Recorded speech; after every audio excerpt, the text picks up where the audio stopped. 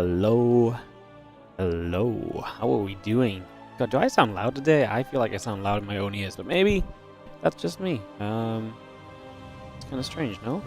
I sound real loud, but I think maybe I don't know, maybe I'm just hearing well. Who knows?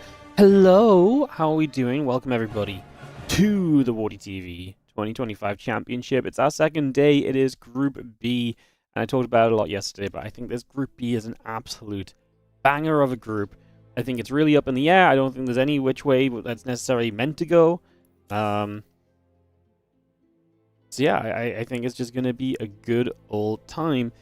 As we're going to be starting with NightMare Shameless, as long as I can find NightMare right now. He should be here. He specifically asked for this group, so I'll just give him a couple minutes and get that sorted out. Maybe he's just at the bathroom or so.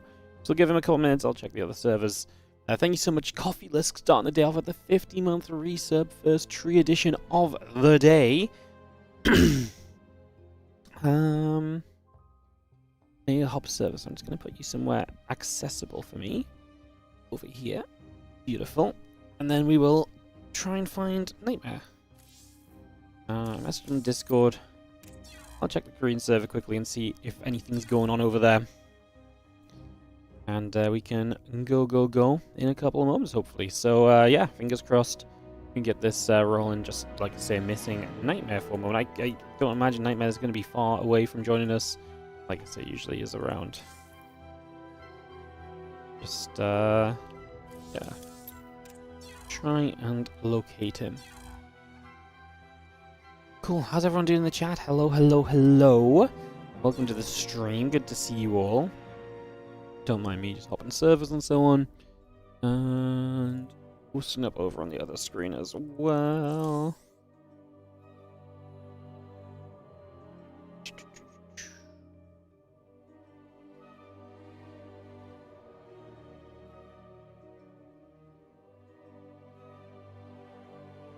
Cool. So yeah, we're just missing NightMare. I will try and get that fixed up ASAP.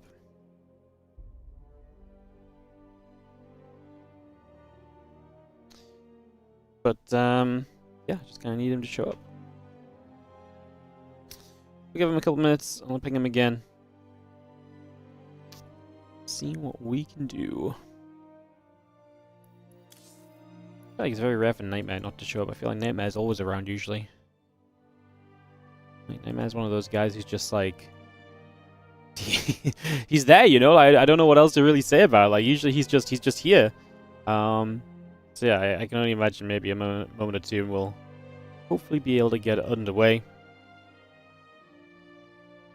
He knew about the group. Yeah, he knows he's up first. There shouldn't be any miscommunication, so just hoping he's a couple minutes. Other than that, though, how's everyone doing today? Welcome to the stream. It's so good to see you all. Thanks for joining us. Yeah, happy to be there with you. I'll be here with you guys. Thank you for stepping in and hanging out. It's a fun group today. NightMare, Shameless, Rogue, Scarlet, Ryung. I said there's a lot yesterday. I actually think I could see any combination of players advancing and any combination of players losing out, you know? Like, I actually really think this one's really right up in the air and really available for anyone to win out. Which I think makes this extremely heckin' cool. So I'm very excited to get into this, get that underway, and get this all started. So yeah, that's very exciting. Can only say that I'm excited to see how it all goes. And we'll hopefully be into it, like I say, in just a few moments. Or just like I say, waiting for NightMare. Or seeing if he'll reply to me.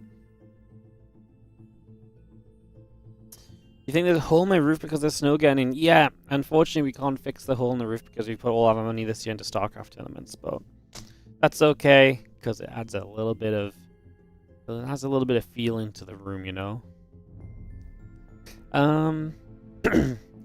If NightMare's not here in the next 5-ish minutes, guys, we have got the possibility of moving on into the next match, which would be Shameless versus Rogue, and then just go into all the Rogue games, and we'll see what happens with NightMare later on. So yeah, kind of hoping that we get a response at least soon, even if NightMare just confirms that he's going to be here in a couple minutes or something, just so I know what's going on would be nice. Because, yeah, The other match at the same time is going to start. I don't want to kind of start messing up the schedule too much, because the problem is once you go off schedule, then every time a series ends, you're off schedule, and then we have just an issue after issue after issue. So I really would rather try and stick to schedule and let those guys start playing over there as well, because otherwise we're holding them up as well. You can see where I'm going. So yeah, if NightMare isn't here, can we get an IRL roof repair stream? I mean, I just don't think we have the infrastructure to put that on stream, on camera, fortunately. Yeah. I mean, we got more StarCraft to cast if NightMare isn't here, you know. So,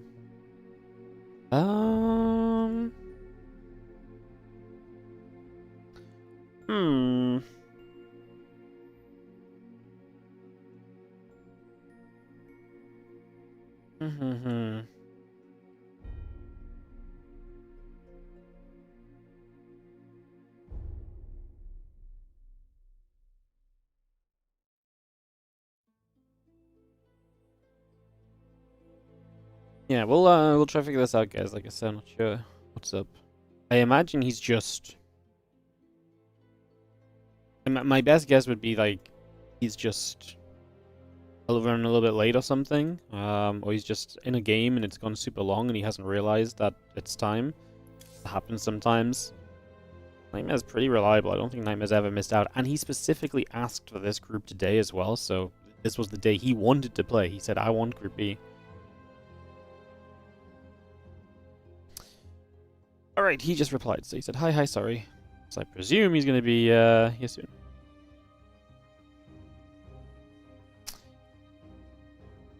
Cool.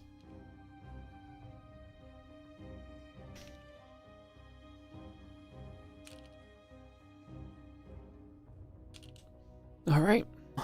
No worries. A little bit of a delay on the start, but that's alright. We can just pretend this is part of the epic StarCraft. You know, when we end up finishing today at 7 hours of stream, I'll be like, yeah, never mind that 10 minutes of that was waiting us around to, you know, check if we had players or not.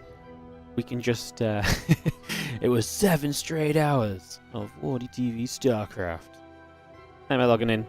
He's just logged on, so we should get some videos going, hopefully not a long process, and we can get resumed nice and quickly into more StarCraft, guys. Hope everyone is doing well again. Hope to entertain you guys today. Yesterday's group was amazing. If you guys should tune in yesterday's group was a ton of fun.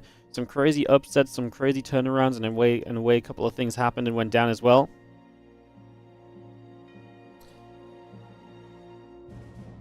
Better late than not here at all is going to be my motto, so although better to do neither.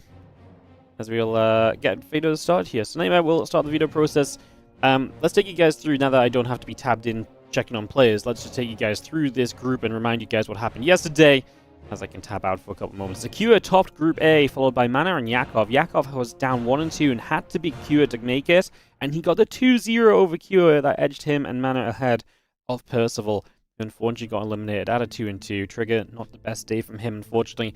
Today, like I say, a Group B for a banger. I honestly think this one is such a good group. Like, I just could see all of these players, like, in any of these series. I don't think I have a single favorite. You know, like, I think Scarlett's been playing well enough in the qualifiers and what we've seen recently from her to absolutely knock down any of these players. I think NightMare's like a slight favorite, but not so much so that I'd put money on him in any of these matches. Like, these matches can all go any which way. So I really do think this Group B is going to be a ton of fun and super interesting to see how it all pans out. I'm absolutely fascinated in what happens amongst these guys. As the first videos have come through, we are just one map pick away from a host, and then we'll get straight into it. These guys have viewed it quickly to help us get back on track, which is lovely. Good morning, Photobaz. How are you doing? Hello, Sean over on the YouTube chat as well. Hello. Good to see you all. Thanks for dropping by and hanging out with us. As we got, like I say, a full day of StarCraft 2 coming up. 10 best of 3s, probably 6-ish hours of StarCraft 2, if I had to make a guess. Although sometimes it can go a bit longer, sometimes it can be a bit faster. Really depends on just how the games go a lot of the time. As we'll get ourselves into this and ready to rumble. And get this up and rolling. In the next few moments, GoGo and GLHF says Shameless.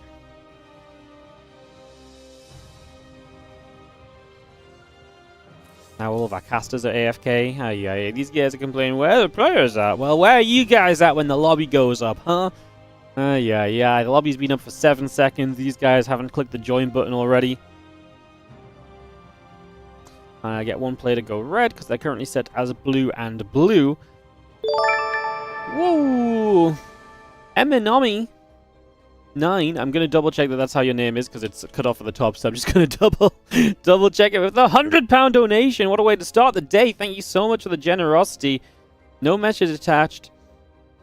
Eminami 9. Thank you so much for the £100. Don't forget, guys, every donation, 100% of it goes directly into the prize pool for this tournament. And your name goes on the donation star. How amazing is that? We're going to start a whole new side of the donation star right now. But, yeah, that's an amazing donation. Thank you so much for helping support the tournament and the prize pool and helping us push this in the right direction. That's going to push us up to 500 out of £4,000. The goal is $5,000, which is about £4,000, which would double our prize pool for this tournament and just help reward the players who have been giving us such great games in this event and just in recent history as well. Eminami9, welcome to the donation star.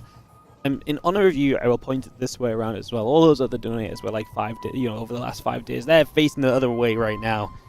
Beautiful. All right, thank you so much for the super generous start to the day. Thank you very much indeed. Let's get into some PvP as we kick off into some more StarCraft 2 in.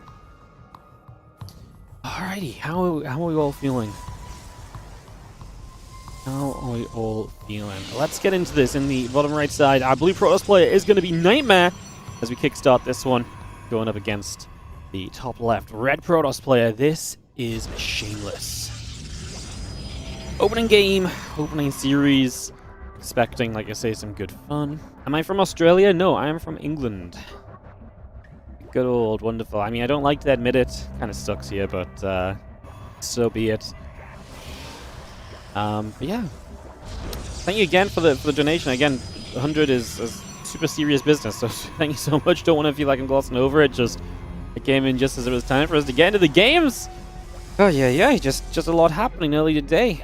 It's been a generous couple of days. We hit 900 subs yesterday off a crazy 100 gift sub bomb. I was talking yesterday how we just don't really see that anymore, so that was incredible.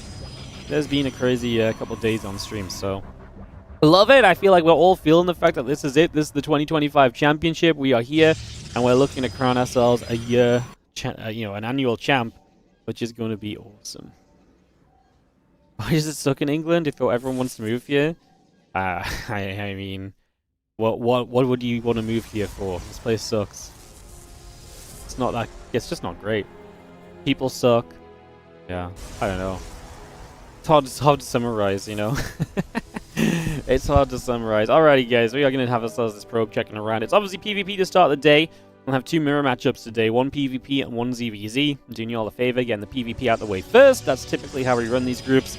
The mirror matchup acts as a little bit of a warm-up. Obviously, later on, we'll have Scarlet Rogue. That will be in the first half of the games, because I do believe Rogue will be playing all of his matches back-to-back after this series. I'm pretty sure we go Shameless NightMare, Shameless Rogue, and then Rogue versus a bunch of different players running down from that point onwards. So yeah, there's it's going to be a fun one in that regard. I'm honestly just excited for today. I'm really excited to see who comes out. That first place really feels up for grabbing this group as well, and first place gets you 2 rounds deeper into the playoff bracket than if you just started. If you could go second or third place, that's a massive deal as well. These are big factors and things to definitely think on. Is that Stalker going to take the chance to poke through the Adept, and that will get some good damage done. The Adept will shade around, try and see where I can get to. Robotics Facility, Gateway, Battery, all continuing up. A couple Stalkers are going to get there. The Adept goes down already. And we're just going to see that Adept shading back over to this side. It's low HP. It's going to get chased. The Stalker will get there. The Adept goes down. 2 more Stalkers producing. We already had the Robo off the 1 base from Shameless, but now we see an extra gate and a Robo from NightMare. And I just wonder if Shameless going into the faster kind of Robo and the later Gateway is going to backfire on him, because they're essentially going to do the same thing, only NightMare isn't going to need the Robo as quickly because he's not going to be in an aggressive position, and that means he'll just have an extra Gateway worth of units to utilize in the defense. So I'm not sure how much I really love this for Shameless right now. He's going to send the Prism out on its own. Nothing inside of it at all, so maybe just a couple of Adepts to warp in initially, and he will start to build Immortals behind this too. As does NightMare. I guess that's not really going to be too much of a shocking scenario. A couple sentries getting warped in. Good to see those. Force field's always going to be great. And he actually went straight into the Immortal as well, by the way. So did not go Prism first. Went Immortal first for safety. He's just taken a very first kind of track towards expanding. Because I think he does just want to expand here in what is a 3-gate Robo versus 3-gate Robo scenario. That Prism, though, gets around. We'll be into the main base, and we'll be able to launch some damage in the next couple of moments. So in we go. A couple of depths come through. The first probes begin to go down. A couple of them dying already, make it 3. And that number will keep rising up as the Prism does load the adepts back, though. We're going to peel back into the bottom right corner of the map. Yeah, Nexus coming through. Probe still on the way up. We'll continue to get that going for the next couple of moments. That Immortal very much so on its way as well. So continue to bring that out. Stalker, Adept, all coming through. The Nexus building from NightMare, Probe, and the Observer building up as well. And a lot of that continues in for the moment as those Stalkers keep that Prism at bay. And that Nexus coming through for us here, so we continue with that right now. Just gonna have ourselves another Probe coming across. We are gonna have that Nexus about to finish up as well.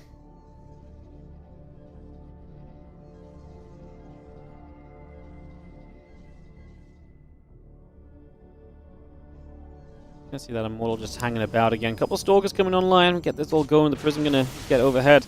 I think just Shameless. What are we gonna do here? Like, are we gonna move across the map? I don't think he's got enough to justify a push. But I feel like he almost has to go for a push because NightMare has a Nexus finish and Shameless doesn't. Shameless has about an 8 army supply lead. It's just by the time you get across the map and try and poke in. And it is 3 Immortals to the 2. There's going to be a third one out, I think, by the time he got there anyway. Just going to see the Stalker Immortal gathering about. I'm just going to be seeing the Observer being there. The Twilight Council goes down to the side. A couple Stalkers already unload on the Prisms, so we're just going to get that Prism unloaded. Stalkers will shoot. A few probes continuing to drop down dead. It's going to be having ourselves a few workers going down. 7 probes continue to come into play. Just going to be seeing the Prism just going to recall back. 8 workers going down. A couple of force fields coming down as well. Adepts, Immortals continue to take some shots. We are going to be seeing now a couple of sentries continuing to come through as well. Continue to try and fight there. A couple of Stalkers going down. The Immortals still firing. The extra Stalkers coming in. You're just going to be seeing the Stalkers coming back over the other side. Twilight Council comes across. Stalker shoots. Stalker goes down. Just going to be seeing the couple of Immortals in the Prism ready to go, go, go. Nexus and Twilight Council still building through.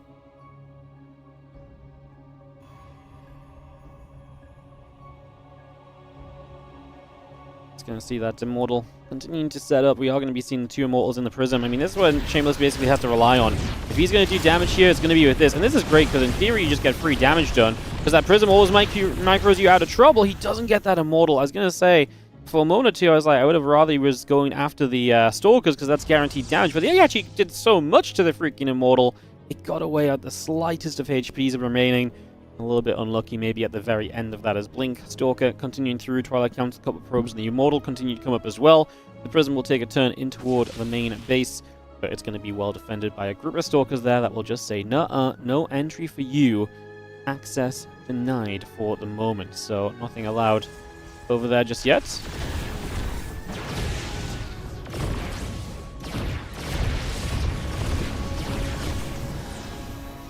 Well, and the Stalkers will just fight. Prism does get pushed away once more.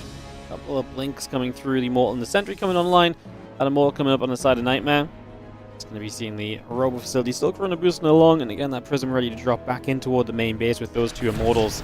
Just going to get rid of the Probe. Pylon will take some damage. Actually lose the Observer, which is a nice little grab. And those Immortals from NightMare are going to be able to hold up with the Stalkers defensively against those 2 Immortals. And it's a weird game because we're actually going to see, because they both kind of opened in the same way, we're going to see the continuation being very similar as well, which is that now both players continue to go into Mass Immortal and Blink. So we get that going across the board.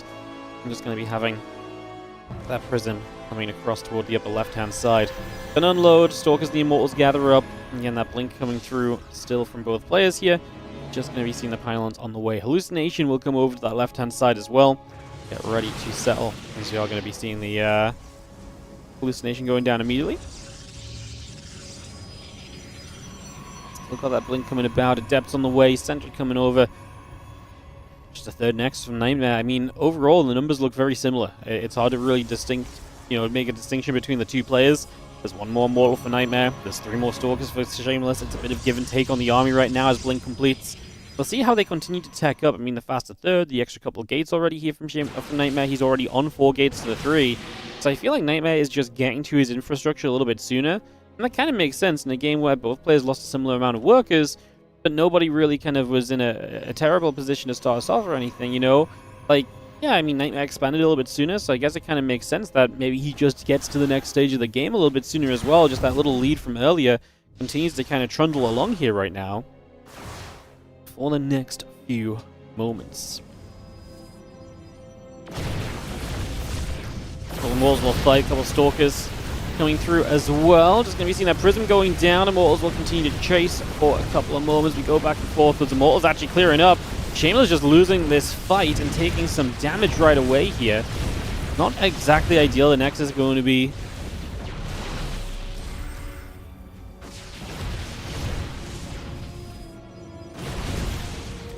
ideal.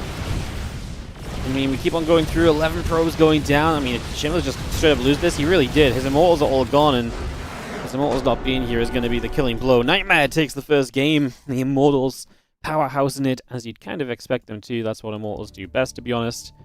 GG. Alright, we're going to game number 2, guys. Our second map of the day is going to be on Winter Madness, so I'll get that hosted up.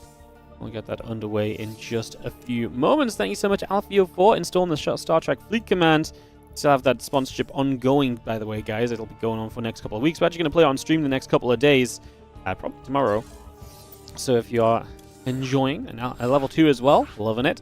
If you want to support, if you're enjoying the stream and you want to support for free, check out !star in the Twitch chat.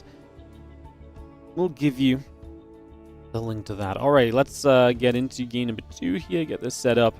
We're ready to go in just a couple of moments for our second game. Missed the question in the YouTube chat for a couple of minutes about best way to donate. On YouTube, best way to donate is I can give you the donation link for the stream, which I just posted in the YouTube chat. Or super chatting works as well. I think super chatting does. I'll have a little bit more of a percentage that goes over to YouTube, for example. But yeah, obviously, completely up to you. Whichever one is more convenient for you. As we are going to go GLHF, I think. As we just take a couple of moments here and double check I have all the casters. I felt like we had 7, but was that yesterday? I think that might have been yesterday. Doesn't matter if you previously played Star Trek. Yeah, if you download it on something you probably played on before, like if you're picking up on an old account, then it probably isn't going to work. So, yeah, it's obviously it's designed to get, you know, new people playing and stuff. So if you already have it installed on your device, it probably ain't going to work. But that's all good. That's all okay. Not everyone has to check it out. As we get ready to hop into our next game here, it's going to be Winter Madness. Let's go into it as we have got in the bottom right-hand side the Blue Protoss player who takes the first game, the Immortaling. Got the job done. It is going to be NightMare from Streamer Zone in the bottom right corner of the map. Top left, our red Protoss player here is Shameless. And you saw, you guys I think seen that first game a little bit of why I'm such a believer, I suppose, you know? Because I already in this first game, I look at it, I'm like, wow, I really was brought to a point of believing that, you know, Shameless had a chance here. Like, he had a okay setup. Like, I actually think I prefer NightMare's position for the most part, but this group is competitive, is my point. And honestly, even this first series could be huge. And we saw yesterday just how important singular maps can be as well. Map score determining some players leaving and some players advancing. So even if Shameless loses this series, picking up a map here could be absolutely massive if he was then able to beat others further down the line. Because sometimes those tiebreakers are going to come down to play. So a lot to look at there as we get ourselves ready to go. It is going to be Shameless and NightMare as we set up and figure out what game number 2 has in store for us on a little bit of PVZ.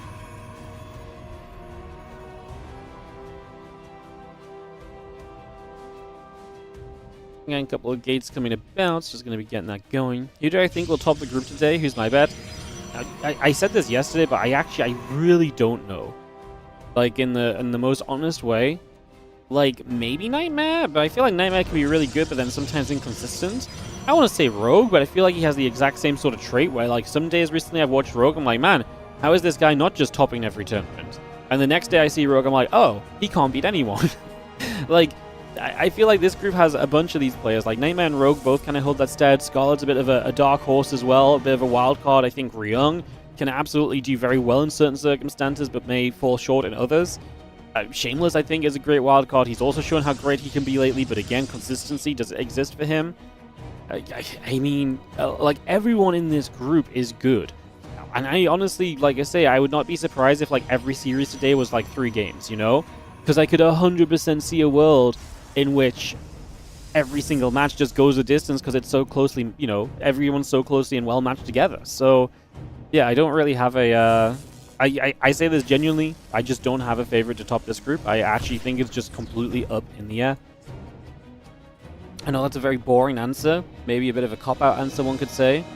But, it's like, I genuinely just don't. Not for this group. Not for this group.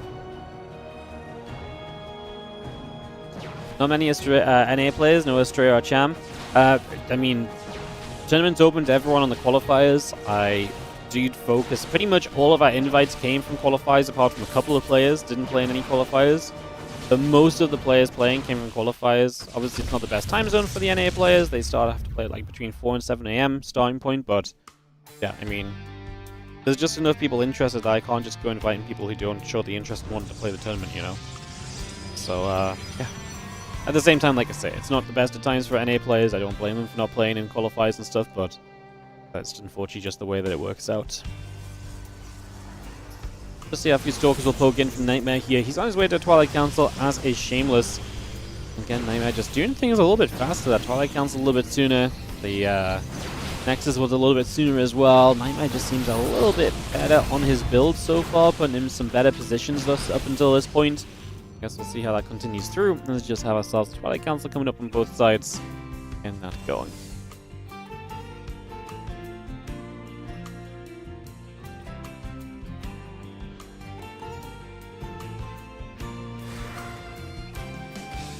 Destination coming over. Again, Twilight Council, a couple of probes, a sentry coming up, the Stalker on the way. Didn't have like hallucination moving over to that left-hand side. A couple of Stalkers coming about. Just going to see the hallucination moving through, checking to see what's going on. Again, that blink is Chrono boosting on the Twilight Council. The Stalkers get the hallucination, goes down right off the bat. And we do clear that out. Again, we got ourselves the blink coming about as well. So just continue through with all of this for the moment. Getting settled and seeing where we're going to go. Stalkers and a couple of sentries will come about. The Dark Shrine setting up as well. Get that underway.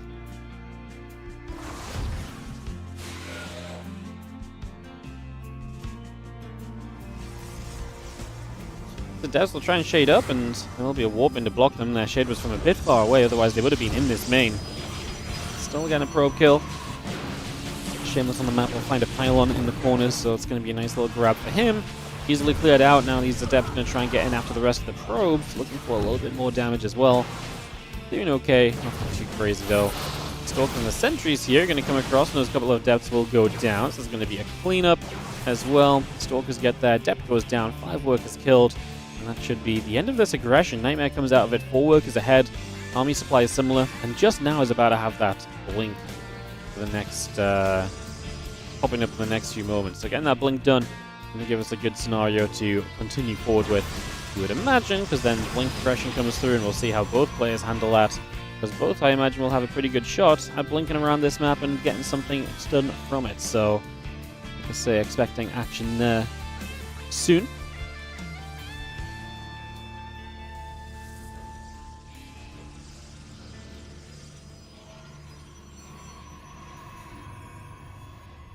Stalkers and the sentries continue to gather around for a couple of moments. Again, just settling ourselves in for a little bit. The next is coming up on both sides. The Forge coming through. Continue to get this going just for the moment as well. So, bringing that up and about as we just have the Forge and the battery coming online. And the Observer building into place. The +1 attack coming online. Gateways and the battery all building up. The next is going to finish on the third base from NightMare. I think the third is coming up from Shameless as well. We very much so do have just a pretty solid game on our hands here at the moment, it would seem. Working our way through it and seeing where we get to. That Nexus sets up over on that right side.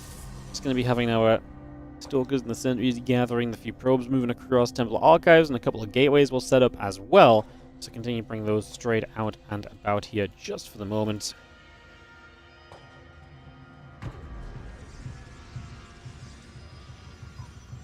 Having the charge on the +1 coming by, the gates and the Temple Archives coming about, Hallucination moves down to that bottom right side, trying to see what's going on. So again, just trying to get into position, see if we can do anything in particular here over the next couple of moments.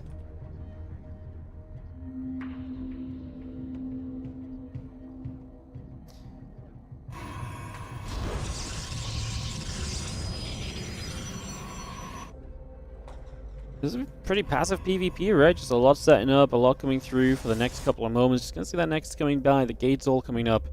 We get a lot of this settled for in the next couple of moments. Yeah, that +1 attack will be chrono boosting on the Forge as well, so bringing that straight into play. And just again, seeing where it is we can get to overall through this one as we just take a couple of moments to settle this down. We've seen that pylon just going to get picked away at already. It's just going to be seeing that getting grabbed pretty easily. Not bad, not bad.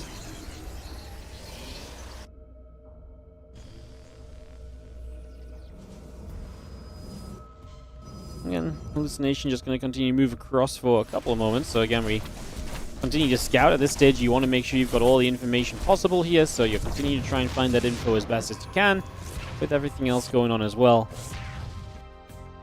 Information is critical. I mean, even at this later stage, you want to know where your opponent is at in terms of making switch-ups, in terms of making changes, just trying to get around with anything. Those sort of things are typically very important, so...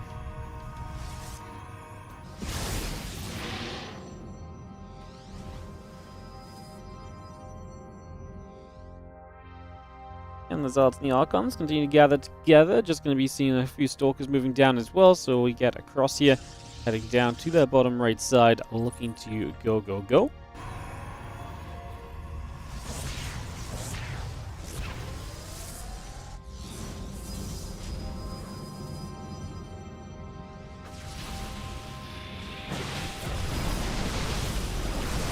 So seeing a big fight breaking out with NightMare having to play the defense. In a bit of an awkward position to defend as well, no.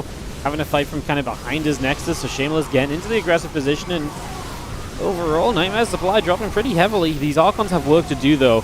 I mean, it's again, the Zealot's actually in a great position from Shameless on that right side. Gets rid of the cannon. A lot of probes going to get taken down there as well. We do have Zealots from NightMare in the main base of Shameless. That's going to be something we have to deal with at the same time.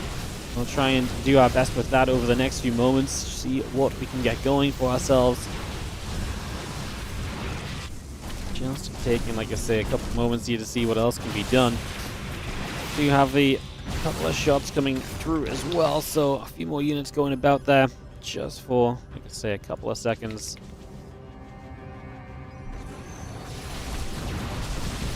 Trying to see what we can do next as a couple more hits come by, a couple more shots going through. Damage being done across the board as we just have. The game will reset. I mean, Shameless is going to be ahead a little bit of supply. Still has the Prism across the map to deal with. I mean, we're close enough that one mistake on either side at this point can really swing things heavily in one way or another. So definitely expecting that to be a continued factor here. You see Stalker, Archon, Zealot gathering up as well. So again, getting that all joined and waiting to see if there's anything more we can do for the next little bit of time. Then Prism heads across into the main base. A couple of units are ready to unload. A couple of Zealots are ready to harass in the next couple of seconds, so we'll try and get that set up. Again, Archon Zealot +3 attack upgrade continue to come through.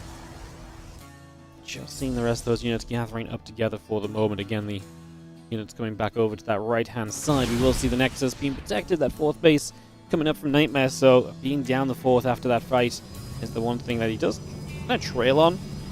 But the worker count isn't so huge that it's like, oh, you're missing that base, you can't really, you know, play this game. Like, most of his workers are still going to be mining somewhat effectively during this, so it definitely feels like a factor as well right now. Just see a couple of Stalkers coming through, and clearing up a couple of Zealots, getting a bit more done there on top of everything else. Units still gathering in the center. Prism gets pushed off over to the sides. Again, a couple of High Templars, a few Zealots, all coming by for the moment. This army of NightMare.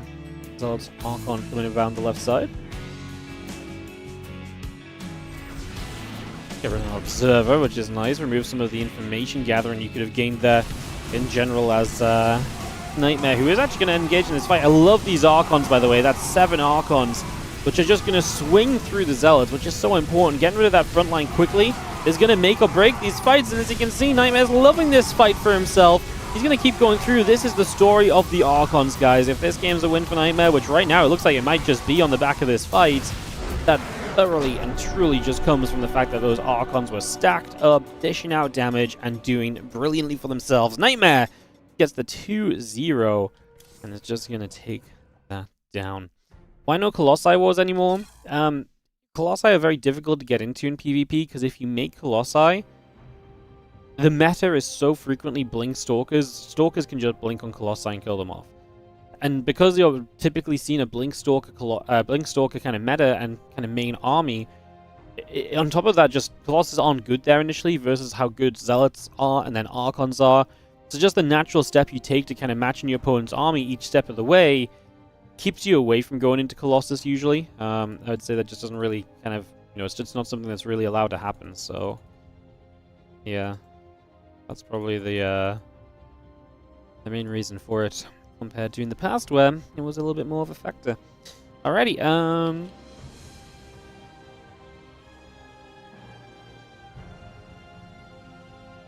cool, we're going to get Rogue versus Shameless coming up here in a few moments, guys. It's going to be our second match of the day. Like I say, we're going to be going into all the Rogue matches next. Rogue Shameless, Rogue Scarlet, Rogue NightMare, Rogue Ryung. So we'll get that on the way and start it up soon, as we will get that start for you guys. Is Phoenix Wars still the PvP meta? Only if they both open Stargate, which happens less and less nowadays, but it can happen, obviously. Yeah, so yeah, it's still a possibility. It's not a guarantee. It happens a lot less because there's a lot more ways of opening in PvP that is not Stargate related, so. Why did you not wait for +3 before engaging? Could you not hold better at the natural base? What, you mean Shameless? I mean, if you want to give up your third base, you're basically giving up your fourth as well, and then NightMare just walks home and doesn't take the fight anyway, so probably just a situation of what are you really going to get out of it if you don't try and make something happen in those next couple of moments, so. Cool, just double checking that Shameless saw what the video was, and we should be able to get resumed in a couple of moments, get that ready to go.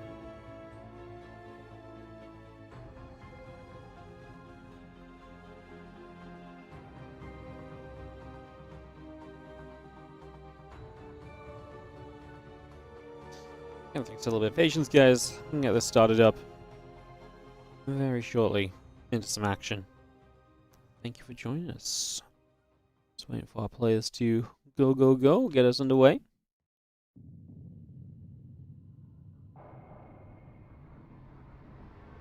So yeah, just waiting for Shameless. He's BRB a second, I imagine, just after the game. We'll get reset, we'll get back on track, and yeah, keep the games rolling. NightMare bringing that 2-0 around. Felt like Shameless had some good moments in that game, though. It was honestly just 7 Archons versus the 3 or 4 that were there for Shameless, just having the 7. And you could see they were all up close. They were all hitting as well. Like, all of those Archons just like zap, zap, zap. Like, not a single one was blocked out away from the fight. That much splash damage being added to the front line really does have an impact at the end of the day. I think that's a big part of what we were seeing there as well, so. Did I ever listen to Knife Party? Yeah. It's a bit of a throwback, but yeah. For a little while. It was really towards the end of my, like, dubstep-y, electronic-y kind of... Well, not even just that, but just towards the end of me being interested in, like, new music, I guess.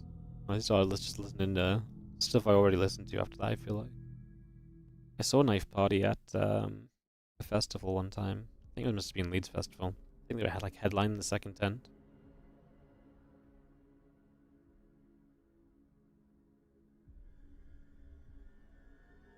I just never liked, I just never really got into them as much as I got into, like, Pendulum and stuff. Subfocus has a new album out. Used to love Subfocus as well. Also great. Alright, apparently we have now got the videos underway. I imagine Shameless was just AFK or BRB or something, so we'll get that sorted.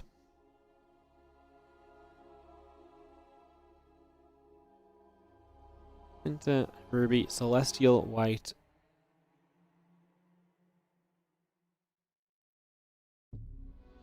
Couple more videos and we'll get ready to go. And thanks for a little bit of patience, guys. Appreciate y'all. Let's get those videos up and we'll get back into the games. You know, watching the WardiTV 2025 Championship. If you're enjoying the stream lately, consider supporting. But we actually, we really genuinely are on the road to 1,000 subs now. Like, it's happening, guys. 1,000 subs for Christmas. Can it happen? Yes, it's probably the answer. I mean, maybe not. We've had it before where it feels like we've been able to kind of push towards somewhere and it fizzled out, but we shall see. If we've got a Prime sub available, help us out with it. Like I say, helps us do the StarCrafts. As we're just waiting for one more video from Shameless and a map pick from Rogue to start off this series, guys.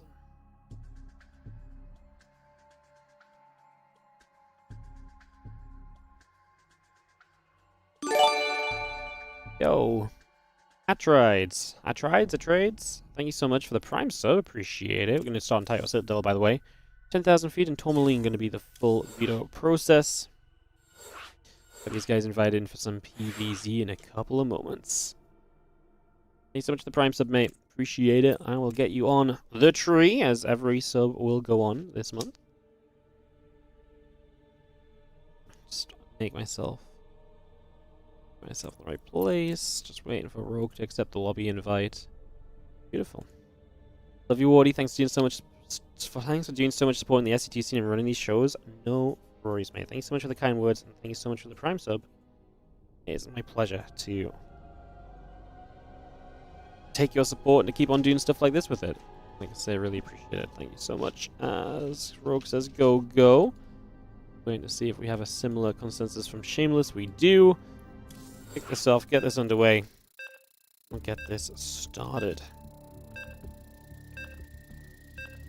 Thank you so much for the Prime sub. Let's get you onto the tree with the game counting down. Feeling a little lazy today, which is not bad. It just means you guys get better place on the tree at the front. Just trying to find like a good empty branch. There we go. Beautiful. Alright, welcome to the tree, and let's get ourselves into our next game. Which is going to be starting off in the bottom right-hand side with the red Zerg player. I mean, if I did have to pick a favorite, like, gun to my head, pick a favorite, I think I'd have to say Rogue. I do think he's just got that potential to be so good any single day, right? So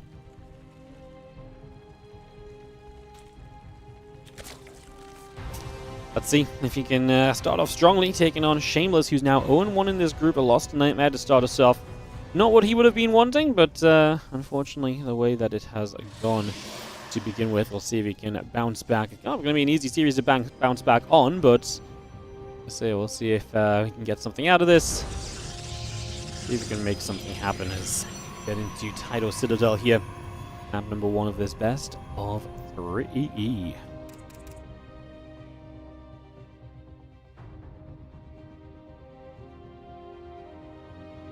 Going across the map, so Shameless heads down to that bottom right-hand side and just looks for some scouting early. No surprises about that, with the probe early and trying to see what's going on. Already, I watched 877 hours of your channel this year.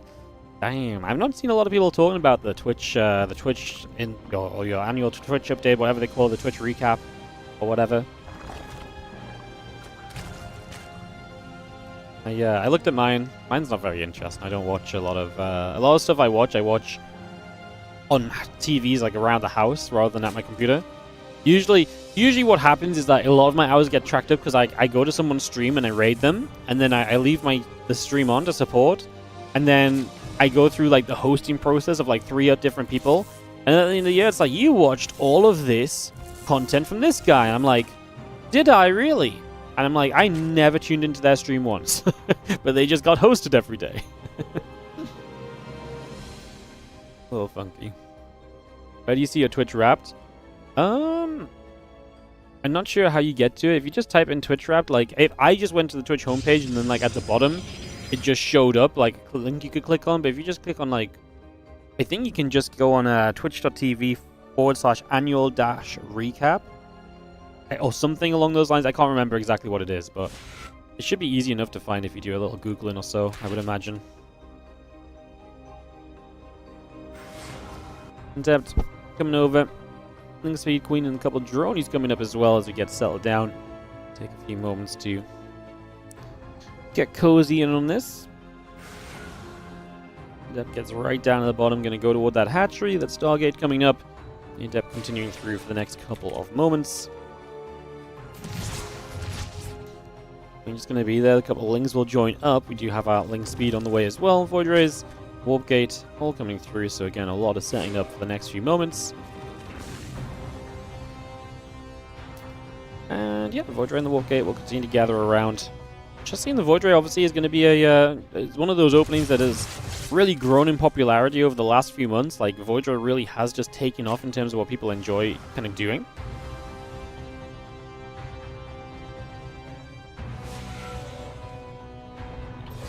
Have the Adepts coming about right there. Just going to see the Queen's going to be there to try and hit the Adept back a little bit. Oracle and the Warp Gate coming through. The Queens, the Lings, the drones. A little bit of everything just continuing by there as well. As, yeah, the Void Ray will move around a little bit.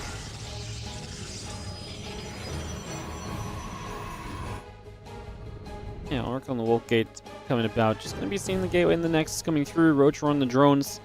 Still building by. And Void Ray will activate going in after the Overlord. So again, trying to get a little bit more done. Did we skip Link Speed? No, we've got Link Speed. Just got it nice and quick, and it's ready to work already here. So just moving that about. Void Ray will activate onto the Overlord. Just gonna see those Queens getting across again, try and chase that Void Ray back. Ideally, you don't let this Void Ray do too much, although some of the Overlords in kind of, scouting positions are going to be easy targets for that Void Ray.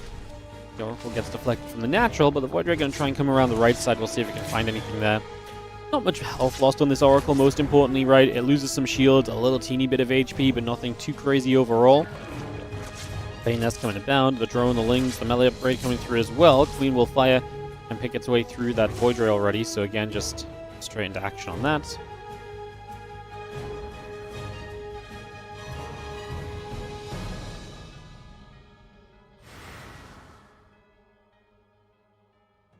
Forge, Twilight, and Robo is a solid combination of everything for the follow-up here from Shameless. He's going to go into the charge already, so just going to get that set up. Lings will look for the wraparound. Queen's going to get over there. The Adepts can try and make their way onto this as well.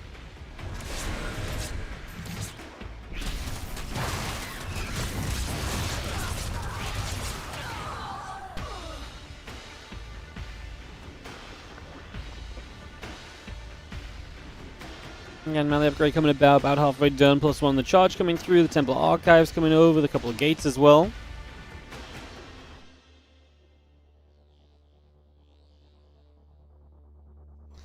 Ling's going to get into that upper left-hand side again, a little bit of a move about.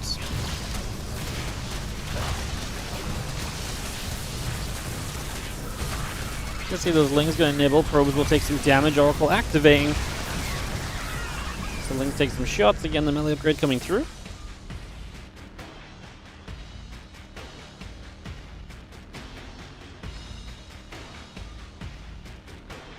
And +1 attack upgrade, charge coming online. Just going to see the few Time Templar warping in as well. The extra gateways coming through, the Archons will morph.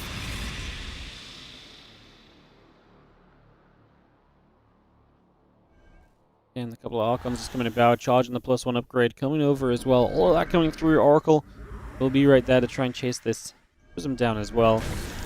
We're seeing the Archon going to chase after the Zerglings, so we get a little bit more damage done on that. And the Archons will come through. The Zealots will drop down into place. +1 attack upgrade coming by. These Archons will continue to come across. I mean, big shove from Shameless as Rogue basically tries to find a defense right now. Let's see how this might go, as the Prism is going to drop the Archons. Obviously, that's one of the benefits of having this Prism plus the Archons at the moment. I think Rogue's held on, though. I mean, he's going to have Hydras coming up soon. It's going to be good damage output from afar, though he actually only had one on the way. Now he gets a couple more. Like I say, I imagine those Hydras are going to be a big part of the defense overall here. Be a big part of what probably succeeds is +2 attack and blink, +2 attack, sorry, and storm. Continue in production. Still got the number of spines on the way. +1 missiles, bending speed, all of that continue to come about as well. Extra High Templar will just warp in over on that left-hand side. Now Rogue coming over to the left. Ling's looking for a wrap around those Zealots. They're going to get caught for a couple of moments. The Banelings are going to slow waddle their way into this mineral line. Cannon gets rid of one, but will only get rid of the single one. That final Baneling actually does a lot, and if nothing else, that Baneling does drain a lot of battery energy, because obviously you're going to be healing up all those probes from 1 HP to full shields. So yeah, drains a bit of the battery energy with that Baneling. That gets a big connection in the end. Shame it wasn't one more, otherwise Rogue would have done a lot. As now he continues through with Lingbane Hydra production. He will be up against Storm shortly. Not sure how great that fight was with the Lings against the Zealots. I was more concerned about where the Banelings were at and what they were doing. Couple of cannon hits. Hydra step forward. We're going to get a kill right in the front there. This time the Banelings are going to crash through and Banes are going to crash in. Probes going down. 12 workers being killed immediately. The Zealots will continue to charge, and they're going to make their way forward toward those Hydralisks. So a bunch of Hydras going down. They're not really supported by the Banes or the Lings. That would just, Lings would tank for these against these Zealots. The Banelings would obviously just crash into them. You don't want to be losing your Hydras. You want to try and maintain those where possible. So if we can continue with that to the best of our ability, that would be great. Then +2 attack and +2 attack, and the Immortal continue to come up. It's going to be seeing the Zealot and a couple cannons on the way in as well.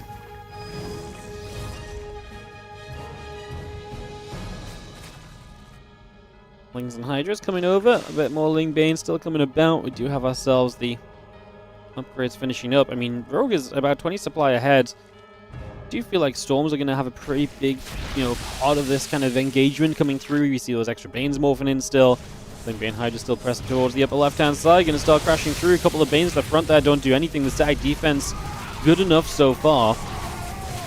And just will get rid of the pylon. The Banelings still finding a lot of probes. I feel like Shameless is doing a lot of good things on the defense, but he's also not exactly helping himself out on that right-hand side. That's a great storm, as that's just Rogue getting in the way of himself. If you let the Banes roll through there, they would have crashed into all those Zealots, and that would have been an okay trade. This base actually survives. I mean, this is just messy on both sides. I feel like Shameless is having some ups and downs on the defense and on the defenses. I feel like Rogue is having some good opportunities, and then he's kind of floundering them a little bit. I like this, a little bit more attention on this right-hand side, because now these Archons are very exposed. And this base is very exposed as well. If we crash into these pros, we get rid of the High Templar. This hatchery really feels like something that can go down. The Zealots are showing up though, and for the moment we're actually going to save the Nexus still. And so we're going to be able to preserve that for a little while longer yet. Obviously you're there to get rid of the Observer, so a little bit of vision loss from Shameless. Now the left side, Lingbane going to crash in here. There's no units here, just the stack defense. Banelings will get around. The Stay Sword goes off onto the Lings. And now these probes will fall. And this is my issue, is that the economy from Shameless is going to be in tatters. It is not going to be held up at all. And his chance in this game might be to just go across the map at this stage and just try and make one big singular push. And to try and make something happen of that in the near future. I don't really know if there's anything else he can do. I mean, to be fair, he's actually still on 55 workers. He's only 20 behind. He's cranking 4 at a time, so he's been very good about being consistent and rebuilding those workers and getting those back on track. So in that regard, this is actually very nice for him. Just see the couple Archons still coming through, Ling Hydra coming up, the Observer and the probes building as well. That Prism off over to that right-hand side, Lingbane Hydra gathering. A couple of the Banes, the Hydras joining up together for the moment. Just see the Ling Hydra force collecting about, going to come around that left-hand side. A couple of the Archons just going to be sat right there as well. High Templars and the probes all coming through. This army pulls back a little bit. Where do we want to go? What are we doing? What's our plan? So many questions at the moment. Ling Hydra will just knock down a set of rocks. Open that up. Storm, I know, a little preemptively maybe. Just cancel a couple of Banes, but a bit of a kind of moment. Not really that influential overall. Hydra Lingbane spreads on that left side. A lot of the Banes and Hydra's coming up the top. Gonna go for the wraparound here. Ooh, I was gonna say that High Templar nearly went down before it got its energy off. It did cast another Storm. A couple of Banes still alive, make the mineral line. Gonna be a bunch of the probes, and the Archons are just not gonna hang on in this. So that is gonna be a cleanup coming through.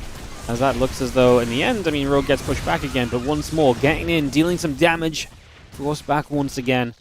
And just going to be seeing the Ling Hydra back around to the top side. In the next couple of moments, still trying to find a couple of opportunities here and there as we can get them.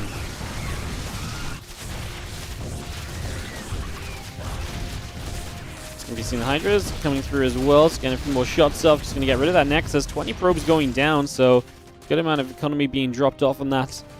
I mean, once again, getting the Nexus as well as the base on the top side went down too earlier.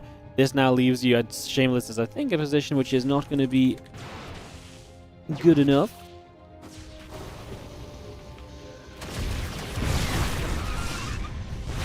Feels like Rogue's just always had that little extra, even though I feel like he's maybe not had the best of fights all the way through. There's just been moments where I felt like there might have been a little bit more opportunity, and just maybe though I felt a few times where I was like, oh, I think Shameless has just been held off there, and this hasn't quite happened.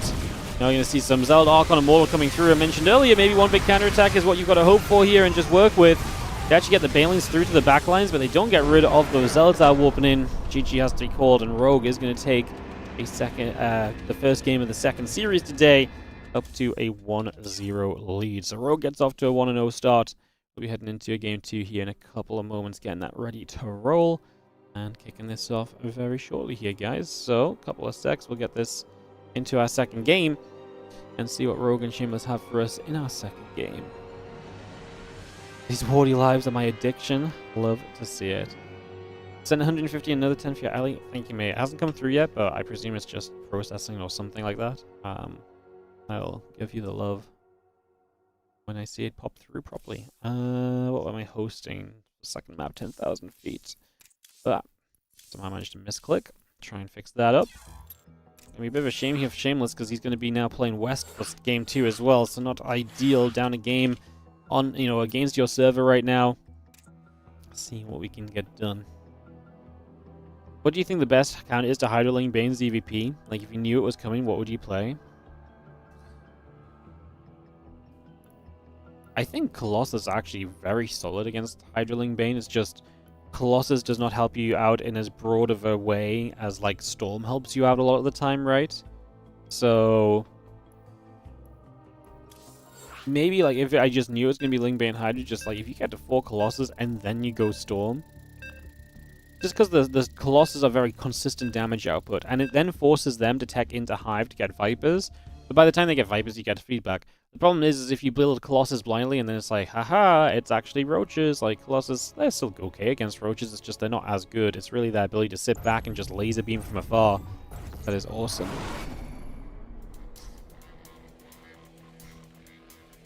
I mean, at the same time, just Storm is also typically good against Ling Bane Hydra. Like, Storm succeeds against everything in Ling Bane Hydra, so like, you can't really hate on the Storm either. I do think there's something about the consistency of Colossus. As we head into the bottom right-hand side, our red Zerg player here is going to be Rogue.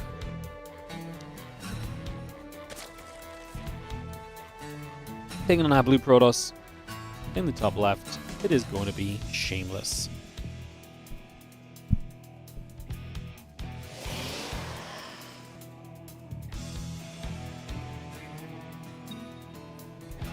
Game 2 of BO3. Get this underway. See if Shameless can tie us up 1-1. Felt like we were going to a Game 3 in that earlier series in that PvP, but it didn't happen in the end, so we'll see if Shameless can draw it back this time. Second time today, he's going to be down a map. I really feel like starting this group 0-2-0-2 is so rough for you, though. You've got a couple tricky opponents in Ryung and Scarlet coming up. And just not taking a map in these losses, especially, I think, is really the pain point. We talk so much about maps in these group stages because maps really do matter. Maps make a difference. Maps are super influential. So, do you think that that's something else to think on as the catch, gas, and pool all coming up? The drone is on the way over.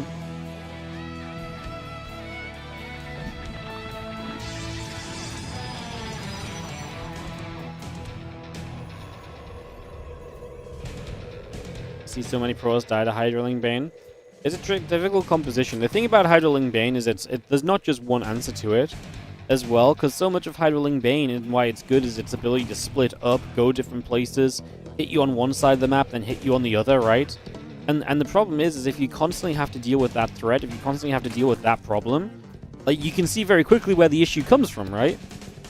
So you very quickly run into, you know, you have to go this way and defend, you got to go that way and defend, and it's more so a test of keeping your units split well and also guessing where your opponent's going to next. You got to be very precise on your defense. You know, a couple of Banes slipping through is all it takes, and bam, and Mineral Line has disappeared. So there's a lot that can happen very quickly, basically. And then, of course, and that's once you know it's Hydroling Bane, which is strong in its own right, but then, I mean, honestly, I think if you want to really stop someone going Ling Bane Hydra, you open Glaives, right? You force them into Roaches early. And once you force them into Roaches, the Ling Bane Hydra feels a little bit worse to switch into.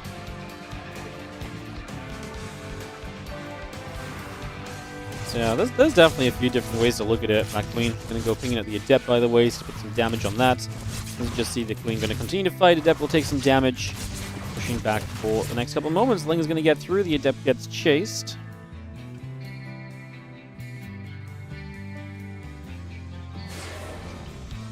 You can hold Glaives with Banelings. I mean, it depends what kind of Glaives. You don't hold 4-gate Glaives with Banelings. You can hold Star Glaives with Banelings, yes. But you can't hold, like, if you just go 4-gate Glaives, like, if you really wanted to shut down someone who only Ling Hydras, like, you don't shut that down with Banes, because you just can't get enough Banelings up by the time the next warping of Adepts come in. Because you're just 4-gate, because you have the Prism with that build, the Adepts warp in on the other side of the map. Or if you can, it's much more difficult and way less reliable, I suppose is maybe a better way to look at it as well, so. Dem Lings on a little bit of a move around right now.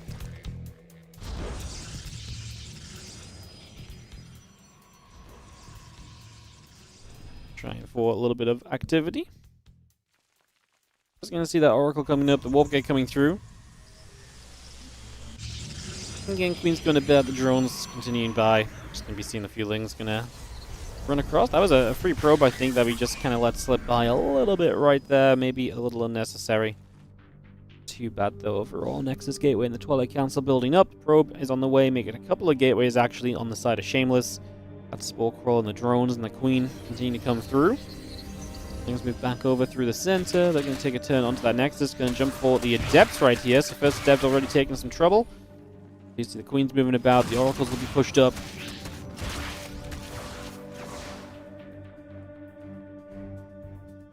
Hey, what's up, Trigger? Thank you so much for the raid. Welcome, everybody. Hope you're doing great. As you see, Shameless here is going to go for that Star Glaives build. So he is just going to go double Oracle into the Glaives. See the Roach-Ron coming up from Rogue, so that will give him a bit of a sturdier defense against this. It's going to be part of the initial plan, as the Queen is going to be there pushing the Oracles back out the other side for the moment. As yo, what's Buffalo Chill? What's up, Buffalo Chill? I'm literally asking, what are you? Thank you so much for the Prime sub. What's up? Thank you for supporting as these few Lings. I'm going to like to try and make life miserable a little bit here.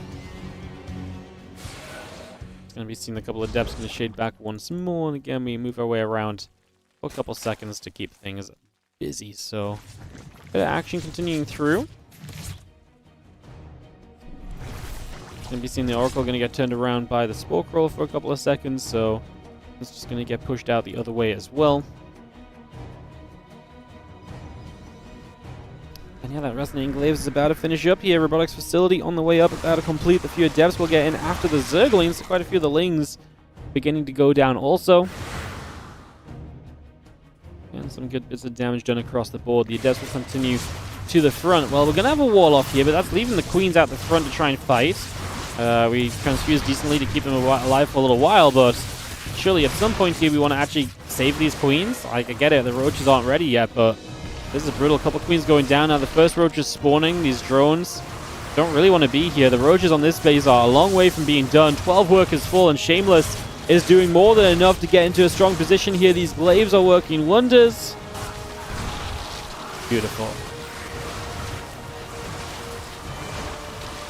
Adepts will just get chased. The Roaches push back. Just going to be chased away one more time.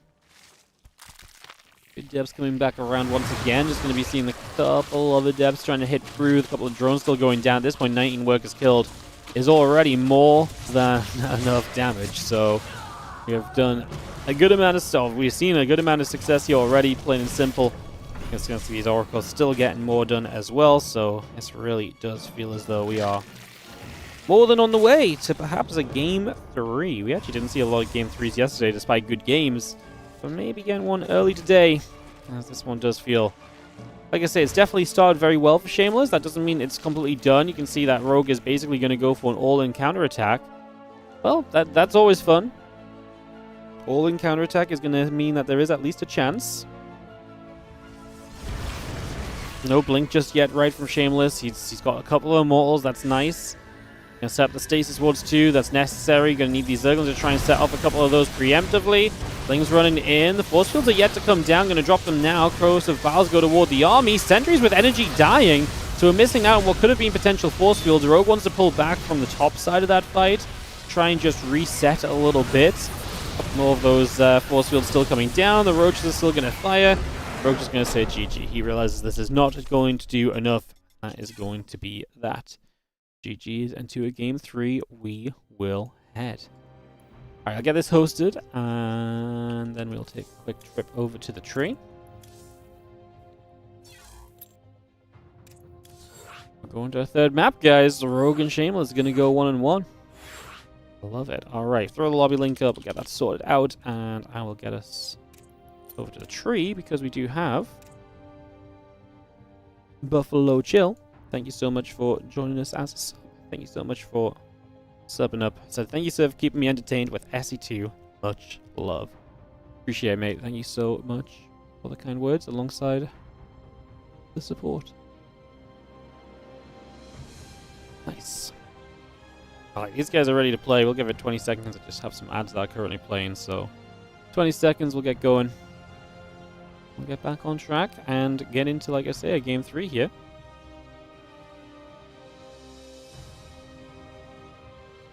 Get this ready to go, go, go. And depth push is such a Shameless strat.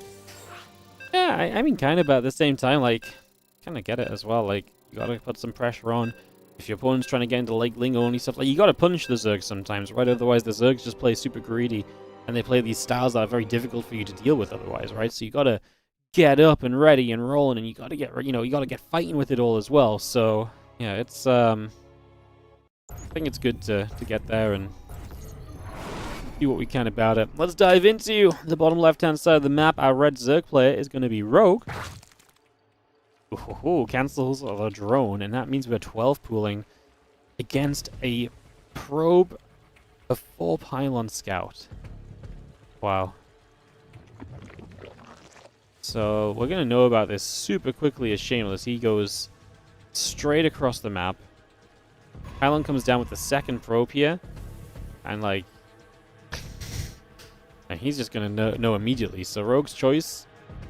I mean, obviously, this probe initially is going to play the blocking game, so it's just going to guarantee that this location does not come down. He's going to make sure that this position is not, you know, expandable too. Rogue sends a drone down. He makes it look like he wants it. He's going to double check back. It's kind of smart because what he's kind of doing, he's like, ah, come on, you're still there. Sends another drone down, but the probe is not going to bite, and he is going to get into the main to scout. And now he's going to recognize a bit of what's up. And now you see another drone to the low ground, and so now you should realize, hey, why have you got 2 drones to the low ground? One of them is not actually building a base on your side of the map, is it, right? So a drone to the other side, not sure what it's exactly going to do. Maybe just walls off the front. That's a very popular choice. Or we can go for the Nexus block over here as well. It's going to be the choice. So he's going to put the hatchery down where the Nexus would go. That's going to force a probe pull, but the Lings are then going to come across the map as well. But the probe is pulled, that obviously means less investment in the main base. I mean, we're walled off here. The Zealot is on its way. Let's see what Rogue can do as his hatcheries. I mean, double hatch coming down as well limits the Ling production to some extent. I mean, it takes up a lot of money. The drones behind this are going to be slowed because you're just building multiple hatches. We cancel. We pull away. This drone will make an escape before the... and now we're just going to... Oh, he didn't wall the Zealot in. I thought the Zealot was walled in. It's still kind of a good position, though. Because what this means is that now the Zealot is trying to... You know, if it comes out to try and fight those Lings, you have to go all the way around. So these Lings actually are going to get very good damage done onto that Cybernetics core without the Zealot really being able to do too much. Because, yeah, it's such a long walk around that you're going to be too exposed with the Zealot. Now it's going to be double Zealot. The Lings decide what they want to do. They're going to catch a couple of probes. Oh, I don't know if I like the fight in toward the Zealots, though. We got to kill some of these Zealots. No, we're going to kill one. We're going to try for two. Lings are going to be low HP. We're just about going to kill two Zealots. I mean, we also did kill a bunch of probes there because the probes pulled into this. Double gateway up means we're going to get a bunch of units out. This hatchery is still being... I mean, we still got Lings in production against now 2 Adepts. I mean, I think the only way you do anything here is if these Adepts shade across the map and you kind of catch them as they're shading across, maybe then there is a little bit of hope or a little bit of a way to potentially make something happen in all of this. I'm not quite sure what the main plan around is going to be, honestly. This is going to be one of those scenarios where things are just a little bit funky and a little bit weird in these early stages, I think. I don't myself really know what to make of this scenario. Like I say, now we're building a spine crawler right on the edge over on this side, and if you get a spine crawler up, then great, and maybe we actually do get that chance. Maybe that is realistically something that can happen. It doesn't mean I'm not surprised, you know. I can still then be hence surprised by the fact that it's going to happen, though. I mean, what a weird little situation coming through. A definitely kind of wild scenario to pick us off at the moment.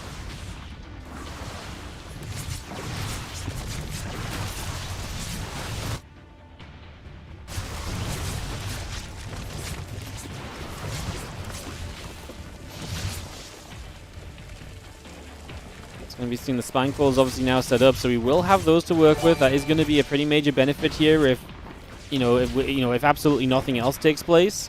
So the spines can poke. I mean, once you get to a certain stalk count, though, and especially nowadays with the batteries, it does feel as though it's so difficult to really kind of, get rid, keep these spines alive. But right now, these stalkers are not able to get through, and they're not doing what you kind of need them to.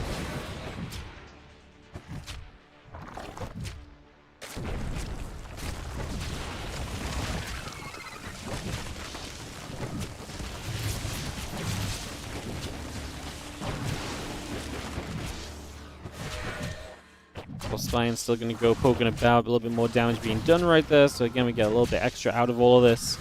I mean, get rid of the cyber core, that's going to be big. We're building 3 new gateways in the main base. Shameless is still a 1-base player, which obviously, has quite a big impact on this as well, so that's something else that we got to just think on for now.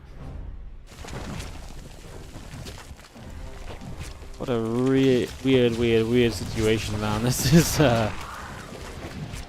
yeah, this is genuinely very, very stunty, to say the least. What a weird game we are having coming through right here. I mean, this is going to be these Lings playing cleanup. We lost a couple of drones, but the game stays alive and kicking. Obviously, you still got the spines at the front. They're slowly working their way through gateway after gateway. So you are making progress over on that side. And now we've got what? I mean, now we've got 31 Lings. Ling speed's not even done yet, by the way, so we're still a mile away. It feels like from actually seeing that finish up, but I mean, we're going to have to get that finished up. That's going to be something we have to, play with here as well. So, like I say, what just a weird situation. We're going to have Ling speed soon. Rogue is 2 bases against a 1-base player, so he doesn't want to go overboard and kind of setting up into the later stage of the game, but maybe a Roach run would have been a decent call at some point of this, considering the fact his opponent is quite clearly at this point very invested. I think there's a lot of reasons why we could be kind of wondering about where things are going right here. A couple sentries coming up, that Warp Gate coming in. Stalkers will poke onto the Overlord, so a bit of damage being done. The Lings are still coming by. Ling speed coming through as well, so we continue to get that rolling out for a couple moments.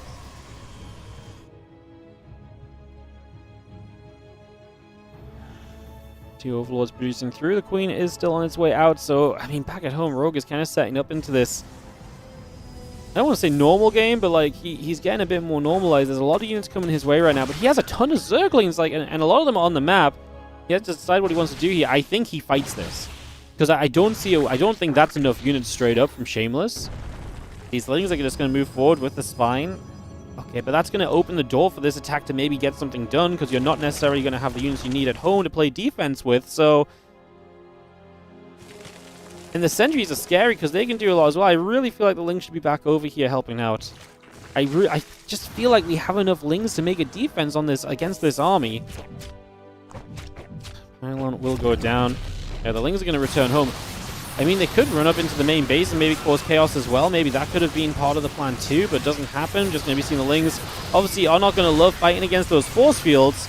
But anything you kill right now is going to eventually kind of go the way you need it to. Those force fields are maybe not good enough. I was really scared of the force fields on the ramp blocking the main base out, but yeah.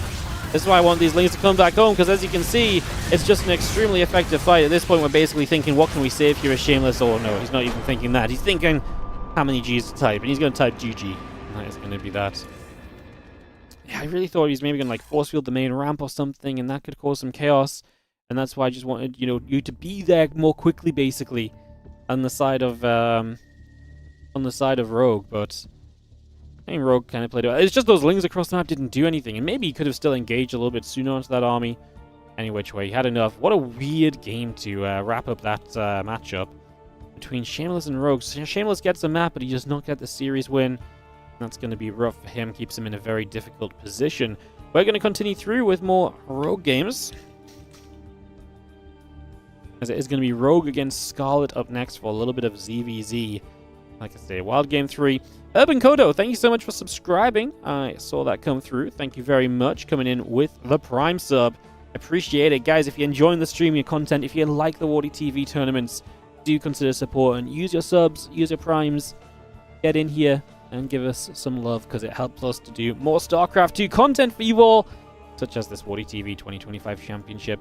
Use your subs up. I'm going to throw you into some ads. That also supports the stream and the content, as we are getting some videos in for the ZVZ in these next few moments. So we'll get that ZVZ on the go, ready to start up for y'all. And again, thank you for a little bit of patience while we just make that happen.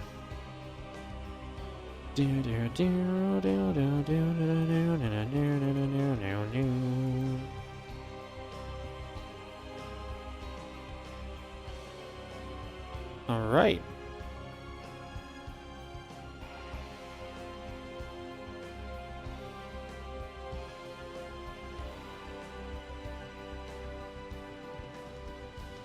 Some videos, Celestial Enclave, Mothership, Old Republic coming down immediately. Get that going. And we'll get back on track in a couple of moments. Thank you again for a little bit of patience, everyone. Appreciate you all. Be getting going in just a few. Yo, cute SC2, how's it going? Meep, meep, meep, meep. Thank you so much for the 35-month resub as well. Appreciate it. Been looking for a while. Good to see some pro games. Awesome, man. Hello, hello. Hope you're doing great. Good to see you in the chat. Thanks for saying hi. Always great to see you guys saying hi as well. Obviously, if you're on the YouTube as well, always worth mentioning, just while we're still early on in the stream, it helps so much if you take a second to jump down to the subscribe and like buttons and click those. YouTube loves it when they see people interacting with the video. So if you give it a click, give it a like, give it a subscribe. I've actually had a lot of new subs coming in on YouTube lately, which is exciting because we're very slowly on a journey towards 50,000 YouTube subs. So if you want to help us with that, keep the subs coming in. We do daily StarCraft 2 content here. On YouTube, it absolutely is daily. Every single day there's a VOD. Sometimes there's short if we're not live. And if we are live, then we are obviously live with live content as well. So you get it all on YouTube, a bit of everything. So, yeah. Appreciate you if you are on YouTube and you take a second to hit those buttons. Thank you so much, QDSC2, on the 35-month resub. Let's get you added to the tree. Thank you so much, guys. The hashtag road to 1,000 is, like I say, very real. It's happening, for now at least. As I'm going to go to White Rabbit. Get this up and ready to roll. Love the edited videos, thanks. No worries. Yeah, that's the best part of the YouTube nowadays. You can really watch how you want. You can watch everything through the live stream and the live archives. You can, watch the, specific uploads where we cut out all the nonsense between the games and stuff. So, yeah, it's nice over there. Right, as people join the lobby, I'll put cute SC2 on the tree. Give me a sec.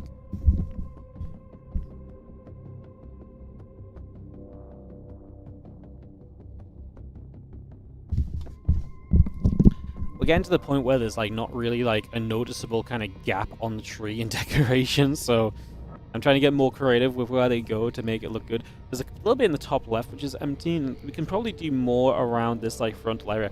I'm being very careful not to overload the front early, because every year I get really lazy early. I'm like, oh, I'll just put them on here where I don't have to stand up.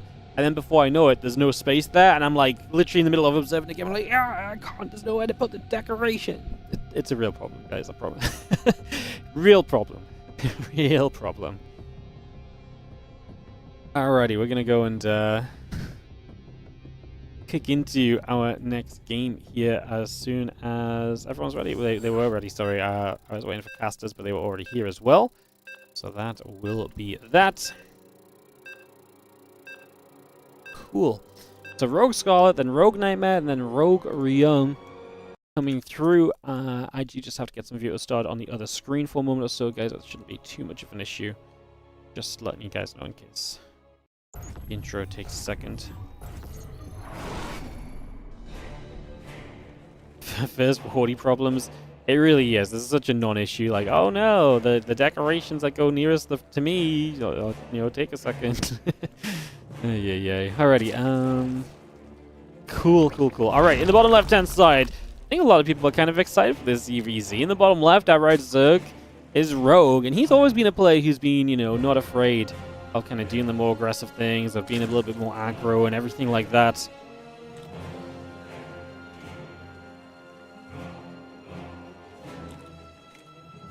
And, yeah.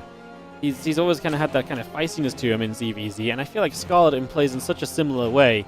There's such a great class of players in terms of that style, you know. So that I think is very fun as well. Just gonna have ourselves the hatch coming up, a couple of drones coming by. Scarlet Rogue. Like I say, fun ZVZ, and Scarlet, her first game in this tournament. She came through the qualifiers, and she looked really good in the qualifiers. Her qualifying route was not easy. She took out Bjorn and she took out Creator on her qualifying run. So you look at that and you're like, okay, Scarlet, you mean business, huh?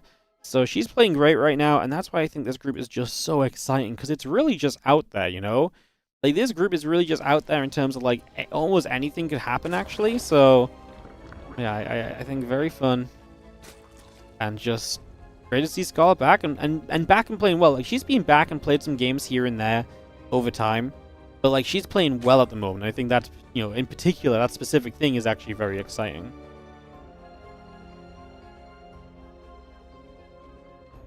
Throwback Sunday. It is a little bit. I mean, I remember when they played in GSL and they had some crazy aggressive games as well.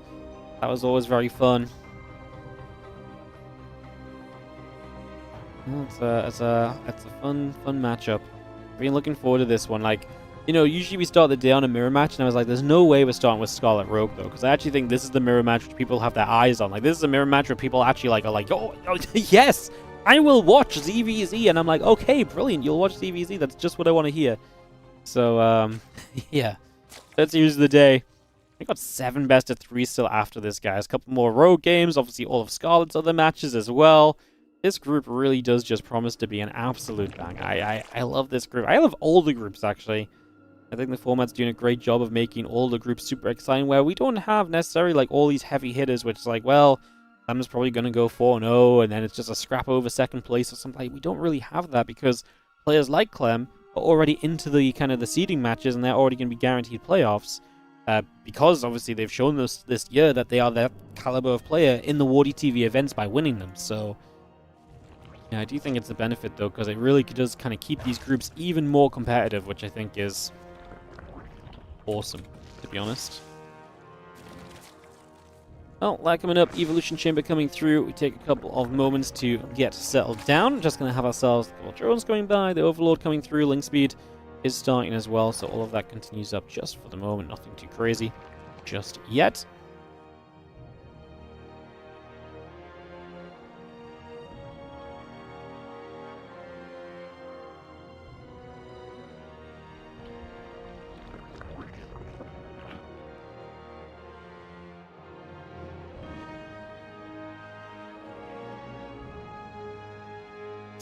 Buildings on the map. We're about 4 minutes into the ZVZ, and it's not being super crazy just yet, so pretty calm. And do you see a Spire building up here currently from Scarlet, so she's going to try and get into the mutas quickly. She's going to go Link Speed and the melee upgrade. She's building a Roadtron at the front. Right now, if you're Rogue, there's not a clear sign as to what this is, and that Roach speed starting as well is huge. Yes, it's an investment Scarlet doesn't necessarily need, and she might cancel it. But right now, it's faking the idea that she is investing into roaches, that she is building that roach roaring up. She is looking to get that on the go. She is looking to make use of that. Is kind of the thing we're looking at right here. So definitely coming around with that at the moment.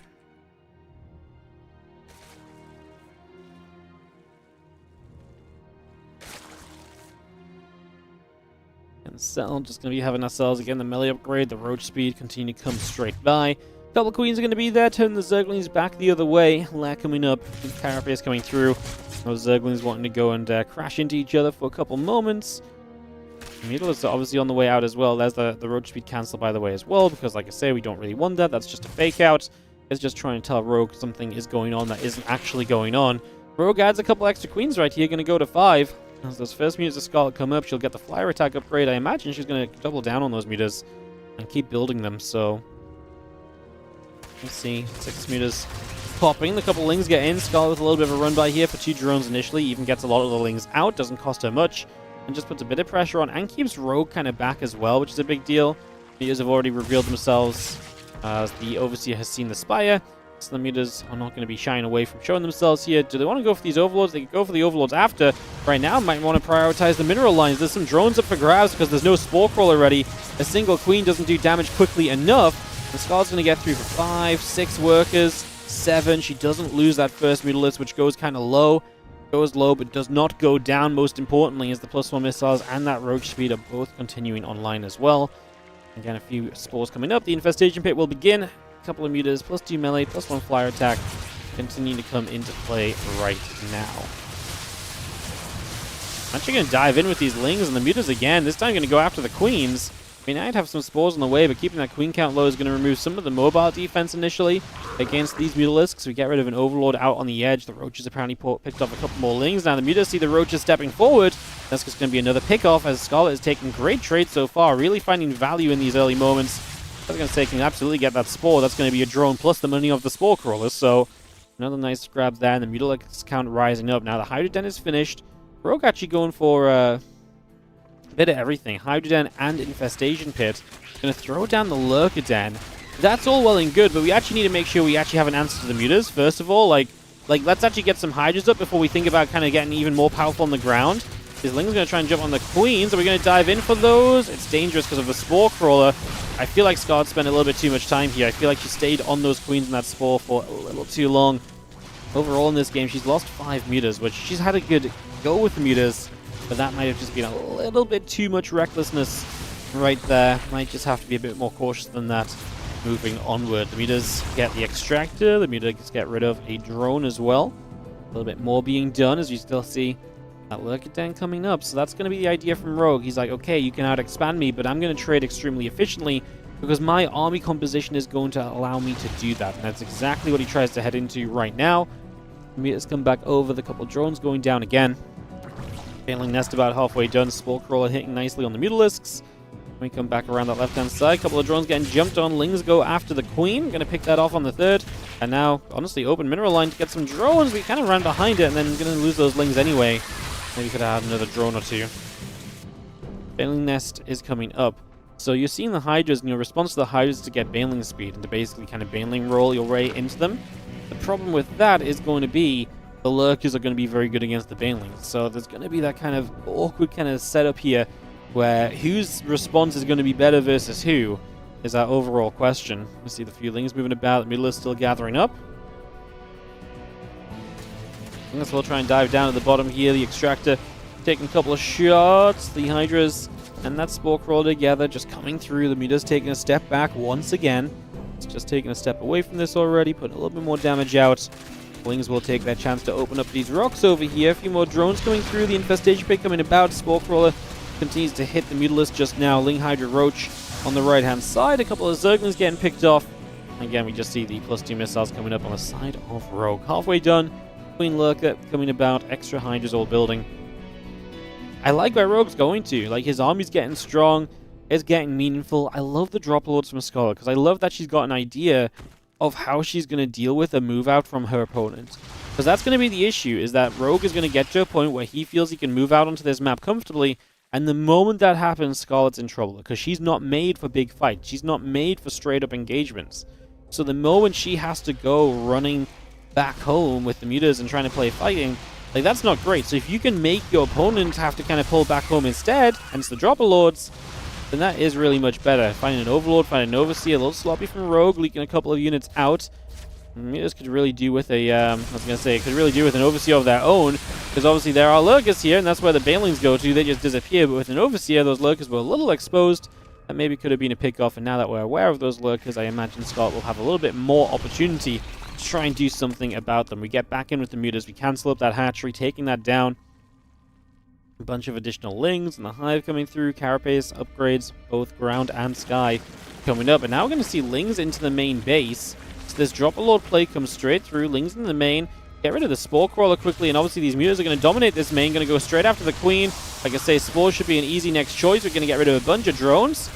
Can we get the Lings back into the Dropper Lords and run away with those? Is that worth it? We're going to deny the Hive. That's massive. Because without a Hive, you're going to be left without the Lurker upgrades for a very long time. There's also no route to Vipers, which is obviously typically a huge way of dealing with things as well. A bit further down the line as well. I mean, this in general is going to be kind of a big deal. As we do see Lair coming up. Hive still building through. A few Banes and the Overseers, the Zerglings coming about. The mutas wanting to go in after some of those Roaches and Zerglings as well.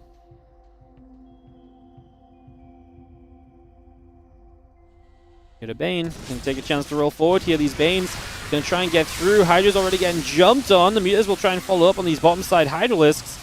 Honestly, gets a good few of them. They were actually off creep, funnily enough, just by being right next to this base. The creep wasn't on that bottom right side, so they were slow in pulling back, and you could kind of see that just did affect them a little bit. Yeah, now these Lurkers are exposed, and this is the issue, is setting up the Lurkers. The Mutalisks will just feast on them. 3 of them go down. Get the Queen, probably get the Spore as well. It's going to get like 2 shots off. That's not enough, and now these Banes actually do roll into the Hives, which actually have to stop and try and fight the Mutalisks. Otherwise, the Mutas are going to overwhelm, and Scarlet is going to come powering through. Muta Ling Bane to win out game number 1 of this best of 3 series. She was on the offensive the whole game, and she makes it work. Scarlet gets the opening game of this matchup. Game 2 will be played on Taito Citadel, so we'll just get that hosted up already. And we'll get game number 2 started off, guys. Scarlet getting underway. Love the Dropper Lords. I really do think that's such a big thing. It really slows Rogue down so much, and Rogue was kind of okay to sit down, but typically what happens is that you slow the opponent down until they get to the point where they're just like, screw it, I'm going to push with everything. But like, Scarlet kept Rogue limited in what was available then. I think that was obviously a major factor in the end. And seeing a bunch of success. Go, good luck, GG. Rogue says GG as well. Let's get into game number 2.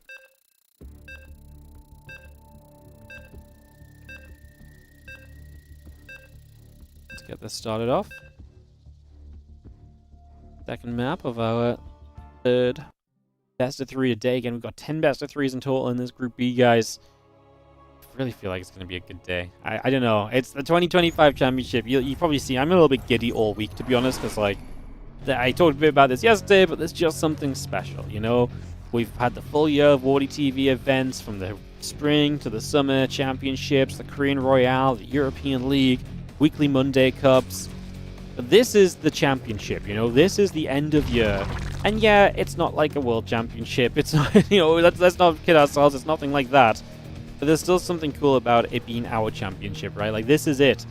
You know, we crown one person a year as a WardiTV champ, and I don't know, like, the games have been great in these group stages, and I think all these guys in these group stages are probably going to be underdogs to go all the way. But it is exciting to see the kind of the level already being exciting and seeing some upsets and underdogs. It's been really fun. So it's the Wardi World Championship. It is, which is exactly why I want to try and make it as special as possible. Hence why all the donations on the stream for the next month are going into the prize pool, guys. Again, don't forget, we are trying to double the prize pool of this event. So if you enjoy the games, if you like the players, drop a donation. It will be guaranteed going into the pockets of the players for this term. We want to try and double the prize pool. That's a very ambitious goal. I'd be happy if we even raised $1,000, I guess. I think it would actually be a very, very cool amount to raise. Our goal is 5,000 because, you got to have some ambition, you know. But, yeah, I don't know. I'm very excited that it's here. I'm very excited that we're playing through it.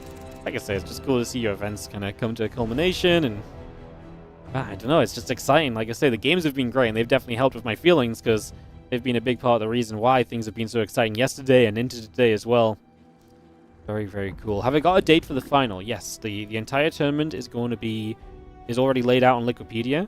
But basically, group stages continue on Tuesday and Thursday, then seeding matches on Friday and Sunday, and then the Tuesday following that, which I believe is the 16th. So the 16th through to the 21st, I think, is going to be the entirety of the playoffs. So that should be Tuesday through Sunday of that week, basically. Just every single day we have playoff matches. There's something like, I think we calculated yesterday, it was like 38 playoff matches to cast. Over 6 days, that's over 6 best-of-5s a day, so yeah. Just up to the stream, where can you donate? If you want to donate specifically to the tournament prize pool, all donations go to it. So that's any Twitch bits, so Twitch bits, or just donations on the donation link, or if you're on YouTube, super chats, for example, anything that's like a money donation will go to doubling the prize pool, basically. Anything like a sub, etc., is just going to go into the typical Wardy sub fund and stuff like that, so.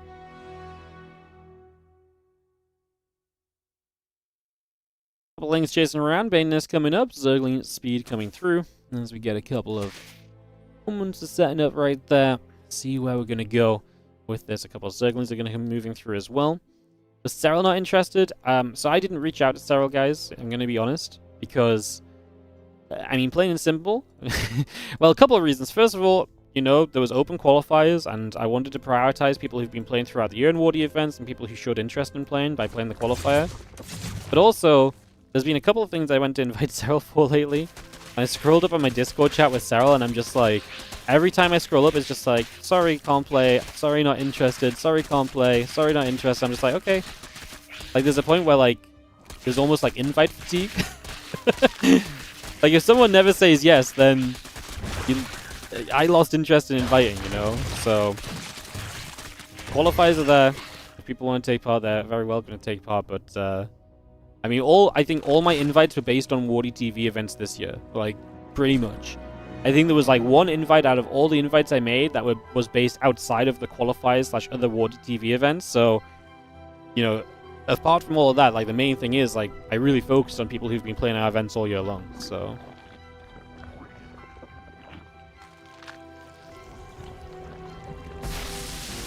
Gonna see a Baneling connecting through, just nothing too exciting here. A few minutes into Tidal Citadel.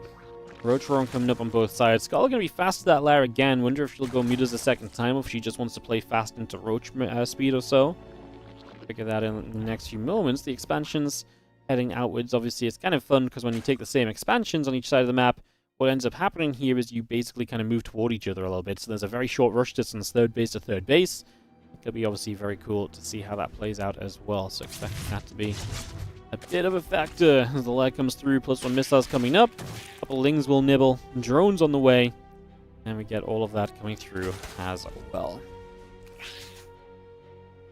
So not really playing unless minimal 5-figure prize pool. I mean, the thing is as well is that we tried to crowdfund this tournament series before the tournament series with the exact thought of like, hey, if I can guarantee the prize pool being higher beforehand, we can maybe invite better players, right? You know, maybe we do get Cyril, maybe we do get Maru. The reality was that didn't work, so I can't make prize pools up with money I don't have, unfortunately, which is why we went for the try to crowdfund it during the tournament instead. So yeah. All good, any which way. I still think we have a great list of players. And I mean, hey, yesterday's games were great. Today's game's already looking great as well. So, yeah, very exciting. I announced the Christmas Day game playlist yesterday as well, by the way, guys. 25th of December. Christmas Day games. Hero, Max Packs, Classic, Cure, Clem, Bjorn, Raynor, and Solar. 8 players, $1,500.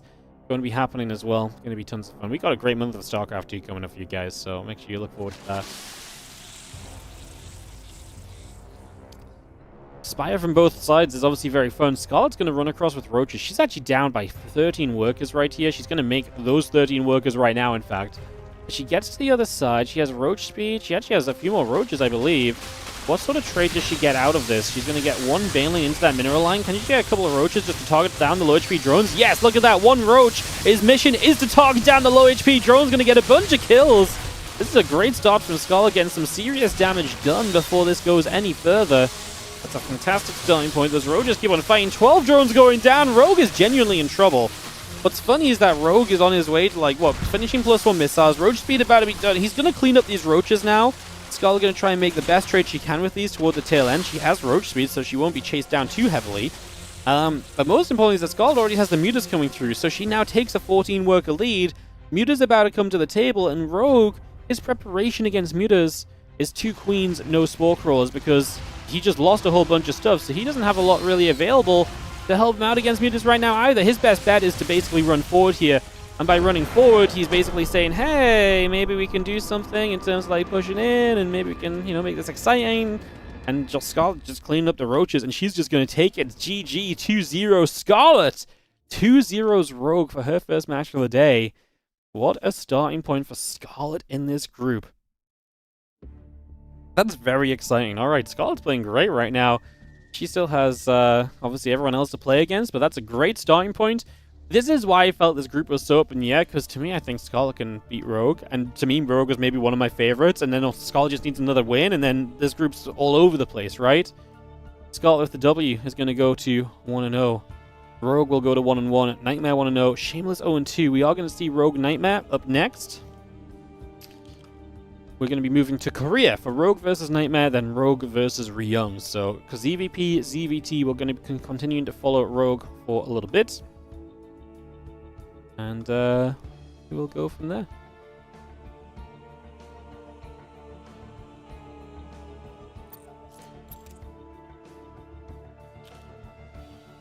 Sweet. All right, let's hop over here. Let's get it moving. And run some ads as we get ready for our 4th match of the day. Awesome series so far. Hell yeah. The mutas deal bonus damage to roaches. They went down really quickly. It's just the mutas just being in good numbers. There wasn't a lot of roaches, to be fair, there for Rogue either. And then you've got a few roaches helping on the ground too, so... yeah, they're going to disappear pretty quick. Alrighty,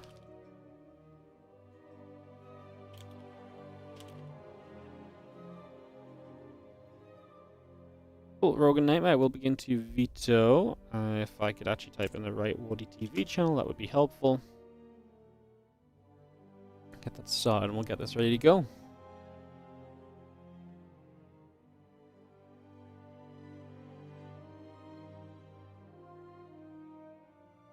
Hi, so the players. So Scarlett 1-0. Rogue now 1-1. I feel like this match against NightMare becomes kind of a big deal. Rogue also has Ryung left to play. Like, you're going to need 2 wins to get out of this group. Like, you don't get out of this group with 1 win. So Rogue needs a 2nd win. And NightMare's 1-0 as well. Remember, off the PvP. So this is a big win because I feel like whoever wins here is in very good stead to advance from this group. So I think we're getting into a cool place with that. I guess we'll see how it goes. Everyone just hopping over to the Korean server. So we'll take a couple moments, get that all sorted, get back on track.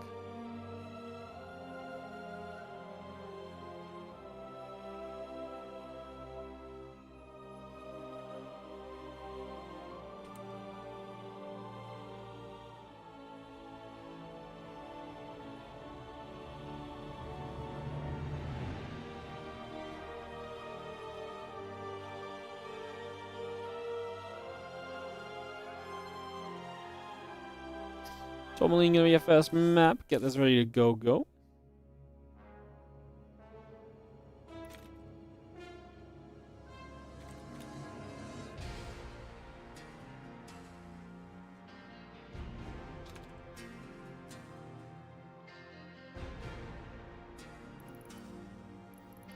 Tourmaline. Instead.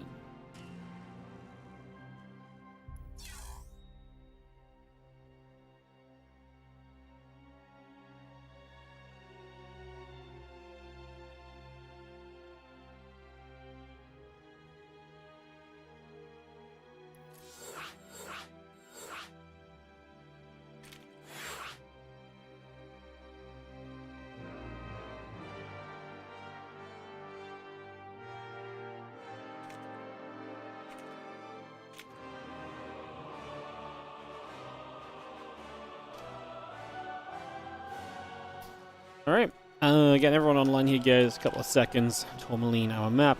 Let's get everyone into this lobby as Rogue and NightMare prep to give us our next series, Series 4 on the day.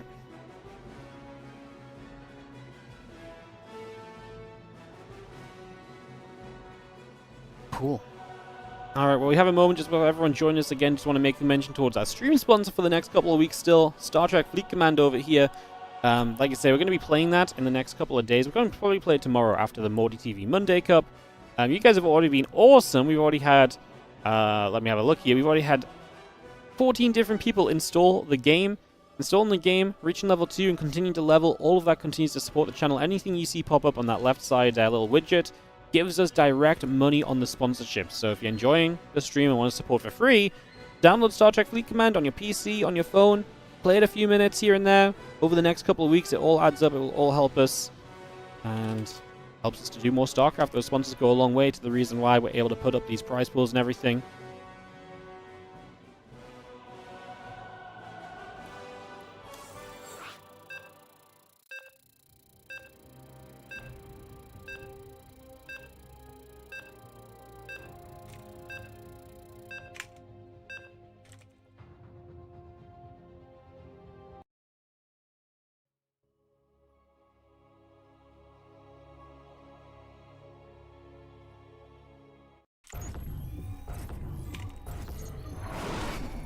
Cool.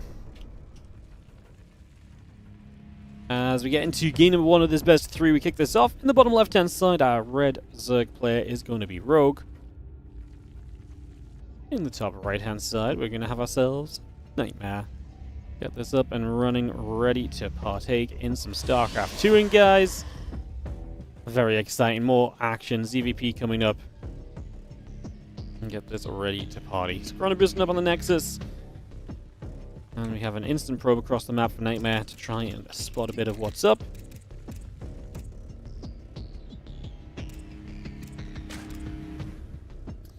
It's going to be seeing the hatchery gets down in time, though. The 15 hatch from Rogue is good for the block, so that is going to be a great starting point. A little bit of a shutdown on that attempt.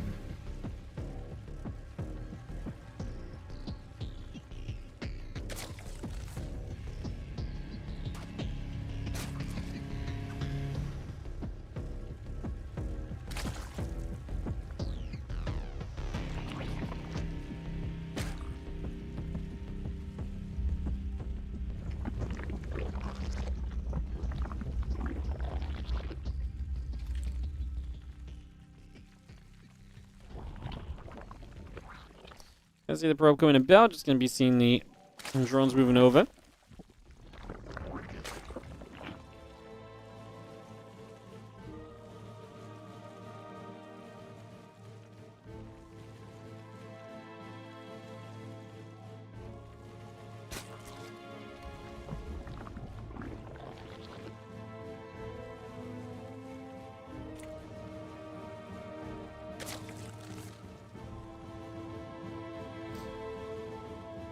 Gonna have ourselves a probie coming around, just gonna nibble up. And you have a spawning pool finishing. Big game between these two right now.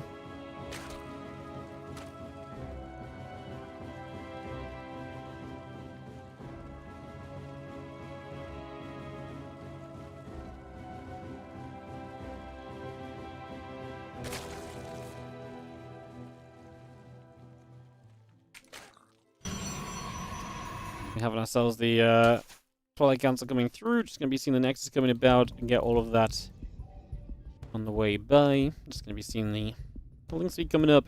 And a couple Queens and the drones coming through as well. Just going to get all of that underway. It's going to have our Nexus finishing up in the natural. Twilight Council still building through.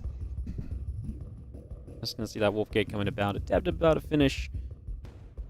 And just have our Probie heading to the upper right-hand side. Twilight Council first, though, is going to be obviously a bit of intrigue. That's not the norm.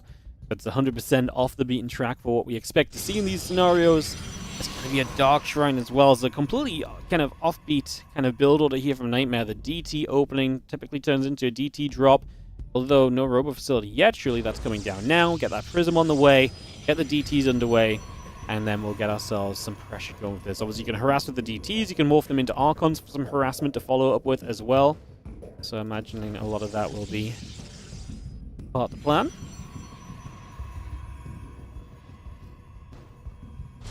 Former facility, Dark Shrine both building through. Gateway coming up. Get settled in. Take a few moments to see where we take things.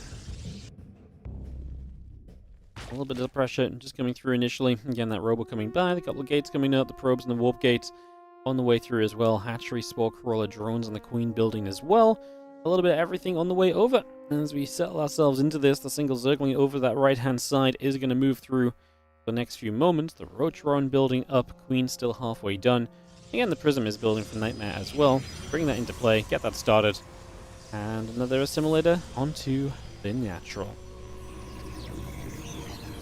Gonna bring that straight by as well. So yeah, a little bit of everything, like I say, coming through for the moment. Get that all up and rolling. And Dark Templar, Prism, Shadow Stride coming about. A couple of devs are going to spread themselves out and just sit nice and neatly on that third base till we get that underway. And just wait for our third to start. But this is going to be Shadow Stride as well. Like, this really is... I was going to say, like, this didn't feel like the normal kind of timing for things because the DTs were ready to go before the Prism. Usually you warp the DTs in across the map, right? Rather than the DTs walking across the map with the Prism. So that definitely makes this a little bit of a weird scenario overall. So, yeah, this is it's a little bit off the beaten path of everything I expected. And again, the rush to Shadow Stride.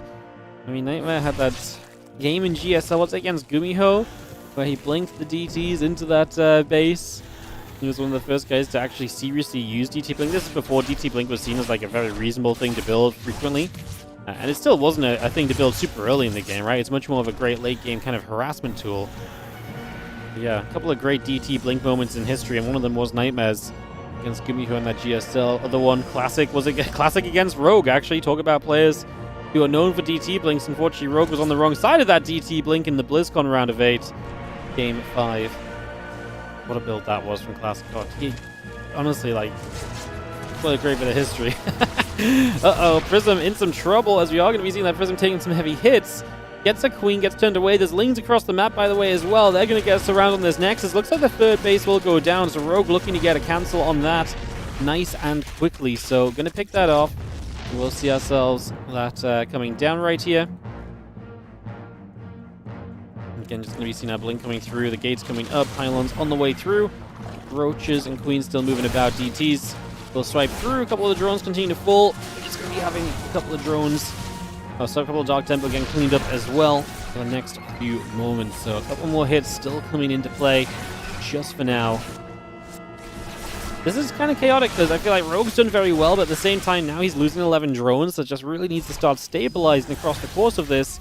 Would be ideal. If we can start to stabilize, that would be incredible. Otherwise, we're going to continue to be in a little bit of a weird place overall.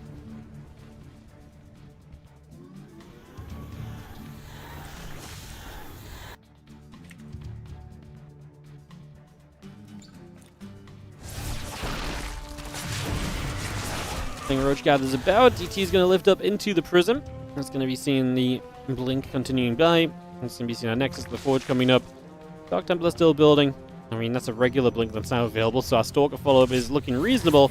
Like I say, the third base, though, is not here yet, so having to rebuild that really does slow you down in a big way. I'd imagine these DTs getting active onto the Zerglings, a bunch of those falling. Dark Temple load back into the Warp Prism. Roaches regathering. 9 Roaches coming up. A couple drones in the Evo chamber on the way in. Got another DT just stepping forward. Going to get rid of a creep tumor over here. Just going to knock that straight down. Pick that off right away. Now the DT is going to swing forward onto the Lings, onto the Roaches. Load back up into that Prism. And this drone going to become a hatchery over on that right-hand side as well. It's just going to also get that popped into place right about now. Again, +1, and the Stalker's coming through. The probes and the Nexus coming about. The drones are still building. Roaches, +1 missiles, and Roach speed all coming about here just for now. Hatchery will come to the front, get ready to go onto the 4th base. What a game we got going on right here. I mean, this is so weird. Now we've got a Robobay coming through. I really felt like at points Rogue was kind of starting to run away with this, but then you have a bunch of Roaches that aren't really upgraded yet. These DTs blinking around causing trouble. Now Rogue can't keep a 4th hatch alive, and that's going to be an issue long term. You know, when NightMare had no 3rd base, brilliant. When Rogue doesn't have a 4th base, really not so brilliant. That one DT gets away as well. It blinks down to the low ground, gets out of there. Stalkers come across, they get rid of the Overlord. A Changeling will make a move across the map. 5 additional Stalkers coming up. RoboBay will come across with that as well.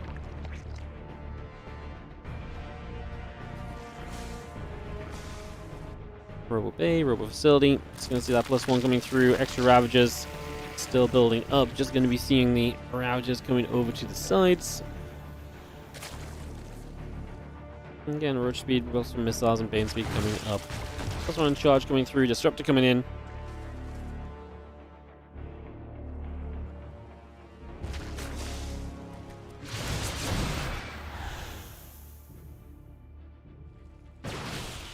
Stalkers get underneath. Just going to get rid of a Creep Tumor. Overlord will go down as well. Just going to be seeing the hatchery. Going to be taking some shots. Again, +1 missiles. Baneling Speed just coming through. Ling Roach will come across as well. Continue to try and handle this right now. Couple hits coming by. Just going to be seeing the Prism pulling back over the sides as well. So back over in that direction. +2 attack and charge coming up. Couple Crows of Biles dropping into place. Again, +2 attack and charge both building. Can Rogue hold off against these Stalkers at this point? Disruptors are the next step of this. We're going to move into Bane Speed and the melee upgrades, so it's going to be a lot of fast-moving units. It's going to be difficult to find kind of targets with those Disruptors. Few of those Lings decide to donate themselves. Again, +2 in charge coming about. Roach Ravager steps through again. A few more shots at those Stalkers, pushing away on them. The Stalkers taking a bunch of damage. Corrosive Vial is not quite going to come down just yet. Need to play a bit of back and forth here. 30 Zerglings in production. The melee upgrade is on the way through as well. The DT there gets picked off. Rogue now finally on 4 bases, going to feel a lot more comfortable.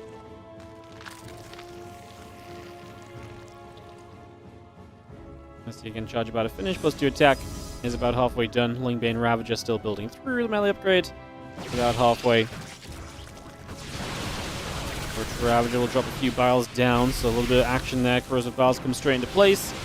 Just see the Stalkers having to blink back. Disruptors very nearly going to eat a couple more shots on that. Not quite in the end. The Stalkers still move up. Disruptor shot going to land. No, not really. Ravager takes a shot now. The Banes are going to roll through. The Stalkers taking some hits. Rogue Supplies not looking great. He's going to chase after DTs at the same time. Does not get the oversee there. Oh, he morphed the Archons into the recall. Disruptor shot going to land on the Ravagers, and that's going to be a lot of softening. Rogue is not going to hold this forward base, and without a fourth, you do not really stay in this game very long, so this is feeling pretty doomed here for our Zerg player. Another Disruptor shot this time will just clip a couple of Roaches, get them low HP, but that means it's going to be even easier for these Stalkers to play cleanup. A couple more Biles still in the sky, getting close to killing some of those Disruptors with the Biles. It's very Ravager heavy though, and the problem is without Roaches in front, these Ravagers are going to take so much damage. The aggressive blink forward from NightMare says it all. As we just blink through, Roach Ravager keeps dropping down, and that should more or less sealed the deal on this one, I think, as Rogue has to say GG and give this one up. A weird opening, a weird starting point. NightMare will take the 1-0 lead in this best of 3. NightMare with the 1-0. Game 2 coming up in a second. Our second map will be Celestial Enclave. Ellie, leave it. Here we go. Steal a Christmas decoration. Alrighty, guys. Lobby link coming up for game number 2 here in just a second. Getting this ready to roll out. Let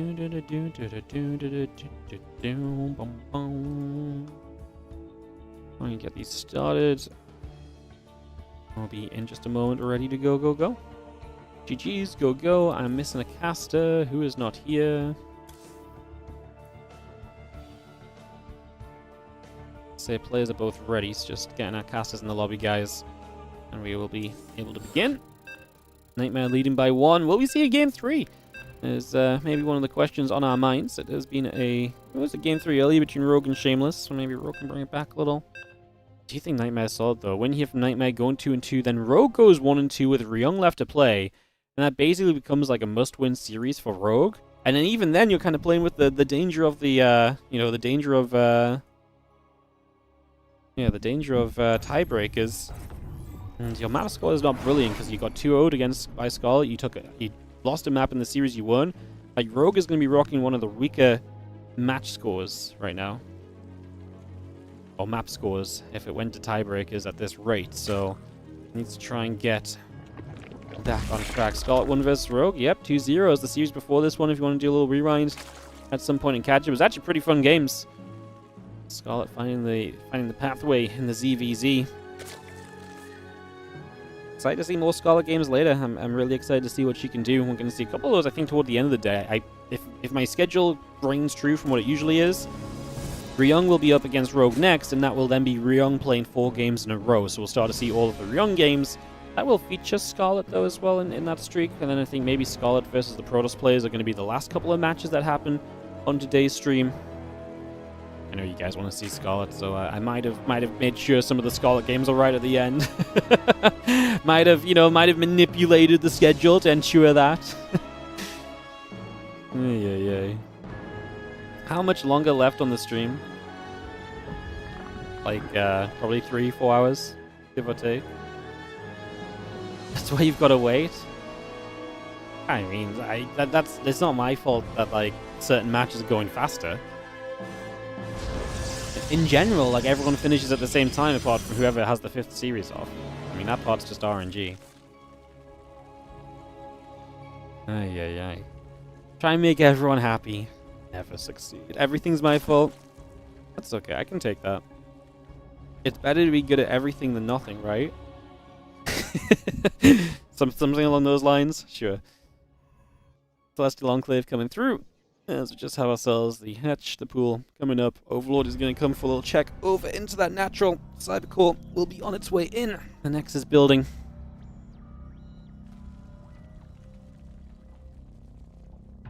Again, Nexus about halfway. The Cybercore about to complete. Couple queens, couple drones.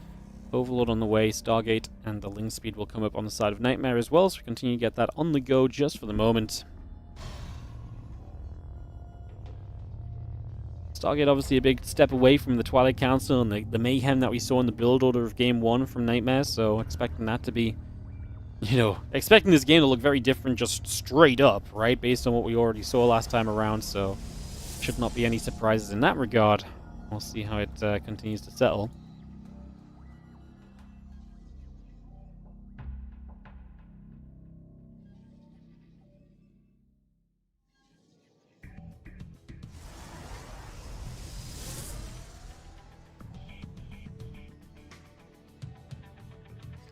Just come about, again, a little bit of movement, just see where we're going to go, see what we're going to get up to. I have our Zealot going to swipe their way through some rocks over here, so a little bit of damage on that one as well. Take a couple of seconds just to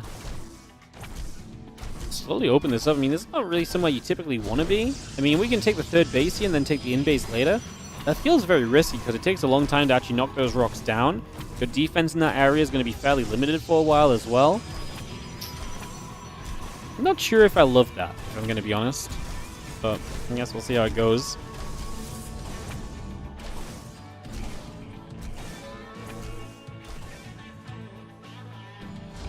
See if Rogue does anything here that can perhaps work through that. As you see the Void Ray going to get in. The Overlord will take some damage. Twilight Council will be starting. The Nexus ticking along at the moment, coming up to being about halfway done here just for now.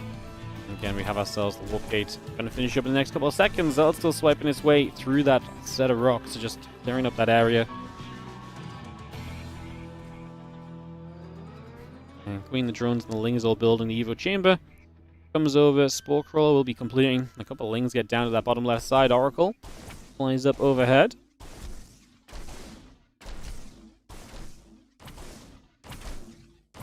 Lings run through, Oracle activates, a couple of those Lings already taking damage. The Void Ray gets a couple of drones.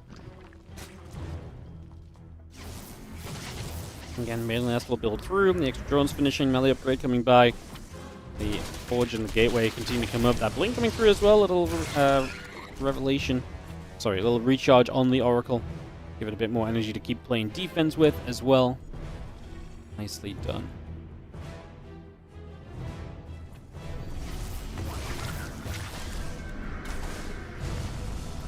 Forge will shoot. Perhaps will take some damage.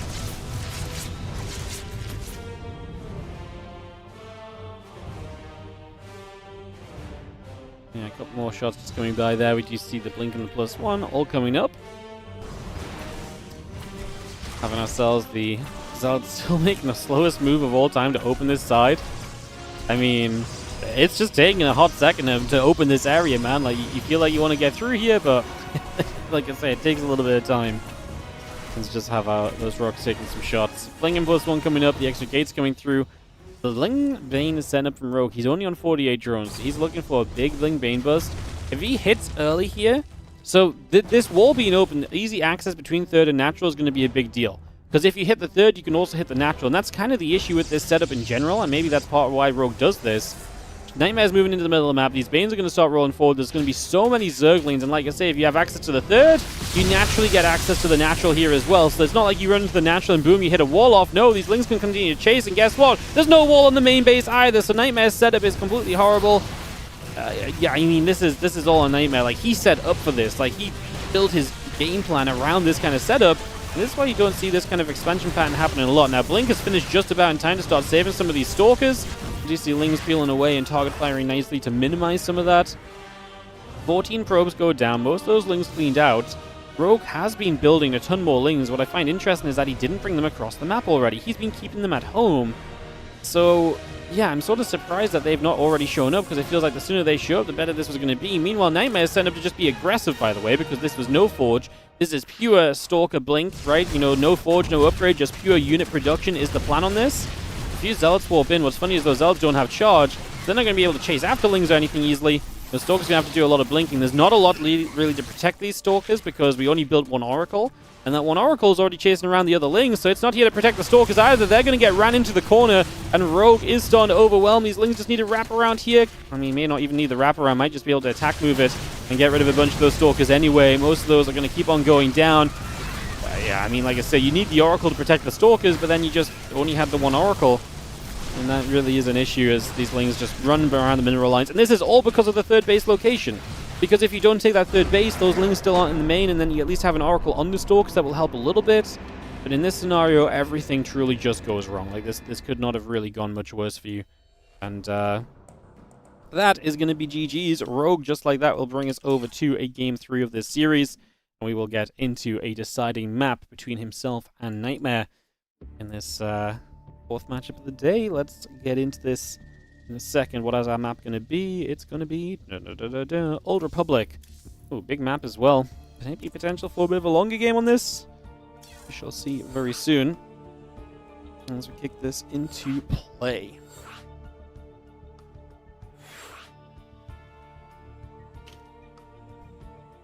Alright, lobby link is down, so just give it a moment. We'll be into this, guys. Old Republic coming up.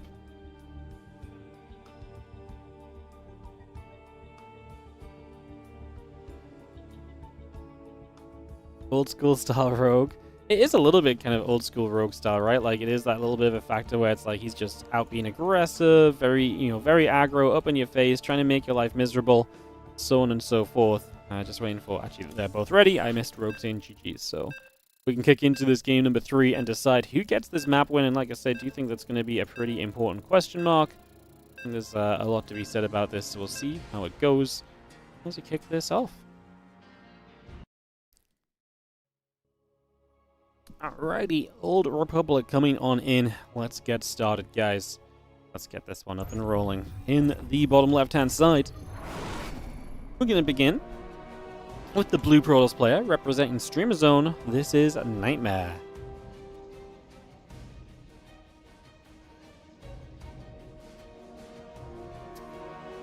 You know, of all the players to play like a little bit funky against, I really feel like Rogue is the kind of guy you don't want to mess around with, you know? Starting to take weird base layouts and like leaving openings, etc. Like, it just feels like Rogue is the one guy of everybody that is going to just 100% punish you for that. So, I'm not sure I love the choice for NightMare to kind of do as he did. He's the blue Protoss bottom left, as mentioned. Obviously, Rogue is the top right red Zerg. I love this series because this game is so important right now. Rogue has the chance to get to 2-1, alleviate some of the pressure, and you know, if he beats Ryung, then 3-1 might be a winning scoreline in this group for first place. First place finishers do start 2 rounds ahead in the playoffs. That's 2 best of 5s you skip out on. It's guaranteed final placement improvement as well, even if you lose out in the playoffs without winning, so it's guaranteed more prize money. It's just a good deal. As, yeah, obviously, like I say, 3-1 could do that for him, but winning this match is essential for that, and especially, I think, in a game here where NightMare is probably one of his bigger contenders for that first place finish. then yeah, absolutely winning this. It knocks NightMare down, who's already 2-0, sorry. 2-0, 1-0? What do we see from NightMare already? He's 1-0, sorry. He's already 1-0, but if you take this win, he then has a loss on his record as well. So kind of the group kind of becomes more into your own hands a little bit, at least with NightMare. Scarlett could be someone that still potentially runs away with it a little bit as well. Like, you lost to her, so that part is out of your hands as well.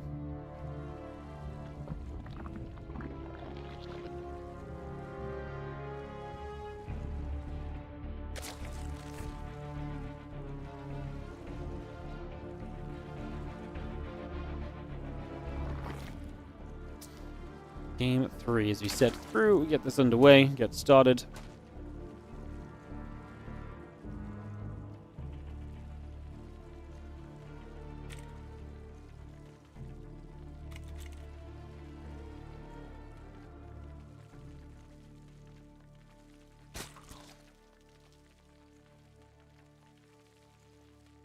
Overlord, I'm coming down, just going to get moving a little bit. Ling speed, couple queens, the Lings coming across.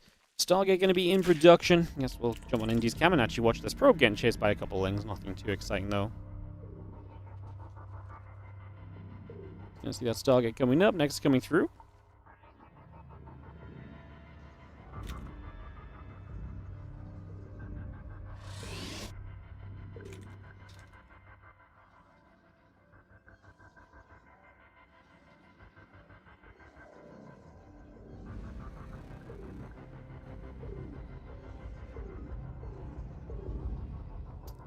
Really much going on, waiting to see where this game takes us. Stargate obviously will finish and give us a little bit of what's going down.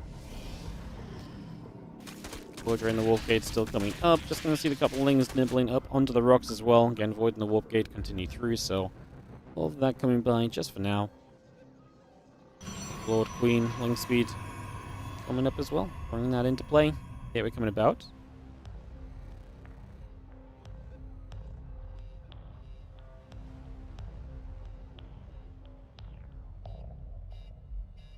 And the Void about to finish, the Warp Gate going through, Oracle coming by, the Adept coming over. So you need to get that going as well, as just see the Lings settling, Queen coming about.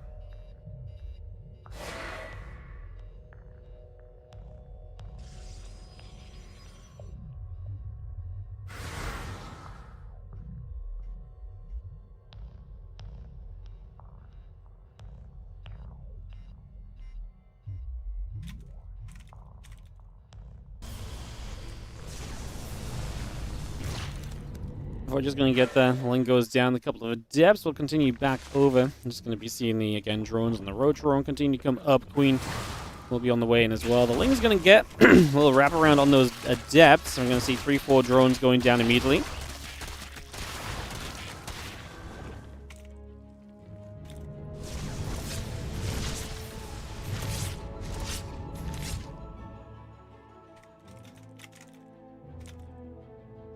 And the lab building up, the drone's on the way by. Just going to be seeing the gates coming through as well. Blink on the way up. I'm just going to see again the couple gates in the Nexus going about as well. So again, getting that online just for the moment. Bring that up. Let's see where this Blink takes us. As obviously the few Zerglings are just treacherying around the map. There's the one Voidray and the Oracle at the moment as well.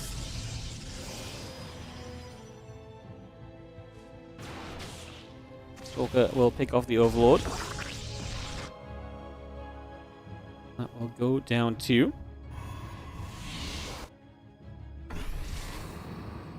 Again, the Temple Archives coming about, a couple of gates coming over. The Lings want to go for a little bit of a run-in already, trying to get over that left-hand side as well. Again, lair, drones, +1 missiles coming through. The Spore Crawler still building up. Temple Archives is going to finish very shortly. The Adepts just shading back into safety, just in case these Lings get a wrap on them. Probably would have been a meh kind of trade for the Zerg anyway.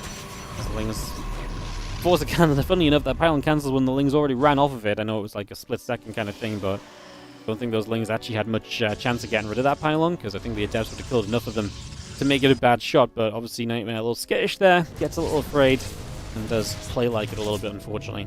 We do see the Queens are able to deflect the Void Ray, so it goes no further, and Storm just on the way up. Now, Rogue is playing missiles, he's playing Roach Speed, so a bit of a different comp to what we've seen previously. We'll see how well he can continue to do with that. Infestation Pit comes up quickly as well, so very quick Infestation Pit. Dare I suggest but this looks like swarm hosts. It does kind of have a little bit of a swarm host vibe to it so far. Obviously, the infestation pit is almost always going to give you a little bit of a push in that direction. But no, it's going to be a Hydra Den. So he's just going to go Hive. He's just going to go into Lurker upgrades and Lurkers in general. Unless he plays straight at Vipers and plays Roach Hydra, but there's almost no world in which you're going to get a Hive setup and you're not then going to improve yourself into Lurkers, because Lurkers are just such a good addition. They force a lot out of your opponent, most importantly, so that really does go a long way. As the Ling Roach regathers at the front of this 4th base. Storm still coming up. Roach speed still on the way through. A lot of that coming in right now. A lot of that being brought into place.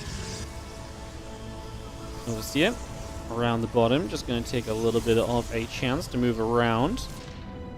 Quadray activating. The Zergling taking some shots. Again, the Lurker Den is continuing to come on up here as well. So continue to bring that straight into play for the moment. Getting that going just for now. And yeah, Overseer just continue to scout about. Hive about halfway done. Lurker Den still producing. Hydras, Groove Spines, all on the way up as well. So just on our way to where we kind of expected this to be with the Lurkers.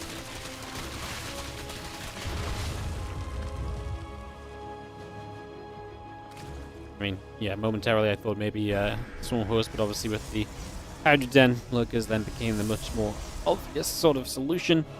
As the Hive and the Lurker Den build up, Eva Chamber coming through. NightMare just takes his 4th base. The important thing for NightMare is going to be controlling these Lurkers and where they take position. If you let these Lurkers walk up to you and just siege up your base and just bam, that's it, it's going to be a bad time for you, straight up. So, yeah, that's going to be a little bit tough for sure.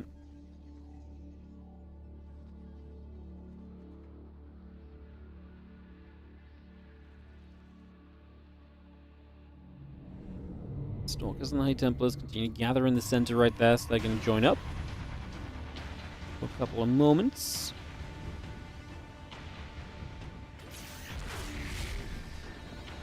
Prism overhead, a couple of Lurkers coming through. 2 Stargates will continue to come on by, so we get both of those producing by at the moment. Just get that underway. Again, Fleet Beacon building. NightMare is very ready to play into the much later stage of this, basically, so no fear in that regard. Again, +2 attack upgrade going to be a part of this as well currently, so we continue to go with that too.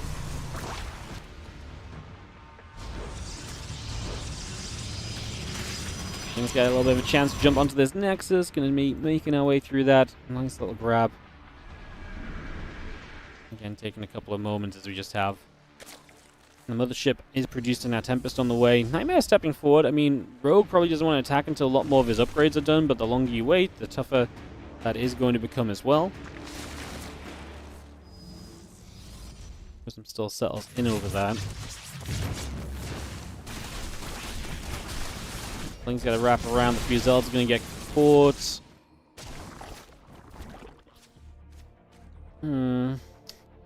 Let's see the Stalkers again. A little bit low on HP. Melee upgrade and the missile still coming through. The +2 attack about halfway done. The Tempest and the Mothership building as well. So again, a lot of that just continuing by. I mean, we can't really go anywhere with this army, I don't think. There's too many Lurkers set up. Rogue has not been as aggressive as I thought he was going to be. His Lings get their melee upgrade to help against these Zealots. He's going to be able to start picking through those. Those Roaches are going to try and get themselves busy on top of everything else. So a bunch of those Zealots begin to fall. As now we have the Stalkers and the Knight Templar returning home. And next time we're out on the map, we're going to have Tempest potentially available as well. That Mothership will be a part of this.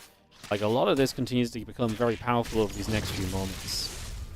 Is NightMare a Korean player? Yes, NightMare is a Korean Protoss. He's been around a long time. He never really kind of maybe scraped the highest of highs in StarCraft 2, but he's been, especially over the last year and a bit, has been a very solid player. One of those guys who can actually really challenge the majority of players in the Korean scene. He might not be a favorite against everyone, but like, I wouldn't say there's anyone who's like out of reach for NightMare to put up a challenge against, you know? I think he's at that kind of level where like stringing enough wins together to win tournaments is maybe uncommon, but like he has been in the finals of WardiTV Mondays, for example, right? Like he's been in the finals of these cups that have a lot of great players involved as well. So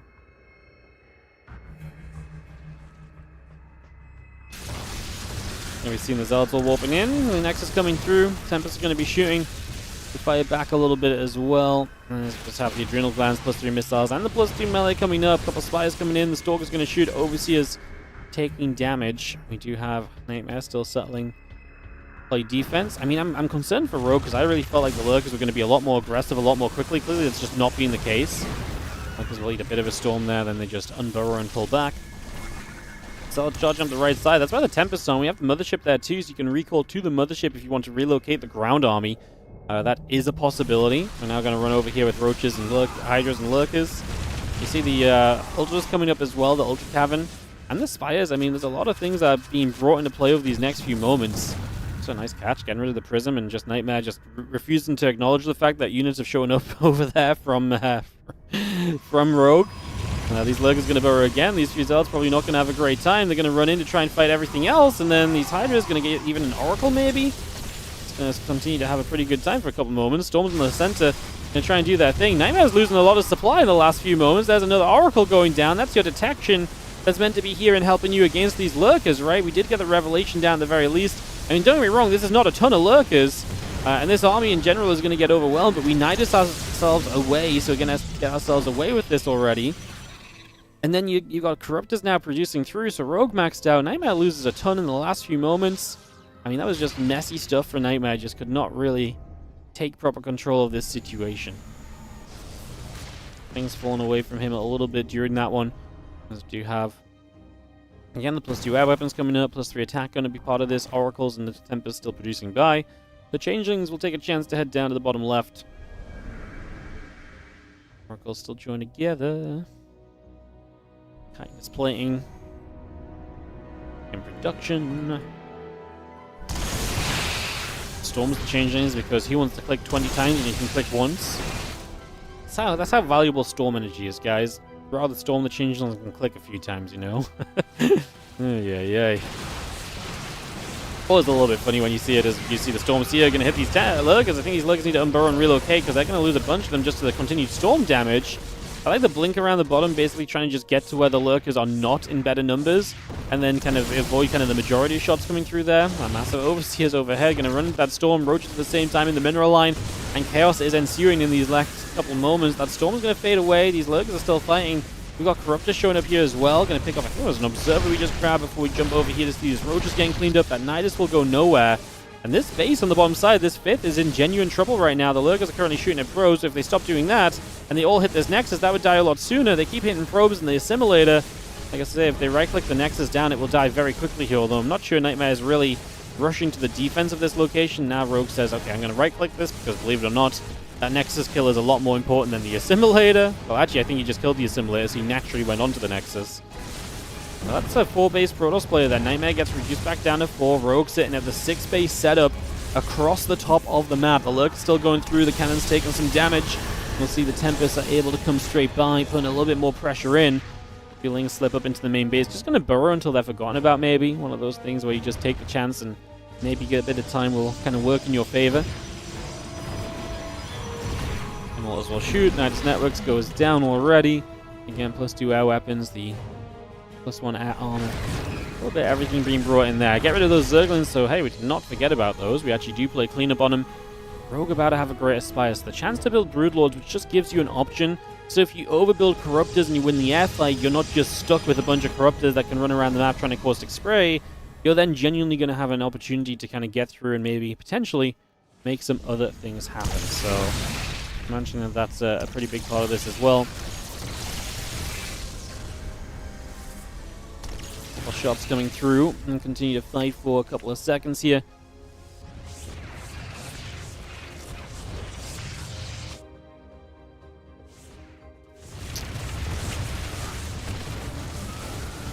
Going to be seeing the Overseer is going to be taking some damage overhead. So a couple of shots coming through straight on that. We are going to be seeing those Lurkers taking a big fight. The Corruptors need to come in, but they need to get rid of these Tempests. They need to get away from the Archons. So you're going to see them try and fly through the other side. I would have liked to have seen them maybe go a bit further south.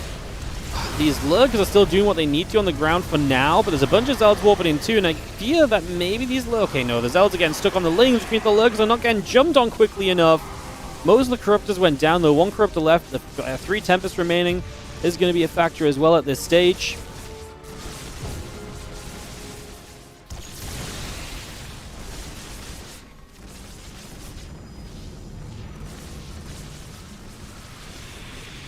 Just going to be seeing the few changelings moving forward again as NightMare has to stop to kind of click on those, and That left side base going down, obviously not having this fourth base is obviously a big deal. We're going to even come through and try and make it even worse by killing your bottom side relocation on the 5th, so that's going to be a problem as well.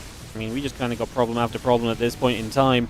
Just going to see these Archons trying to fire in a couple different directions. Hydras will hold the ramp on one side, Archons getting pushed back the other. The few Immortals still coming up.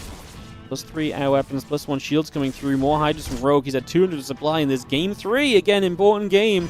This one really might dictate the group.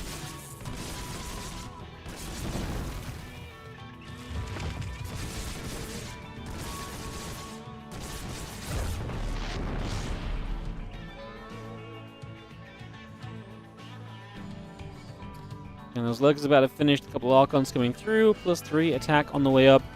Hero Parasite, +2 Flyer Carapace and Flyer attack upgrades. So we are focusing into the skies. Get rid of a little bit more of the creep here, so some of those creep tumors continue to fall. Seeing Nero Parasite coming up, +2 flyer attack as well as mentioned. That will come into play as well as Rogue still maxed. How quickly does he go? The thing from NightMare is he's not rebuilding quickly because obviously he lost the bases, so Rogue is not in an immediate rush.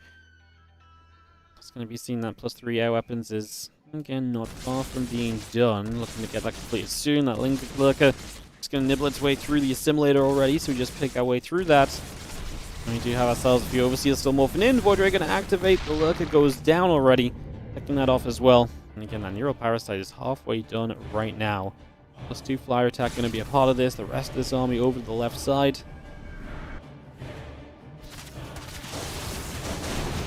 The big thing he's doing is he's keeping NightMare from kind of rebuilding too much supply. And by jumping back onto these bases, he's making it so that NightMare is constantly in trouble and unable to really just rebuild comfortably. These Archons are just, there's too many Archons. This Archon count's amazing if Corruptors fly overhead, but it's horrible against Lurkers because you can never get all these Archons to fight in the same time because the map's just not big enough in terms of, like, there's no open space large enough for these Archons to get a proper surround. Unless Rogue positions the Lurkers kind of, you know, haphazardly.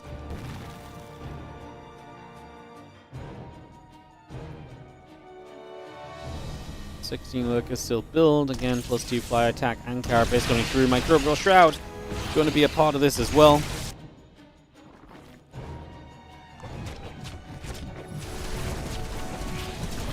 Going to be seeing the spines will just not push their way through those Zealots. So that's not going to be much of a problem.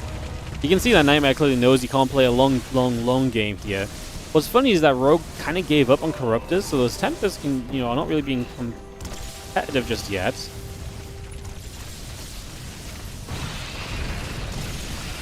Couple Genians going down. Lurker's going to step through. Couple Zealots. We'll move across. I mean, once again, these Lurkers just going to hit this base. We force the recall into Lurkers. It's going to be messy. The Hydras on the top side are looking great, and NightMare just says this is a disaster. GG! Rogue gets the 2-1 victory with a 20-minute game on Old Republic. Just like that.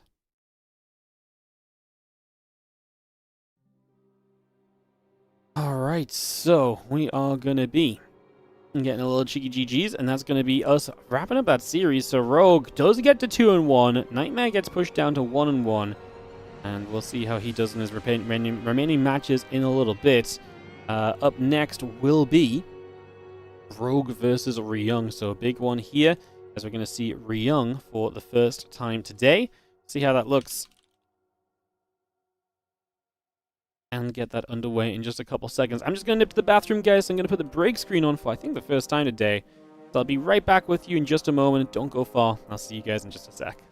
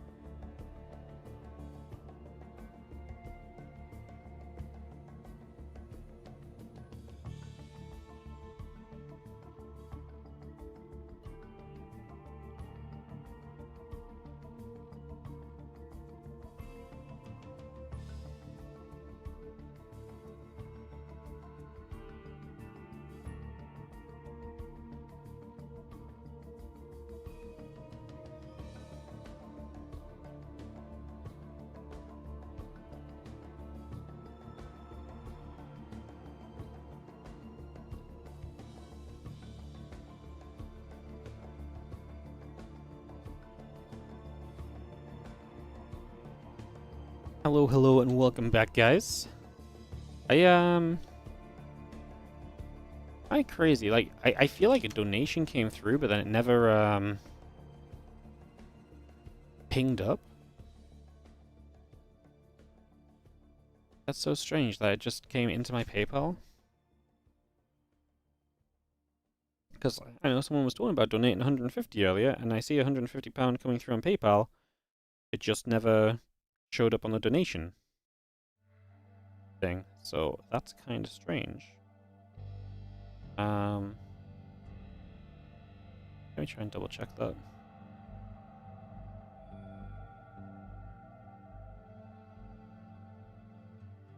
Like I say, that is just a little bit strange.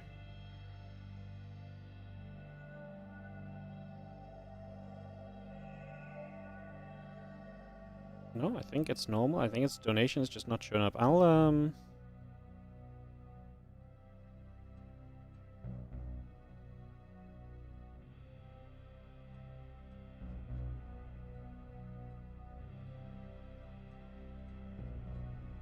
No, it shows as a tip. It's just not showing up at all on my stream elements for some reason.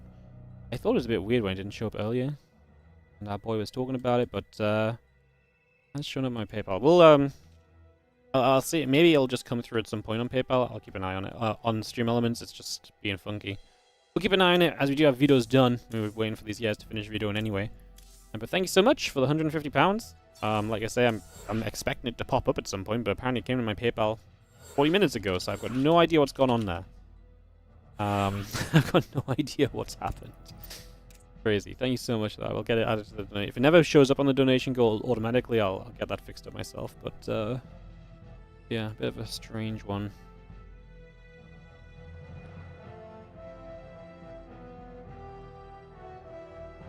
Who are we missing? Get in the lobby, guys. Get in the lobby. We need you in the lobby. Otherwise, we can't start. Bum, bum, bum, bum, bum.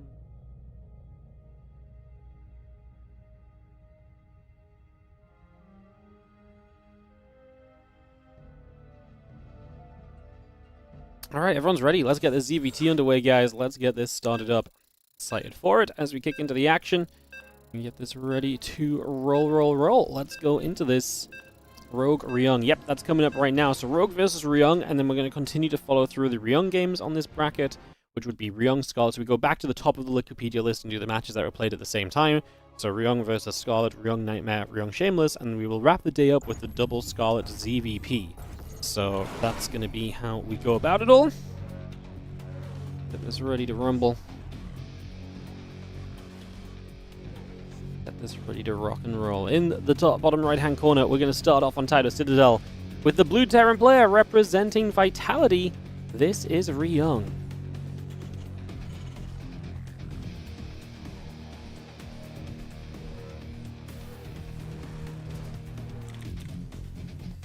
In the top left, just so I'm pulling it back against NightMare. In a longer game, it is going to be Rogue. So some ZVP, we get this underway. ZVT, get this underway, and let's see what we have of it. So there'll be a couple of ZVTs back to back, one of the better matchups. We love a bit of ZVT, don't we? I love a bit of ZVT at the very least, so very exciting. So you have the SCV going through, a couple of dronies coming up.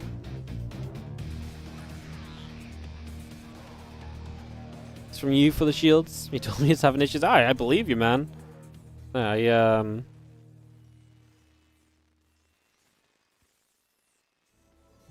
No, I believe you. It's just, I don't understand why it didn't show up on stream elements, but like, it's in my PayPal, so I appreciate it. I'm gonna presume your initials are MZ, and if so, then yeah, that's absolutely you. You did say it was having issues. Like I said, I've got it. I'm surprised it didn't pop up on the stream elements or something, but all good. I don't know how it doesn't come through stream elements actually, but like, yeah. Thank you. Appreciate it, man. Appreciate it. I will get you added to the donation star after this game. Because it's very much so in my PayPal. Like I say, just a weird situation. A weird one.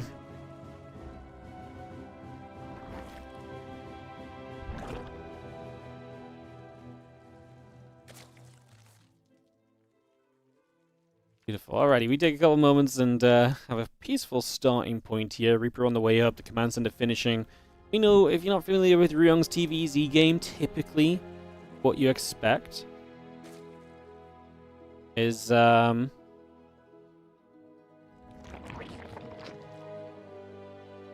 typically what you expect between Rogue and Riong is probably Riong kind of getting a couple of 8-raxes in, or attempting a couple of 8-raxes. Maybe a bit of mech even possible from Ryung as well. So I think there's a couple of different kind of routes he could probably take across the board in that one. See how that goes. Just having a couple of SCVs building for now. Obviously, so far no sign of exactly what it's going to be. It is double gas setup. It is going to be triple command center though. So just 3 CC for the moment, but like I say, no indication of what our composition will be or what we're kind of expecting from this game just yet. That much is still to be figured out. That Reaper going to hit the Ling. Reaper going to kill the Ling. As the factory plays swapsies onto the reactor, so factory just going to swap straight on over there, get into position. The barracks going to move off over to the right-hand side instead, pulling straight back out in that direction for a moment or two.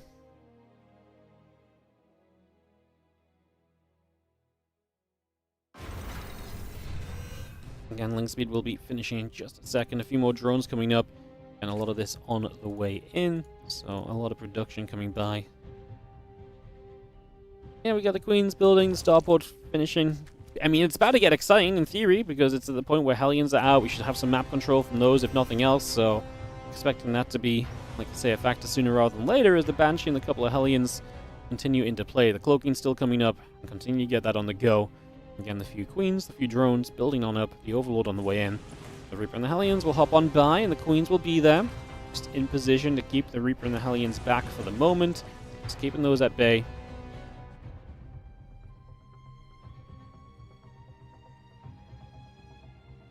Obviously, the Banshee's going to be with Cloak. The most important thing we're maybe seeing right now is its stim, so we are getting confirmation it's bio. Like I say, if I had to make a guess on that, I would probably presume that we're going to be seeing a very likely chance to move in toward, like I say, something like an 8-rax. A timing-based attack is typically where Ryung sees his biggest strengths come to life. So kind of expecting that more so than anything else, as the few Queens are going to be there. The Hellions and the Reaper go back the other direction. Still got the lair halfway done. The Baneling Nest is producing. Drones, Lings, Queen, all coming by. Banshee, Marine, cloaking in the stim pack. Continue to come up a little bit as well for the moment. Banshee on the left side, still moving around for a little. And this orbital command is going to move out to the right. Going to land onto the 3rd base location. These next few moments, a couple barracks and engineering bays all still building. And the Queens are just going to be there to keep the Banshee at bay once again. It's just going to keep that back once more. Baneling Nest still coming through. You've got the Spores in production as well. Drones coming online, the Spire being built now too, so we've seen exactly where Rogue wants to go. It's Lingbane Muta as his choice. That does maybe open you to some of the more aggressive timing windows that Ryung can hit here, because Lingbane Muta is not a good kind of straight-up army composition in terms of fighting, but it's great at kind of backstabbing, running around, extending the game. So we'll see exactly how that goes over the next little bit. Again, 1-1 upgrades come by. That stim pack about to finish. Spire's still about halfway. Let's have ourselves a little bit more aggro coming out of this one as the Queens will hit. The Banshee take some damage. The Ling's just going to get chasing on the Hellions as well. So we move in there just for a couple of seconds. And looking for a little bit more opportunity as the Banshee's turn once again. The Hellions are going to be moving in onto those Queens. Let's see again, 1-1, and the combat shield still coming by, and we just have the Spire and the Baneling speed coming up as well. No worries. Did at least 10 pound come through? I don't see a 10 pound, but maybe it's just still delayed or being funny. I would give it a little bit of time, and maybe it'll come through. I can let you know if it does or not. But yeah, right now, no, but I mean, it should just work. I feel like PayPal and Stream Elements just having a moment, apparently. Appreciate it either way, man. Hoping for a Mana Cheese win. Gonna be excited to see Mana in the playoffs. I'm so excited. I know we're still in the group stage. I'm so excited to see what the playoff bracket looks like. I'm so excited to see what sort of matchups we might start seeing over there. Like, that's just freaking exciting to me. I don't know how else to say it. It's gonna be fun. Really looking forward to it. Gonna be great. As we have our Melee and Carapace coming through. Baneling speed coming up. Lings on the way. Overlord producing. It's gonna see the single Zergling moving around. A couple of Marines will be there to push the Zergling back. That's going to go down immediately. Baneling speed still about to finish. Again, 1-1 upgrades and combat shield finishing shortly. The Marines run across. looking to push those meters back away to that left-hand side. Factory, armory, couple missile turrets all coming into place. Again, Marines, the tank, the other upgrades continuing through. Medivacs will be a part of this. As we are going to see the Mutalisks trying to get in after a building sensor towers, just trying to deal with that initially. We end up pulling back away on that right-hand side. So yeah, the Mutas come through, +1 flyer attack upgrade, melee and carapace upgrades, the 11 drones. All of that building through at the moment. Just going to see additional Marines and the Medivac coming about. Missile turret and depots coming through. The Banelings will want to make a bit of an aim down that right-hand side. The few Marines will settle in. The Hellbats and tanks and Marines, again, continue to gather up just for the moment. The Mutalisks will rejoin themselves. 2-2 upgrades still building through. Lings and Mutas building about.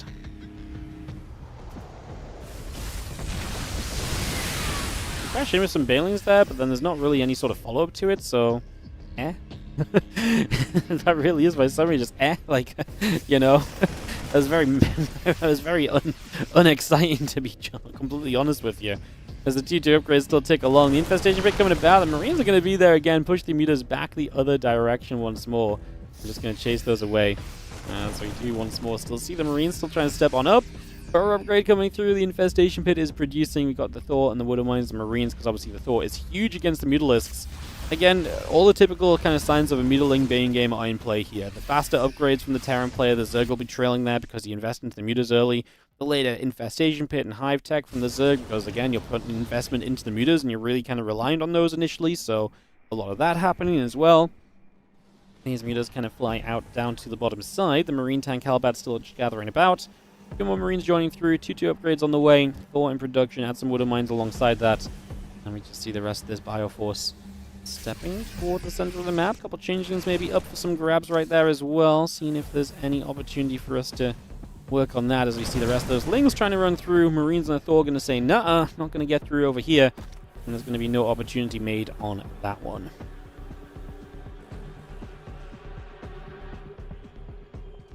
Again, that Burrow will finish up in the next moment or two. Still got that hive on the way. The Ling Muta just going to take the chance to nibble through the set of rocks, and we open up that space. Drilling Claws is still about halfway done. A few Marines now stepping forward. Again, a little bit more of that creep spread being cleaned out as we head by this. Still got those 2-2 upgrades as a part of this as well. The Ling Muta going to jump onto the rocks over here also. The Marines will take a chance to step forward. Now the Ling Bane going to try and deny a drop. Rogue's being pretty good at denying kind of map control from the Terran, and as Ryung tried to move out on this, he's immediately kind of forced to kind of, you know, look back home and turn back around. He's not going to find much opportunity in the slightest. That Medivac from the other side goes down too, and again, just dropping against Ling Bane Muta is a bit of a death sentence. Like, this is exactly what happens. You just get cleaned up. The Mutas kind of, you know, shut you down, and you've got to be really kind of head-on control and kind of multitask and ping-ponging very effectively. Otherwise, you just do not have that much of a, you know, a win. As you see the Banes crash in, depots and the missile turret going down, a few SCVs falling as well. Missile turret still going in after the Mutalisks. Oh, this is ugly. I mean, we're going to lose a bunch of the Mutas. Just the fact that those missile turrets are hitting the entire time, and Rogue losing so much, just as Ryung is still pushing through on the other side of the map. We're going to get over here. The Mutas are going to fly overhead. The Marine getting a bit more damage done on that as well. Still seeing the 2-2 upgrades coming about. The Ultra Cavern coming in. Additional Lings in production. 3 upgrades still building by the Thor coming up as well. Add on a Widow Mine to that.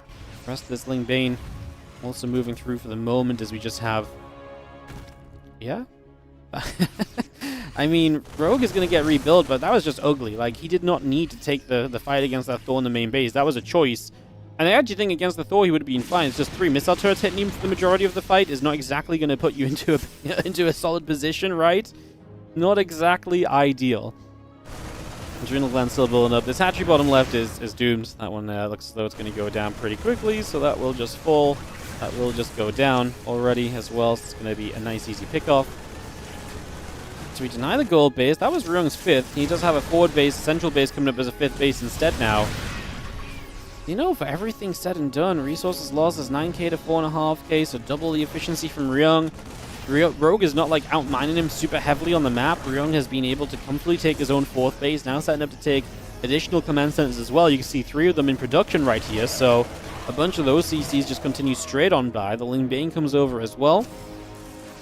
Again, Adrenal Glands coming up, Kindness Plating, +3 Carapace on the ground as well. Now the Ling Bane going to continue to roll through. Marine Marauder going to go running. Tank's going to be firing. The Banelings pulling back across. Just going to be seeing those Zerglings getting through there, jumping onto the Siege Tank. Still got the Ultras, still got the Adrenal Glands, the 3/3 upgrades, and that Kindness Plating especially. I mean, just the fact we're getting to Ultras is a big deal. Marines running back. Mutas across the map are going to find an undefended mineral line, so that's going to be a lot of SCVs starting to go down again. The Banes roll forward. They've done a lot of back and forth, which I don't blame them for, trying to figure out what the correct commitment is. Yeah, because if you continue to chase off creep, that Siege Tank was there, and that's why I actually like that Ryung was being a little bit cautious earlier.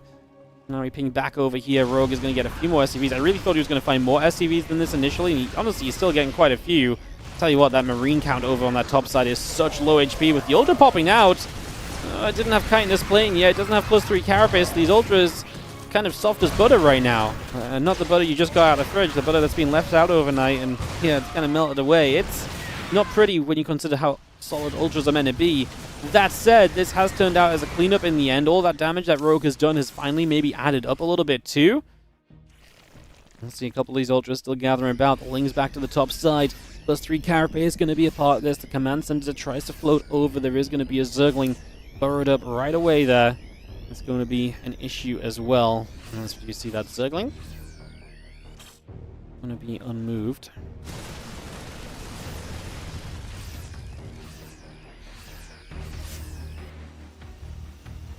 SCV's coming across. The Muta's going to get a Widow Mine. Obviously, any Widow Mine you pick off like this is just going to be free pickings if it doesn't get the fire. Obviously, it's a very dangerous game. Never forget Beyond Serral on, what was that map? Big map in the Aces ROG. When we try to target the Widow Mines, it just goes wrong, and then you suddenly lose all the Mutas. Now, that's that's the dangerous game, but in that scenario, obviously, the Mutas will be able to just go one by one and just pick those through.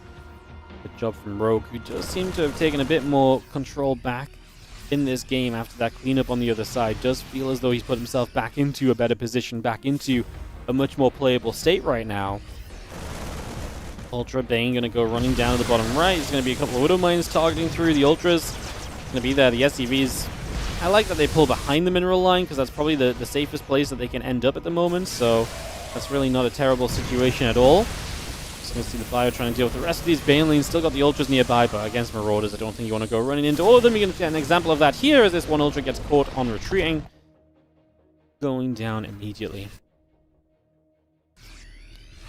Well, extra Banes producing 26 of them on the way in. The Hatcher on the bottom left corner is going to be an easy target. It's going to be an easy grab once again. That gold has not been easy for Rogue to hang on to, as it shouldn't be. It's actually very close to the Terran bases. We are going to see an attempt to push forward here. Now remember, there's going to be, I was going to say, the Bio coming back in from the other side, so you can't get overly aggressive here too quickly. Got to be a little bit calm and collected about this. And that we are, as these few Banes crash in for the Marauders. The Ultras are going to get rid of the forward base. The 5th Command Center not allowed to happen. Ryung desperately trying to hang on in here, but I do feel like he's losing control. I do feel like these Ultras are absolutely starting to find maybe just a little bit too much value over the course of these trades. Mutas overhead, and Ryung is not rebuilding out of this one. Down to 115 supply and dropping further. It does look as though we're going to have the Muta Ultra just clearing up house, and Rogue is going to take the opening game of this best of 3 series. Alright, game number 2 will come up in a second, guys. I'm just doing some hosting on the other screen as well. Give me a couple seconds. As a Rogue, bringing it back, that did feel like a game which was maybe a little scary for him at points, but able to get it back on track, able to get back where it needed to be, doing what needed to be done. Get that going. Hey, for the shields, thank you so much again for the donation. Like I say, sorry that it was being weird with you. You are on the donation star. Thank you so much for the generosity. If it never pops up on the stream, I will manually add it to the donation goal thing, so that will be sorted soon. I'll just give it the day or so to maybe see if it pops up, just to save me from it popping up and having to fix it a second time or so. That for my chairs, I'm replacing the donation star. Alrighty, game number 2. The map is going to be Celestial Enclave. Big map. As, I wonder if this opens the door for Mutas again, with the size of the map. I wonder if this is maybe, I think this might be a mech map from Ryung's point of view, actually, so see if that will maybe be his take on this.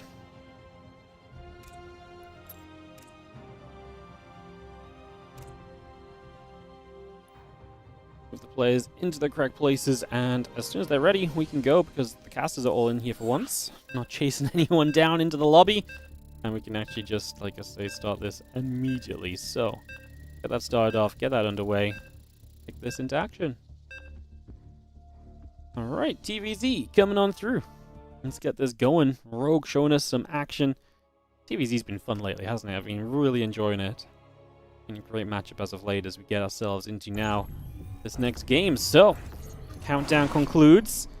We have ourselves in the bottom left-hand corner, the blue Zerg player who does get the 1-0 lead. Hey, this is a really important game for him because a map win here, you win this series, you're going to be 3-1.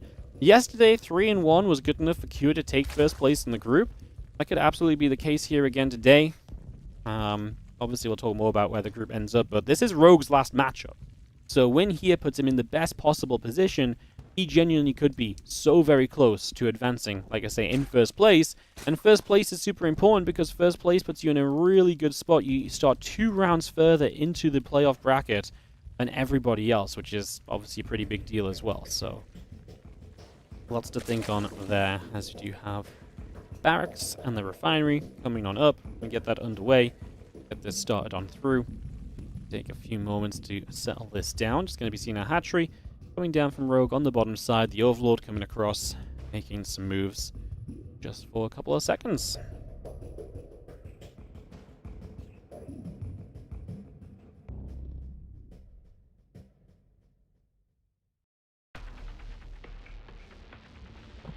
Overlord coming around the right side. Again, barracks in the SCV building up. Hatch, gas, and pool all on the way over.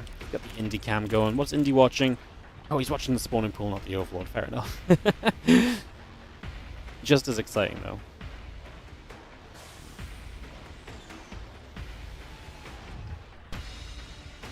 It's going to take a quick moment, guys, as this CVT takes a moment to get going. Nothing too crazy happening straight away. Just to obviously remind you all a couple of things. Obviously, mentioned the donations are going directly toward the prize pool of this event.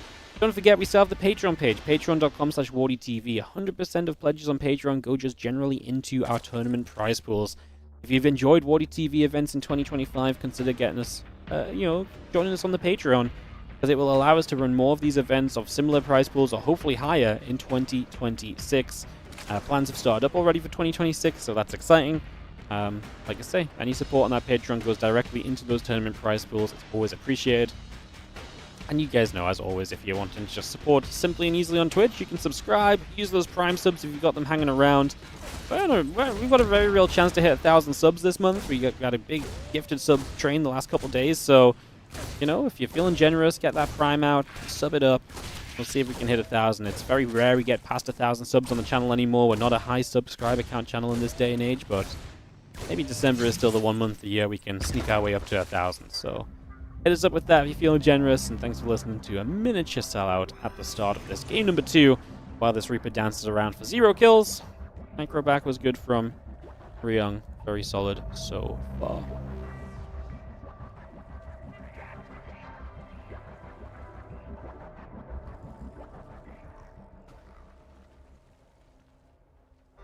And a couple of barracks coming through, the CC coming up, Marines coming over. Going to be seeing the drones, the hatch coming by as well.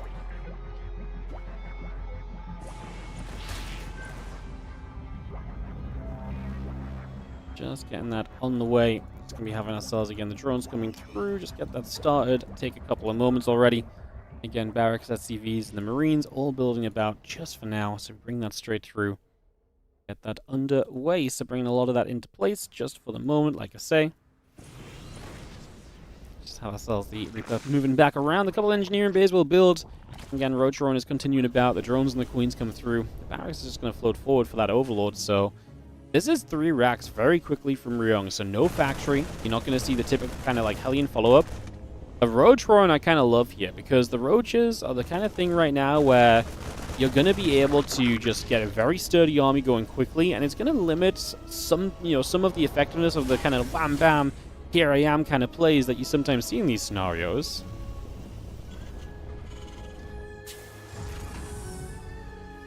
Home to command, cranking through a couple SCVs, 1-1 upgrades coming about. Upgrades just coming through, the drones coming over.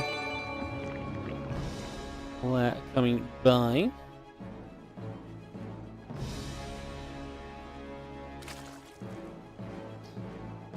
Hey, what's up, kid? Not 01. Thank you so much for the 22-month resub on the Prime.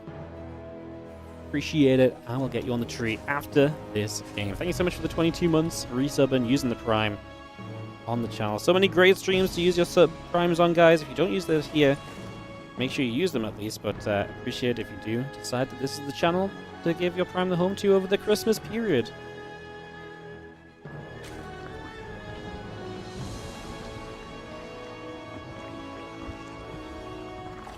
One on upgrades, Stimpak coming through. Again, Roaches, the lair coming about. That evolution chamber still building up. Hatchery about halfway done.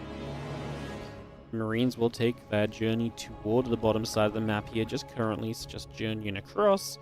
Again, the Carapace upgrade coming about. The Reaper and the Marines continue to gather together. Let's Rogue out unit-wise. There's a lot of Marines, and the thing about these Marines as well is, like, they're very close to having their upgrades. Rogue needs to make sure he's got enough units to deal with this. Like, there's very realistically a chance where you just have, you know, the right ability to make units, but you just don't make enough of them. You know, we're building an infestation pit right now. Like, Ryung's been a bit tricksy in this game, and you need to make sure you don't end up on the wrong side of those tricks. Otherwise, this could turn into a little bit of a dismal experience. So, like I say, something to try and stay clear of. Just a little. One more missile upgrades coming through. Roach speed still building up. The Hydra Den is about halfway done as well, so just continue in with all of that just for now. So yeah, I mean, with the infestation pit done as well, we are already on track to move into potentially Hive. And if you move into Hive here, you're going to be on your way to Lurkers sooner than later. Going to be kind of a big deal as the medevacs load. Double medevac of Marines going across over the left-hand side. Away we go, 60 Marines going straight across the other side of the map. 2-2 upgrades coming about, combat shield coming in. Medevacs will unload, Marines will get after that Overlord. It's going to go down immediately. It's going to be a nice, easy cleanup. The upgrade lead is definitely there from Riong. It's definitely going to be a factor. We actually just see Infestors for now. I don't hate that. As someone who maybe just needs something to kind of solidify this army a little bit sooner than more than anything else, a couple of fungal growths landing at the right time can almost always be impactful. So definitely kind of veering in that direction does not feel like a bad factor. A couple medevacs still full of units that are going to unload back over on this left-hand side for a couple of moments as well. +1 missiles, holding speed, spines. Just counting through the few different things that are coming up. A Ling Roach coming in, that fungal whiffs. That's not the ideal way to kind of reveal that you've got Infestors out. It's like, I've got Infestors back! Oh, it didn't hit. And now you know, and now I'm not going to catch you off guard, I guess. Uh-oh. Yeah, a little bit sad as you do see the Lurkers, the Hive continuing to come about just for the moment. +1 missiles coming through, additional Hydras coming up. Marines will unload, they will get toward the Overlord. Just going to be seeing that Overlord going down. Still got our Lurkers coming about, Hive coming online. Like I say, the 2-2 upgrades coming through from Riong at the moment, so bringing those straight by. Factory in the barracks coming up as well.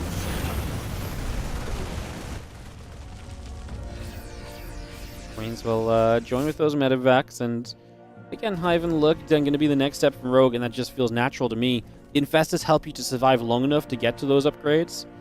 By the way, I will just touch back on the fact that I said maybe this is a mech map from Riong. Obviously, that's just not the case. The reason I said this is a very large defendable map. Right now, I feel like Rogue's getting into the position where this kind of layout of the map against this army is going to be great. Like, the creep spread is everywhere. You know what this creep spread is kind of, you know, the reason of, or the reason this creep spread is like this. I can't think of what I'm trying to say exactly, but the reason the creep spread is like this is because we open no Hellions, right? We open no map control. We open with that Marine-based opening that just doesn't really do that much. And so you kind of give up a lot by not going Hellions. This is why Hellions are such a mainstay in the TVZ build orders, because the lack of map control has allowed Rogue to just push creep out, and like I say, even the Marine follow-up then was not good enough to play cleanup, and that's why you see Rogue really in just heavy control of this map at the moment.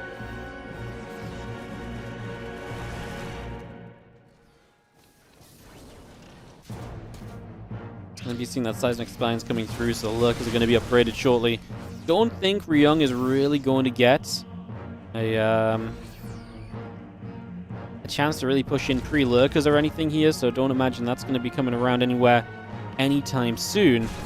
Going to see a few Marines moving about, the Marauders coming over, Hydras and Infestors gathering around, the Bio going to be here, a couple tanks will siege up as well. The Marines will come forward, a couple of creep tumors begin to drop, and you're going to see that creep being cleaned up as the Infestor tries to move up this ramp, gets killed instantly, so Rogue's not watching there. He's counterattacking while this army sets up. That is a planetary fortress on that base. This is the issue with Celestial. The moment these rocks go down, everyone just seems to forget about the fact that that's a real access point to your natural, then your main base. Rogue does lose the bottom right base. He's a 3.5 base Zerg. I'll say half because the in base is not exactly a full base. We deny the incoming drilling claws. That's nice. The Roach will get up into the main. There's going to be a siege tank that goes down here. I mean, you got to pull back here as Ryung. You got to stop this from happening. Otherwise, this is going to get out of hand extremely quickly. Roach is coming through. A couple of Marauders going down. Still got the upgrades coming up across the board. Ryung around the bottom right. Ryung over to the far left. Just going to see those few Marines getting in after the Overlord there. Trying to see a little bit else of what we can do. Marines will step forward. A couple Overlords going down. The Lurkers will burrow up. A couple Hydras coming through as well. The rest of the Lurkers and the Infest is going to be there. Fungal Growth landing onto the Siege Tank. Not quite going to be able to do enough just yet. The rest of the Zerglings coming through. Again, just going to see the Lings running across. A couple of the SCVs going down. 3-3 upgrades. Marauders and Widowmines still producing. Do you not feel like the last few moments have been, like, they've not been great for Riong, but, well, have they? I actually think they have been great for Riong. I was going to say I don't love them for Rogue. I'm like, but do I? I'm like, well, kinda. It's a very interesting state of the game. I think my biggest issue is that Rogue lost some of the bases, which I would have much rather he held onto than anything else. Like, if Rogue still had, like, the bottom right, I think I'd like this so much more.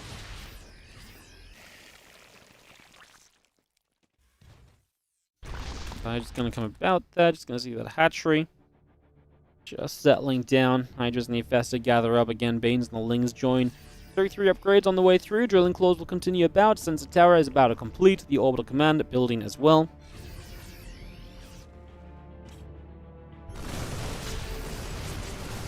Melee upgrade must go. Is coming through. Ooh, getting a catch over here. We run out of Balins as that Fungal lands, but I think the Hydras are good enough. That army's low HP, and the Hydra's able to do a lot there. Actually get burrowed here with these Lurkers, and they will actually do okay. Widowmines hit the Hydras, which does soften them up quite a lot. Yeah, that was kind of a big moment. I felt as though we were about to see a little bit of a state of the game there where maybe it got a little bit scary, but actually Ryung just took a bunch of damage.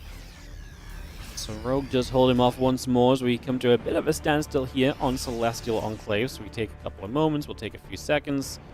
Get reset for ourselves in the next few moments.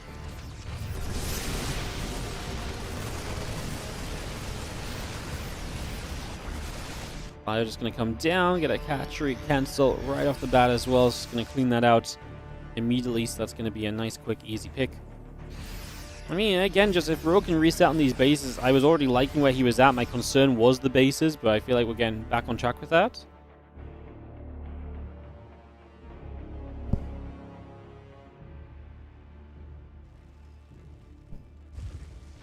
Of Shells finishing soon. Rogue still out in this end of the map here. Hydra's settling. Bio going to take a step away. I'm just going to be seeing a couple of Lings getting picked off right now. That Lurker still coming through. Additional Banelings coming about.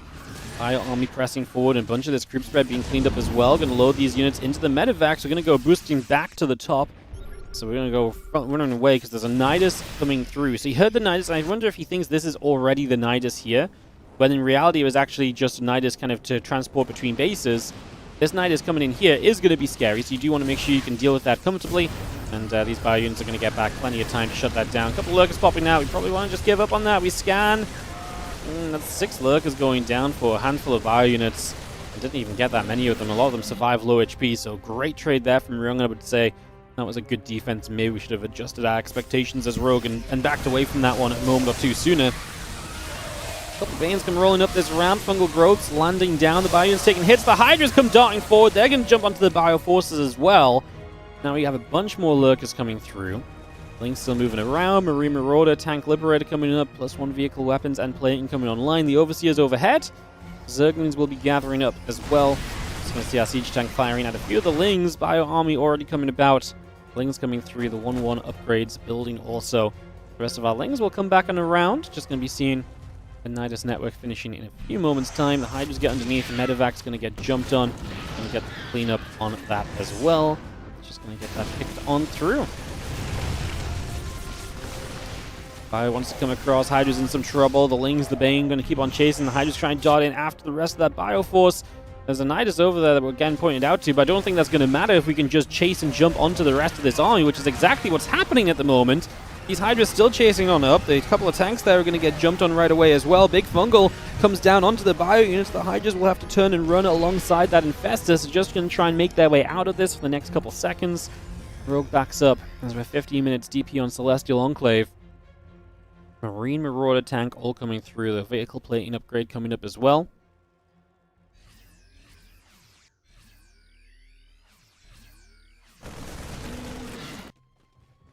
I'm just going to see the bio, dealing with the Nidus network.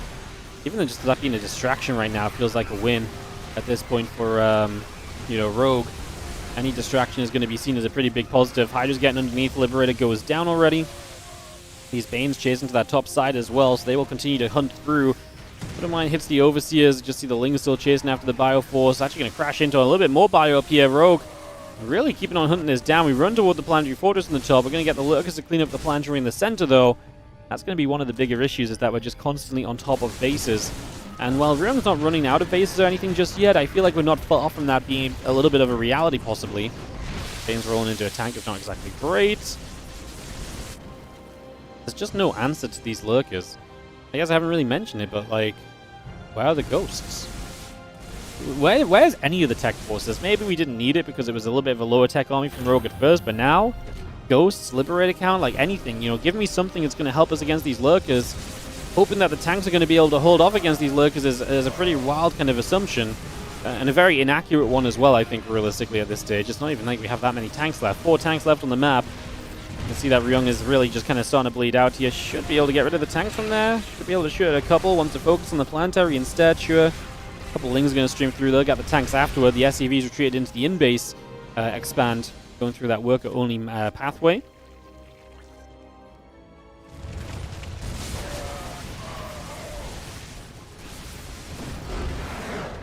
Ring's just going to type out. He was absolutely starting to fall down. GG's. Rogue takes game 2 of this best of 3, and Rogue is going to set himself up in a great position. He is going to be what? He's going to be 3-1, 6-4. It's not super pretty. 2 of the matches he won. Obviously, this tour against Ryung's great, but he did lose a map to NightMare. He did lose a map to Shameless, so keep that in mind if tiebreakers come into play later.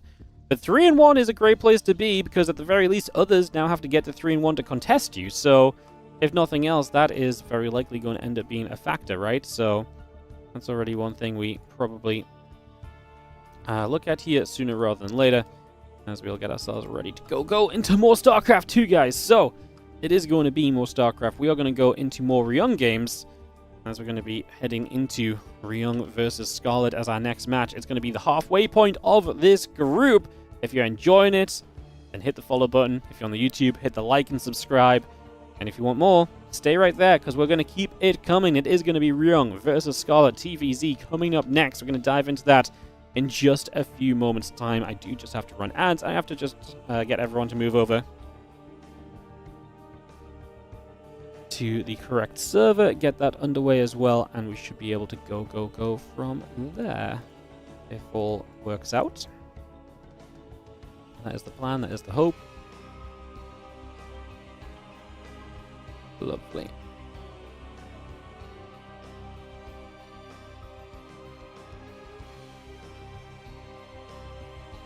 Alright.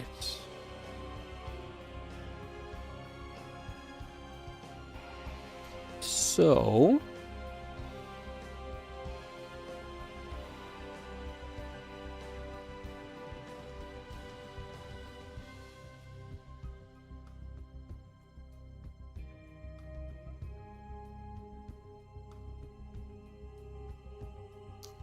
get this ready to rumble.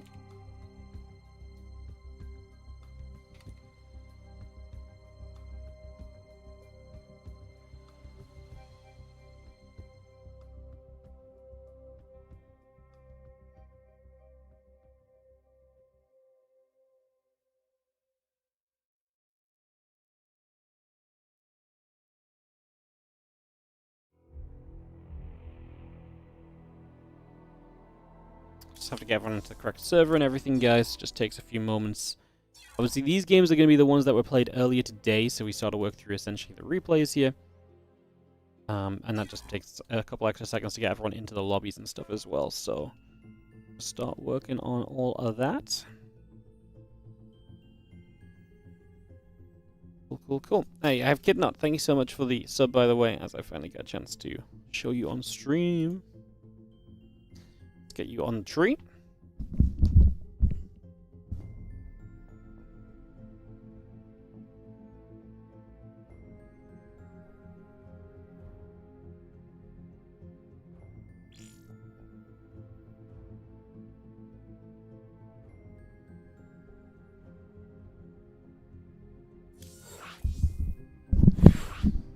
Alright, Scarlet versus Ryung coming up. I mean, it's going to get interesting. So, again, look at this group right now. Ryung is 3-1, 6-4. Scarlet 1-0. NightMare 1-1. Ryung 0-1. Shameless 0-2. So, the only people who can really challenge Rogue are Scarlet and NightMare, and Riong as well. And they would have to pretty much win out. Scarlet obviously has maybe a series she could lose. They would maybe come down to map score as well, so there's definitely a few things to look at in that regard. Ah, no. Thank you so much for the 27-month resub. Time flies when you're having fun. Oh, yeah. Thank you so much for the 27. Appreciate it. Let me get you on the tree. I'm just double checking we got everyone invited here.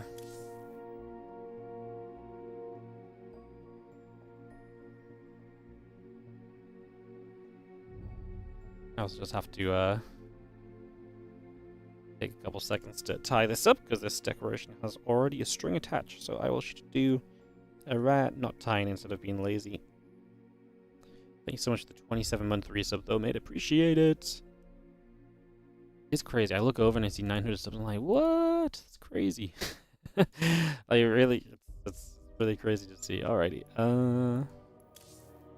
Waiting for Funker to relog. He's having some server issues, and we can go into Riong versus Scarlet. Oh, no. Thank you so much for subscribing. Appreciate you. Let me get you on the way.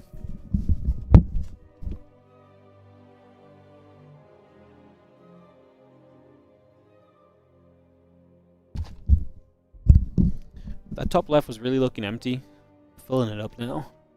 We need to get some people down the bottom layer. Like the bottom layer needs to have a bunch more people on it, basically. So it's going to be our upcoming goal. For now, though, let's go into Ryung Scarlet. So this is big already, because if Ryung loses this, he's 0-2, and that already puts him into a pretty rough position with the Pearls players left to play against. Yeah, and then Scarlet's going to be 2-0. She'd be in a great spot if she wins this.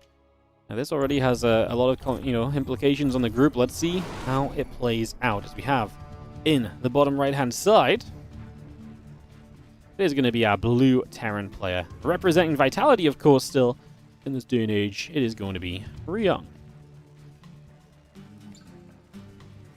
Up against the red Zerg in the top left corner of the map, we're going to have Scarlet. She's, of course, from the Shopify Rebellion. Great to see her playing today. Obviously took out Rogue early. If you missed that series, that was actually a really fun one already. Obviously just spoiled it for you guys, but well, it was good. Definitely worth checking out. Definitely worth checking out. Let's see how the rest of it goes. So we'll be doing the Ryung games next. So we'll do Ryung Scarlet, then Ryung against the Protoss players. I'm not sure which order they're in. I don't know if it's Ryung Shameless or Ryung NightMare first, but we'll start up with that. We'll go from there, and we'll work our way through this whole situation. Is the plan around? That's how things are going to go. That's how we're going to move it all along. Very exciting. Very, very exciting. Effect going down, so hatch gas in the pool just coming through for a couple of moments. Going to get that on the way initially.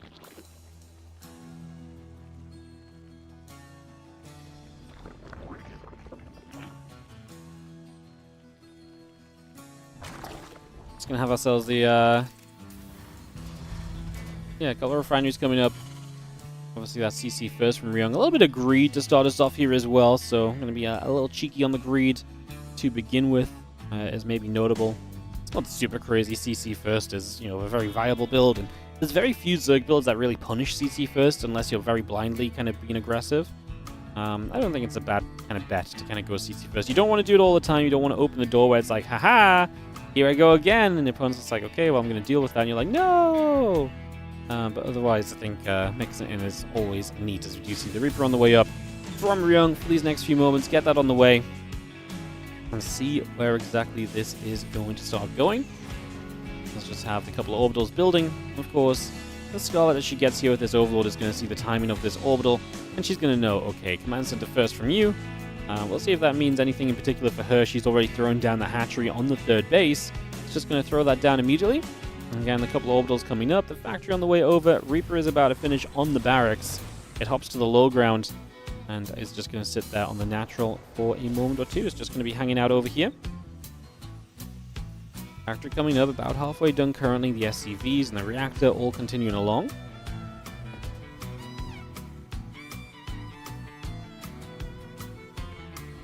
Handling speed just coming by, commencing the SCVs coming across.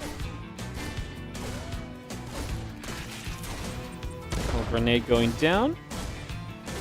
Ling's just going to get picked away at. We're not going to be really committing in with these Lings. The Scarlet just gets right in there. Cleaning up a couple of SCVs, nibbling through. Kicking off for the moment. Just going to be having the Reaper going after a couple more of those Lings for a couple of moments there. Another Deeper will come down. Overlord still hanging about. Just for a second.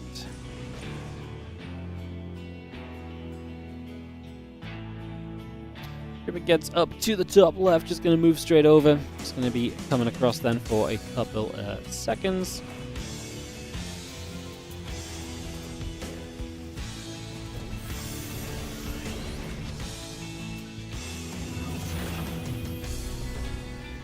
Couple Hellions and that Reaper just going to hang about. The Overlord's still moving around. A few drones, the Lings, the Queens, the Ling speed. Bit of everything coming through. Banshee and Hellions, the cloaking coming up from the starport. Just going to see that Overlord hanging about here from Scarlet, just on that side. Again, the Reaper and the two Hellions will get back toward the top. Obviously, a Banshee and Cloak on the way. Going to give us a good little bit of something to play forward from here. Again, a couple Queens, drones all building through. Yeah, Cloak and Stim going to be a part of this as well. Banshee and the Hellions still coming over.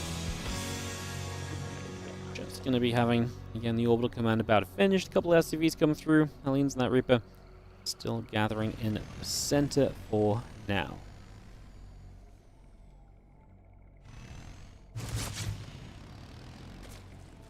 Queens will shoot. Hellions go the other way. A little bit of cleanup. Again, the double barracks on the way out with engineering bays. Very typical as we set up into more and more bio. And Scarlet just takes the lab. Just going to get that started already. One bunch of drones coming through. The Queen's in production.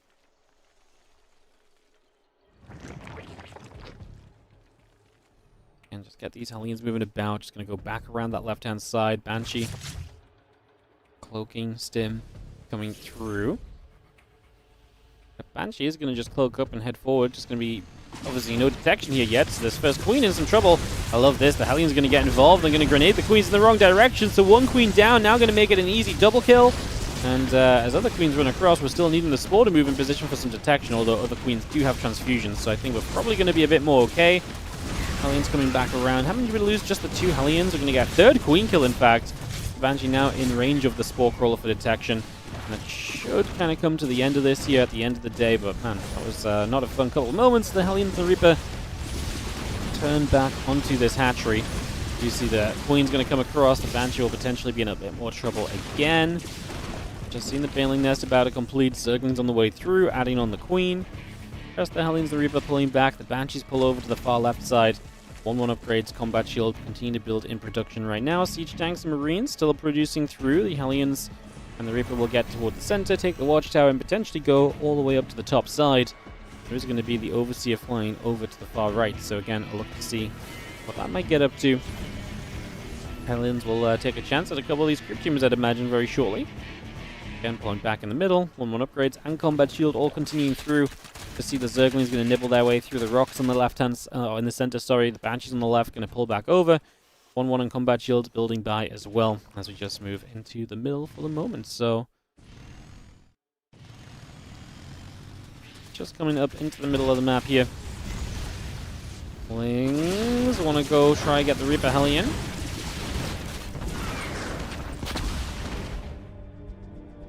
It's pretty committed on the move out here and there, but not too much really going on. Pretty protected as we just continue to settle ourselves We'll see ourselves the melee upgrades coming up from Scarlet, the Lingbane Hydra all coming through.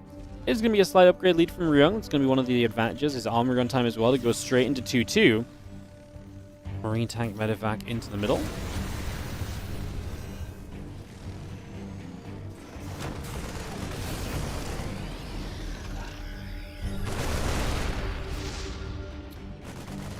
One Marine's in the Hellbat just going to push up. A couple creep tumors going down. Just going to be seeing the Overlord taking a bit more damage. So Overlord taking some shots. Just going to be seeing the Hellbats. The Marines still gathering around there with the tanks sieging as well. Continue to settle ourselves in. The +2 armor starting from Riong, but no +2 attack just yet, pulling a beyond on us right now. Something we don't really want to see, because missing the attack upgrade could be brutal for him down the line. Something you want to be very cautious about. No counterattacks or anything from Scarlet. Nothing else happening around the map at the moment here, so we're still kind of waiting on that and see what exactly happens. These few Marines very much so just still pushing in position and seeing what exactly they can do. Now we've got Lingbane Hydra going to continue through the Queens as well. A couple things from the other side, going to roll up this ramp.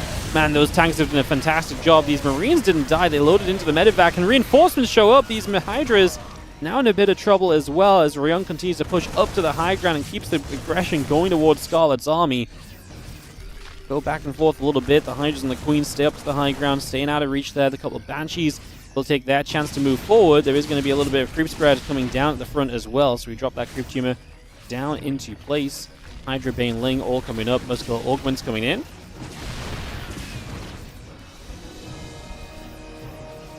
Just going to linger here. Still the Banshees just at the front is kind of annoying. You can't send anything forward, otherwise the Banshees start getting free damage. So unless you bring a detection forward with it, which so far is not being great. Some of the drones to that right-hand side. Scarlet actually going to come wrap around on this army again. Lingbane Hydra coming through. The Banes want to go in after those Marines, trying to get the connections. Some of them just falling a little bit short of the mark, which is why we don't fully push this back. I think Riong does have to probably step away, though. He is building a fourth behind this. This ARAX is kind of coming to a close. It's time for us to kind of head into the next step of the game, apparently, which is going to be a little bit more macro-oriented.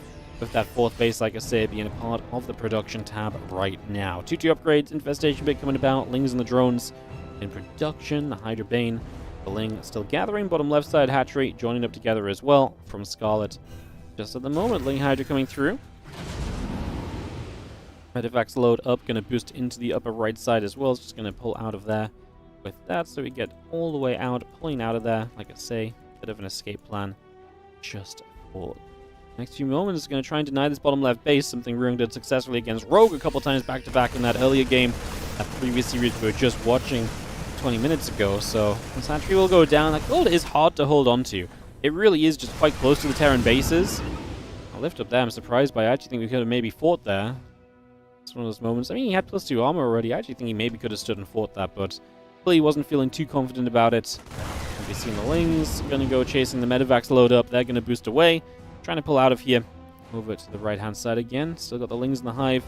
Continue to produce by. Going to get to the bottom. The SCVs are going to be jumped on for a few moments. A bunch of workers beginning to drop, and that's actually a lot of damage done. Scarlet with a good shove in. Not letting the fourth base come up freely or easily, so that's going to become quite the expense there from Riong. As they're actually going to jump onto the rest of this army as well, so never mind an expense. Let's see how well the trade goes potentially for him. The Hydra and the Bane trying to get through just off creep. It's going to be rough getting enough of those Banelings to connect, and I do think that's the issue that Scarlet runs into in the end. Just does not really have a good enough answer in that regard. These few seconds are still nibbling through. A couple of Marines going down.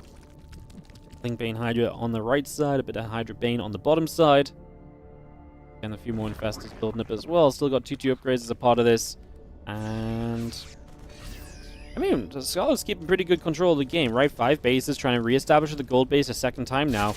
More than anything, maybe needs to get some creep over there. She's going to kill the fourth base as Riong didn't have it repaired up, and obviously we're still trying to just push it into position. Bordermines actually do a fair amount, 21 kills between the two of them. And Scarlet does have to pull away, gets to cover a couple of units. She still has the little stab of units over to this right side, the dagger in the back for Riong. If he keeps on looking this direction against this main army, the rest of that could be huge. Widowmines again look like they had a good time. Only 4 kills apparently between the couple of them that are on cooldown though, so I thought that might be a little bit more impactful as we still wait for the next move here from Scarlet. Where does she want to attack in from? Does she want to try and use that army on the right side? Is she just happy keeping that there as kind of a wait and see kind of clause for the moment? Most more than likely, yes, but now Ryung moves up. Burrowed Baneling's over here. Scarlet doesn't use them just yet, but if you force these units to turn back the other way, we might be able to get a good Burrowed Baneling bomb out of Scarlet in this game. We're not going to get there yet, but the setup is good. The fact that they're there is fun. I love these Widow Mines from Ryung. They've been keeping him kind of in this. The lack of a fourth base is an issue. Going to drop a fungal here. Need to try and set off these Widow Mines effectively. Burrowed Banes at the same time. I know we're missing the fight, but I wanted to see if the Burrowed Banes connected. They do not. Scarlet's too busy microing over on this side. And we will be seeing this army able to do pretty well for itself. Ryung is still hanging on there in there. Supply-wise, though, this one Baneling finds an SCV that's low. The rest then get brought low. Seeing more Marines and the Marauders, the Widow Mines coming up. Army still into the middle of the map here. Adrenal Gland's about to complete. Army comes over to the left. A couple of Hydras getting jumped on as well. Continue to pull all the way over in this direction. So again, we get set up over here just for now.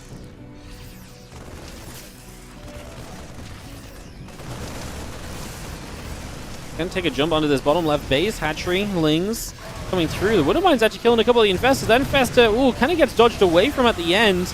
Now we're going to be seeing the Banelings kind of getting jumped on quickly. The Widow Mine, these shots were decent. Is it good enough? There's a couple of Banes still chasing through off creep. These other Banes actually got in between the army. Hydras will clean up the units at the front, but there might be enough from Ryung to start picking off these Hydras. Reinforcements are coming. Again, it's not far away from his bases. The reinforcing distance is pretty low at this stage. And that's one thing for us to keep an eye on here as the bio pulls back again. Ling Hydra setting up and coming through. A couple of Widow Mine shots are going to go. A couple of Medivacs going down. The bio coming across once more. Again, Marine Marauder, Medivac Mine continue to add up together. Those Widow Mines are deadly, man. They have done so much. And they're not being killed off. I mean, that's like 5, 4, and... How many kills does this one have? 5. So 5, 5, and 4 kills. And some of those are like Hydras. Like, some of these are more expensive units. These are not just Zerglings that these mines are getting at this stage. Like, everything is getting hit by them. Scarlet's just lacking detection a little bit to kind of clean them up quickly. But I thought some of those at least got a little bit, cleaned up a little bit more speedily than what they've been doing.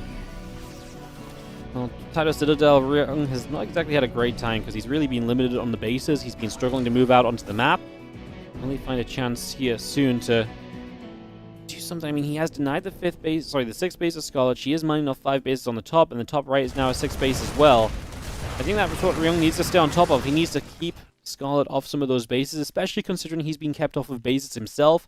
It just feels inevitable that if he wants to see success, that's the kind of pathway he might need to take here. The SCVs transfer over to the front base. There's actually a natural orbital and main orbital both relocated, by the way, so these newer bases are not exactly ideal because they don't protect themselves. They're not planetary fortresses, so like I say, not ideal. These Burrowed Banes, they are going to go off. They are going to get the connection. It might not be the most spectacular, but it's still efficient as the units there just sit atop, and Scarlet takes the opportunity to blow them up. I'm glad we caught them. I've been keeping my eyes on those on the minimap for a long time. I was determined not to miss them like I usually would. And we do get that connection just there. Little Ling Bane still gathering up a right. Creep spread will come around that far right side as well. As we see more Ling Bane Hydra heading downward. A fungal, often infested, that then goes down. So nothing nearby to really capitalize on that. Not sure what happened, if that infested just wandered in haphazardly, if it got I don't think it got scanned, so just missed the situation for that. There's going to be mines here. There's also going to be just units here. I don't think you can attack into that as Scarlet. Maybe the same is true on the right side. Kind of hits a bit of a brick wall of units right now and just can't seem to find a way in. It's not terrible to have to sit back and wait a little bit. Apparently we got a couple of connections there. Scarlet reconnected. A couple of Vipers available too. Obviously Parasitic Bombs start working on these Medivacs hit points. If you can start to get those Medivacs a little bit lower overall, that would be nice. Don't know if this fight's going to go anywhere, but it does feel like on the other side of the map we're very close to maybe seeing some action. We do start to trade out over on this direction. As we go back and forth a little bit, Riong is going to find himself in the bottom left, though, very close to taking out this hatchery. And that hatchery is surviving for now. These last few Hydras going down as well. Scarlet not with a pretty fight. Both sides of the map, I feel like she's actually losing out. She's losing units everywhere, and as it's just Hydras left over, it's not ideal. Those Hydras are only just about to get their +2 missile upgrade. And the worst part of this, now we're only on 7 Hydras, and the Lurker Den just finished. So we really want to, add on Lurkers. That's going to be more difficult to do with less Hydras available in the first place.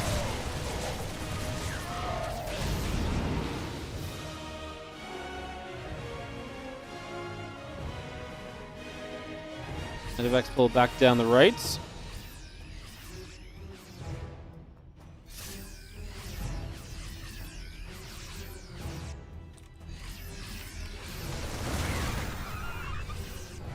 Got the watchtower there. Fielding's running through. Widowmine's coming about. Bane's going to roll in. Hydra's going to be there as well. Just going to see a couple of shots coming about. We are going to be seeing those Hydras going back the other way for a couple of moments. They're going to step out of here and try and keep themselves nice and safe.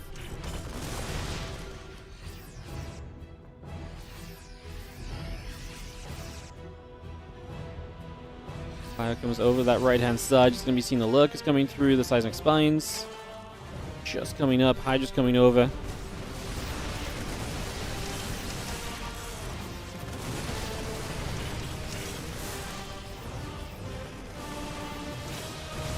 Just going to shoot through Hatchery. And is going to be taking some damage. Hydra's still taking some shots. Just going to be seeing the Lurkers burrowing up.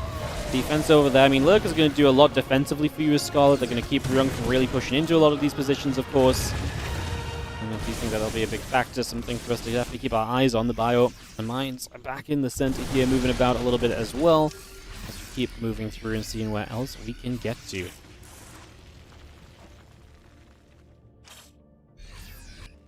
Well, a couple more mines going to unburrow. Lurkers and Hydras still coming up. Spores coming through.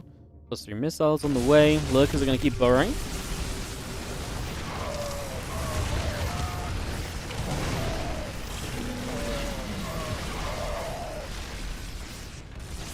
A lot of Lurkers going down. Lurkers just going to be there. It's going to be seeing the Sense Tower in some trouble as well. Big push in the front, but we are going to walk these Lurkers up this ramp, and I don't love that with the scan and that tank fire. I think those Lurkers were in a lot of trouble, actually. I think we're fortunate as Scarlet not to have lost a few of those already. And those burrows up. The bio is going to walk into these Lurkers. Is that going to be pretty for Ryung? You're going to say no? Probably isn't. It's going to be seeing the dive in now. The Lurkers are going to start going down. The units from the bottom side would need it. Infestor goes down there, included with everything else.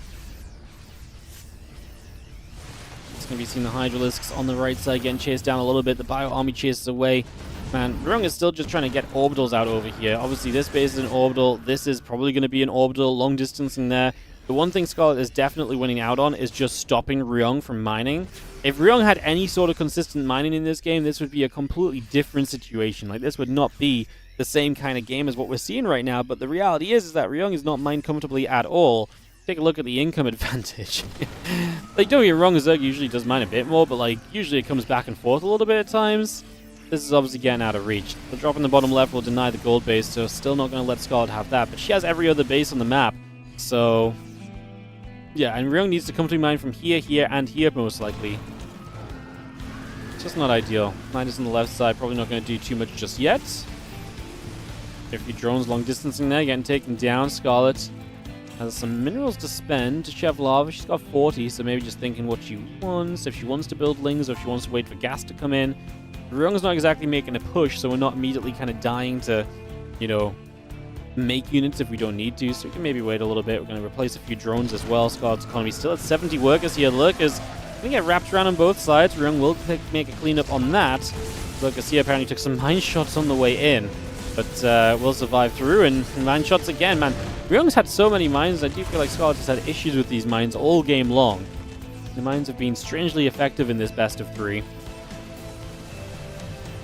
Orbital wants to come down on that far right-hand side. We could get repositioned down to the bottom on this side as well. Just seeing the Nidus coming up. Hydra's on the way by. Extractor coming up as well. The rest of the army over on the left. Ryung still on a map that's covered in creep as well. Typical Scarlet's creep spread is all over the place. I mean, typical of a Zerg that just controlled this game as well. Like, Ryung has not had... like, Ryung's success has been here. Like, early in the game, he 8 racks up to the top, but his success otherwise has been in the bottom left. Everywhere else on the map, he's just been held back so heavily. It's been just a pretty major consistent issue, right? As these Lurkers just in the main base are a problem. We do deny the gold again, sure, but we just need more than denying the gold on repeat. Like, that alone is not going to get the job done for you at the end of the day, so we need to try and stay clear of that. A couple Lurkers still coming up. Marauders on the way through. The Lurkers still poking about. That orbital command taking damage. Rest these Lurkers putting work in. Marauders taking shots. We do have ourselves another Nidus on the 6 o'clock. Coming by as well, also getting going. Lurkers are going to poke their way through the orbital.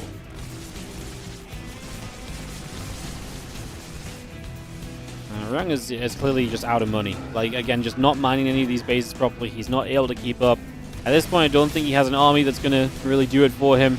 He stims, his medevac's super low energy, they don't even have healing left over. GG gets called. Scarlett is going to take game 1 of this best of 3. That's super exciting if you're a Scarlett fan, guys, because she is now 3-0 on maps on the day. Win this series against Ryung, you're 2-0. It's a great spot to move through from, especially with 2 zeros. If it was to be 2 zeros, that would be very good. So, yeah, very exciting stuff. Alrighty, guys, I'm going to take a moment. I'm going to head into more action in a moment. Thank you so much, Vraken, for installing the Star Trek Fleet Command and checking out the sponsored content. We'll be jumping into more here in just a second. It's going to be our second map of Scarlet Riong, which is going to be on White Rabbit. Guys, I'm going to run ads. I just need a BRB a couple moments and go grab a drink. So I'm just going to get some invites rolling. And then I'll be right back, and then we'll jump into this game once these ads have wrapped up. Because, like I said, I need to get a drink anyway. Alright, BRB, 2 seconds.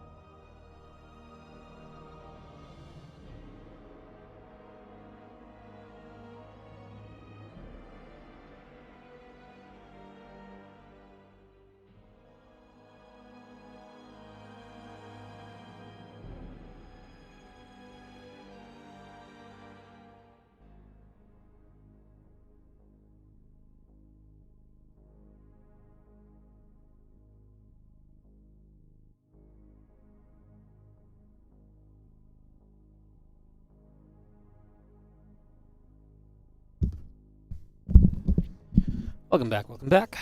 3-7. We're good. Alright, let's get game 2 started off, guys. For the patience, and let's get back on track.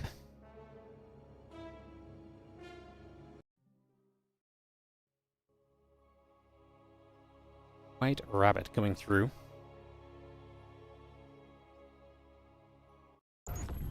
Let's get this on the way.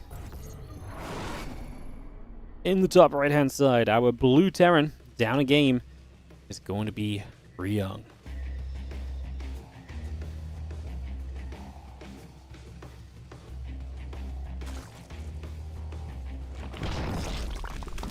Bottom left, a red Zerg will be Scarlet. Game 2 of this best of 3. To get this underway, Overlord Depot, SCV, coming about.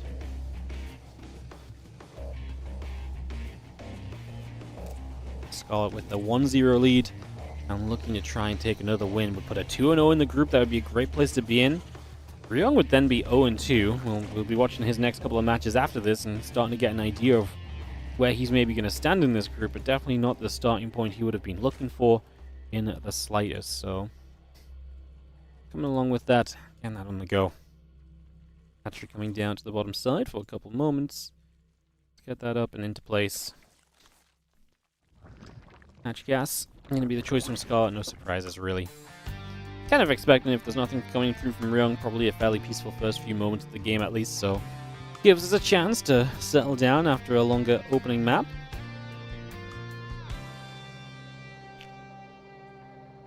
Just want to take another chance just to say hello, especially on the YouTube channel. If you're watching, take a moment to hit the like and subscribe. We've got a lot of viewers on the YouTube. We've got 400 plus, so that's a good chance. A few of you have not hit that button. It takes a few moments. Liking helps people find the stream. Subscribing helps people find the stream too. More people on the stream means more StarCraft we can run. So give those buttons a click. It really doesn't take long if you're already logged in. I do appreciate it if you can take a second to do that. Thank you so much in advance. Appreciate you. So Overlord continues to take a run across to the upper right hand side. The Reaper is going to head down to the bottom left here from Ryung.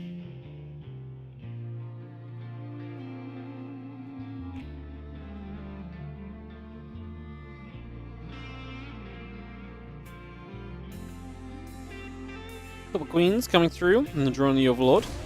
Coming over, a couple command centers building. Queens will fight, Reaper will take some shots.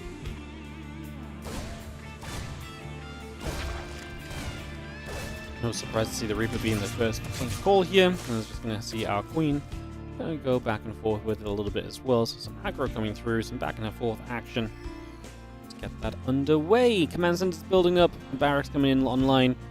And the Overlord and the Hatch coming through. The Queen's still in production as well. Now Reaper continues to come about just for the moment. And yeah, Queen, link speed, a couple drones, hatchery, all of that coming through for the next few moments.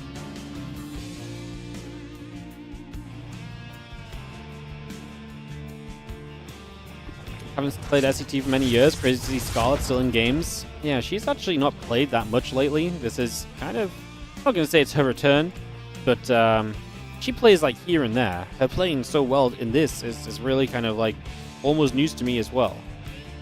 She stepped away for a long time and did other things. But turns out if you're a really good StarCraft player, when you take a step back into the game, you're still really freaking good. Who would have guessed? And sometimes, you know, you take a step away, and that time away really helps to develop you, and, you know, that time off really helps as well. Like, maybe it doesn't help you mechanically, but it comes, you know, you come back to the game in a fresher spirit, and a fresher meta. It can be really nice, kind of, to take that break sometimes. It's hard to do in StarCraft, because it's so hard to get back to where you were if you take time out. But sometimes taking that time can be a healthy thing as well. Will Zest ever come back? No. Zest returned from the military a long time ago. He had no intentions of returning to StarCraft. Apparently he just started up his own business and just never looked back. So, yeah, Zest really just, you know, took retirement as a very real thing. He was done with grinding out tournaments and stuff, man. He was on to the next stage of his life.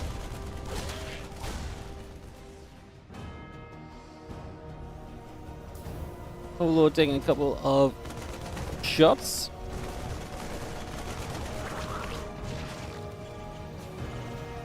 Going to be seeing the all-in upgrades coming by, the factory coming up. It's going to be seeing the tech lab, reactor coming through. Sorry, reactor coming through, not the tech lab. Imagine a reactor on the factory as well for the starports. Just got the medevacs ready to go. It is really no surprise at all. So we get that going. What business did he start? Okay, this is not something I know 100%. For some reason, I want to say he started up like a little cafe or something. But I actually don't know. I feel like I think someone said that, but I actually don't know if I ever found out if that was the case. And I'm not sure if that was even Zest. It might have been someone else. Yeah, I'm not 100% sure.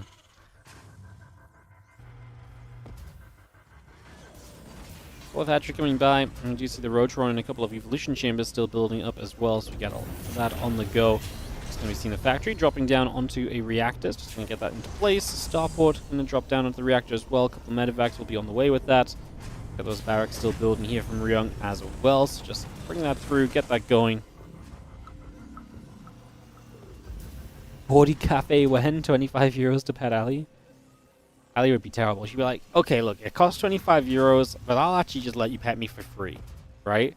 Just don't tell anyone, like, because I just like being petted.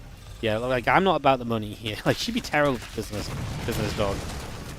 She'd be so bad at that.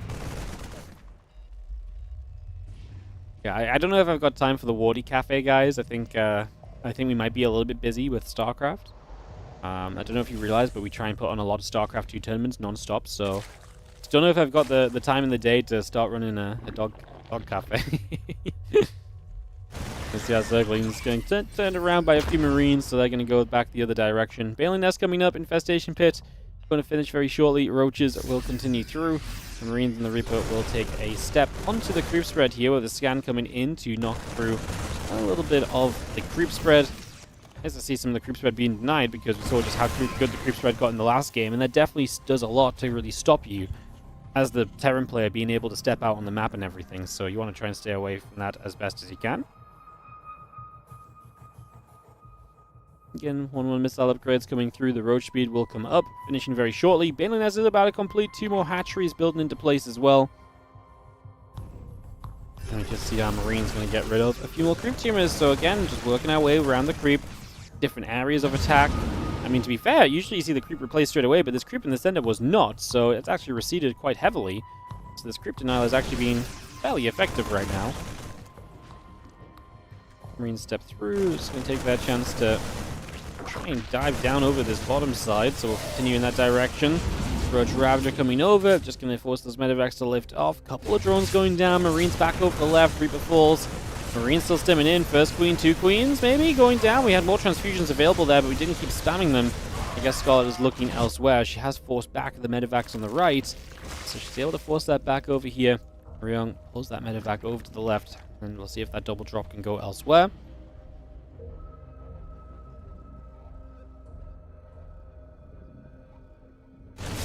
And load into the main base. A couple queens are still trying to fight. Just going to see the bailing speed finishing up shortly. Lings and a Roach and a queen coming through. We do see the medevacs loading up. They're going to start pulling away. Getting out of there for the moment. 3 more Vipers on the way about. Queen, bailing speed coming up. Medevac going down. Just going to see on the bottom side the Widow Mines continue to press forward here. Let's do just get those mines burrowing. A little bit of a jump in toward this hatchery. Widow Mine goes off on the queen. Good fungal growth. Going to land on a good few Marines right now as well. We keep chasing forward. The Roach Ravager looking to try and be a part of that. Roach going to get hit by the Widow Mine again. And we keep chasing through. The medevacs have to boost back. The Roach Ravager turns back around. Infestors will settle over on the right side. Ultraless Cavern drones the Ravager. Overload speed +2 carapace and +1 melee. All continuing by. Medevac still very much so just overhead and hanging about right now as our Lings will gather up a couple more corrosive vials. As the medevac's just about able to steer themselves clear of trouble right now. Cavern really is not far from finishing. The bio will come down the left side, looking to get toward the Roaches. It's going to be seeing the Ling Roach looking to get forward. That hatchery is going to go down, so Ryung is going to have a much better game so far here. Really actually being aggressive, actually getting in, succeeding on some of these attacks. Now, Scarlett's already on the Hive Tech, and Viper's coming through. We'll see how much they help her in the next little bit of time. And you see a bit of bio already looking to get around the right side. Looking to get down to the bottom. The medevac's taking some shots again from a Spore. The only issue I have for Ryung is that this is not one big consolidated attack. This is obviously a, you know, a bit of a split army push. So if Scarlett can get her whole army in one place, that could be scary for Ryung. Going to split against these Widow Mines right now. I was about to say, those corrosive vials nearly hitting the Infestors. I'm sure they intended to hit Widow Mines or so, but that almost looked a little bit sketchy. Could have been a lot worse. Roach is coming about. The bio going to come over. Looking to get toward this hatchery again. Look to recancel what we just killed. Actually turns around, just fights the Lings. To be fair, Ling Roach is not going to be that powerful here. Need another stim, but we should be able to keep fighting it. However, by fighting the units, we do not get the hatchery. Not sure how much we really care about that.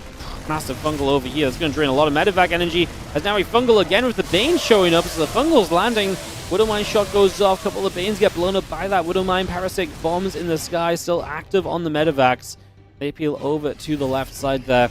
We do have more Ling Ultra Chitinous Plane all coming through. The bio going to get over. Going to get rid of a couple more creep tumors as well. Picking through that on that bottom right side currently.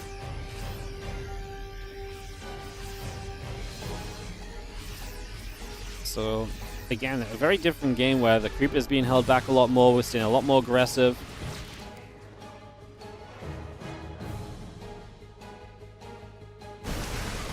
Banes roll up, Parasitic Bombs. Actually going to be able to get a couple medevacs here, I think, so it's going to be nice. Viper's finding value. So the fungal just crashing a couple units. More importantly, we're getting the Ultras out, and those Ultras arriving and kind of taking, you know, place on the map is going to be a big deal. It's going to push us in the right direction, no doubt, in the near future. We still see a bit more Ling Bane coming about. The Burrow coming through, +2 melee, +3 carapace. Being brought online as well.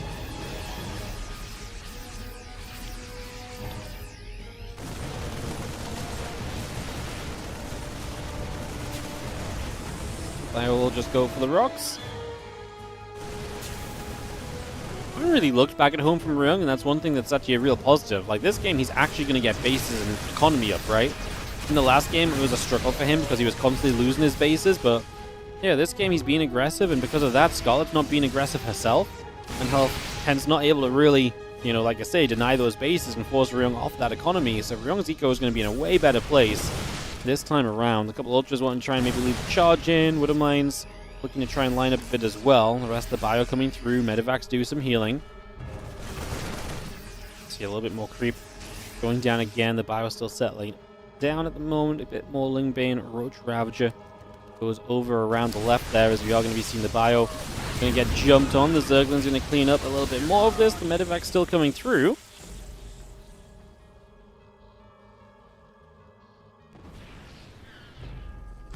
Bottom right side, just going to see that one Marine in some trouble. Corrosive Bile lands in toward a couple of those mines. A bit more coming about. Another Bile coming into place. Just going to be seeing the fungal growth. Will come in. Parasitic bombs. It's going to come through as well. Oh my god, those parasitic bombs have just killed absolutely everything. Oh my god. Did those parasitic bombs just kill every single medevac with every single unit? I think they might have done. Scarlet is now shoving her way into the top. Look at this. Bane's on the top side. Plantary's going down.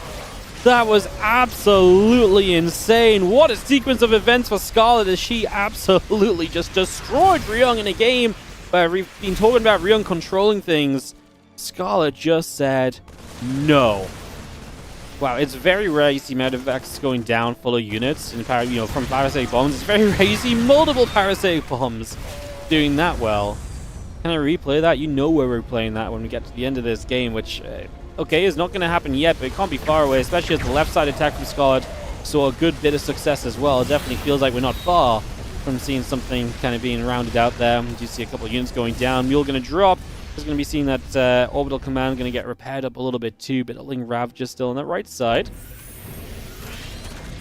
Ling's going to get in. A couple of SCVs will be killed off here. Widow Mine shot goes in for some of the Lings. A couple more Biles. I'm going to get rid of the Widow Mine there again. Ling, Bane, Ultra, Ravager moves across. The Viper's coming over. And the Ultras and the Lings come through. Plus 2 missiles on the way about. We are going to see the Widow Mines getting jumped on. The Zergling's going to move forward there as well. Ultra going to get tank a shot, basically. I mean, this Planetary is going to die.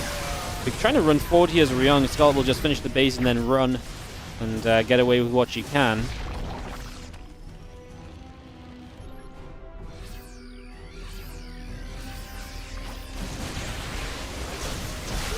I see a nice fungal and a couple of those ghosts going down already. We take a bit more damage. Ryung trying to chase back. I mean, Scarlet is setting up about 20-25 supply right now, so her supply definitely in a great place. You see a hatchery bottom right-hand side coming through. Scarlet still just expanding. She's got another counterattack coming across the map. It feels like she's got complete control of this game right now. As we just see the Bio Army pulling back away. The few Ultras up the top side going to go in after that orbital as well. Going to keep on chomping their way through that one. The Lings will come about. The SCVs will be in some trouble there. Perhaps Refinery going down. Just going to be seeing the Bio Army still trying to step forward. The Lings and the Ultras going to take the chance to try and move through. We do have our +3 melee upgrade, +1 flyer carapace, +1 flyer attacks. I mean, Scarlet just got upgrades across the board. She just needs to deal with this large attack of Ryung. And Ryung is up in army supply right now, so this is not in just yet. Couple Widow Mines. Gonna try and fire. Ultras gonna eat some of the Widow Mine shots initially. We keep pushing through here. Fungal 2 coming down. The most important part of this is that the Ultras are just chomping, and they will deliver.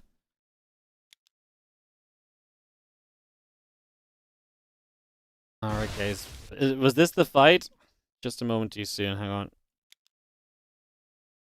Here you go. So we're just running.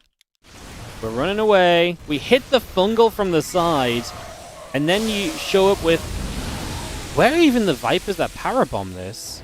Was it just that... Oh, sorry, they're right there. They're full of energy. I couldn't see them. Parabomb gets every single medevac. That is such a supply drop from Ryung. Like, that's absolutely disgusting. Absolutely disgusting. And just cherry on the cake is just the fact that the rest of this push continues through. Damn. Put that one on the notepad to clip.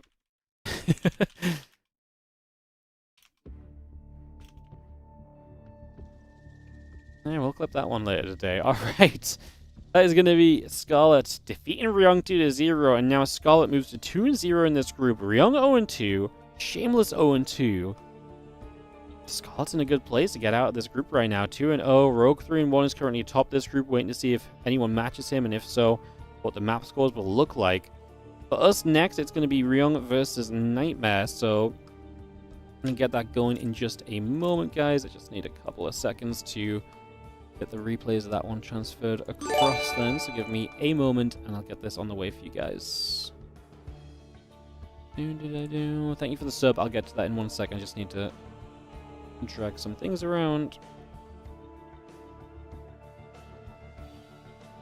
Sorry, I'll run the ads as well. Oh, Smaller 73 on the gift bomb as well. Wow, the gift bomb. 5 gifty subs. That means you don't just get a decoration on the tree, you also get a bonus decoration, and you can pick the color.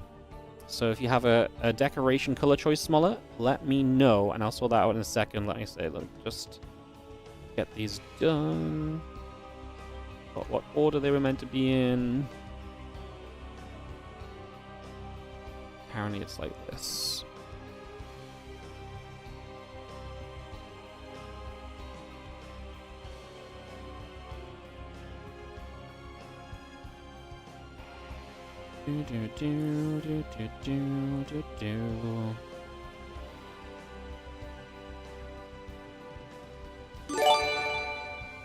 Amazing. You couldn't care less. Beautiful. There you go. That works too. You're still gonna get it though, whether you care about the color or not. All right, let me get some invites started up, guys, just so we are making progress, and we can get into this Ryung NightMare series, which is indeed up next for us. So just get some invites started, and I'll get some tree work done. Chris SL111, thank you so much for the 3-month resub on the Prime. And Smaller73 also gifting an extra sub out, so 6 gifted subs in total. They go out to Collycom, Pickles Nest, Daverish, Il Fenicotero Rosa, Fenicotero, Bebez0921, and also I'm Your Huckleberry. Thank you so much for the generosity of 6 gifted subs. Appreciate it. And like I say, I will get you guys on the tree in a moment.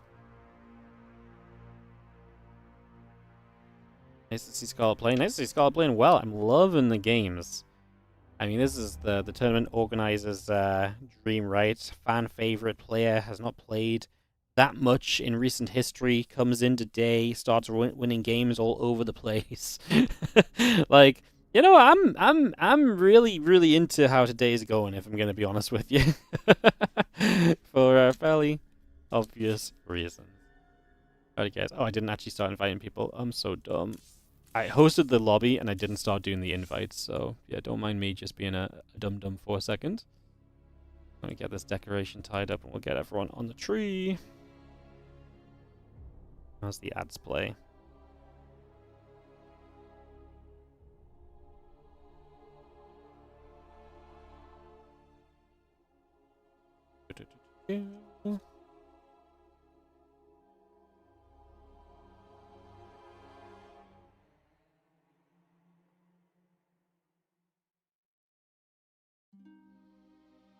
One more to tie up, and got the time on the ads anyway, so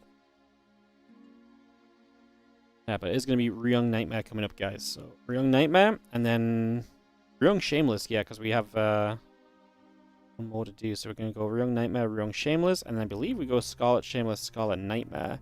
We might swap the last matches around depending on the match scores, and if it makes sense. Sometimes we do that if like one match is potentially going to be more important than the others.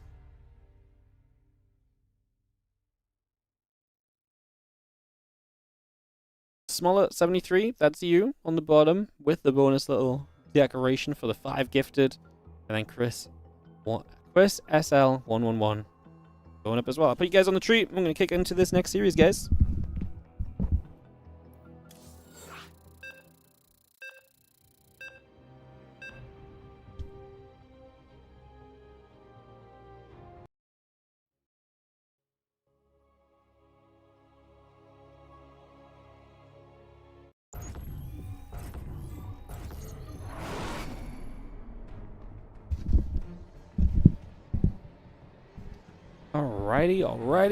Alrighty.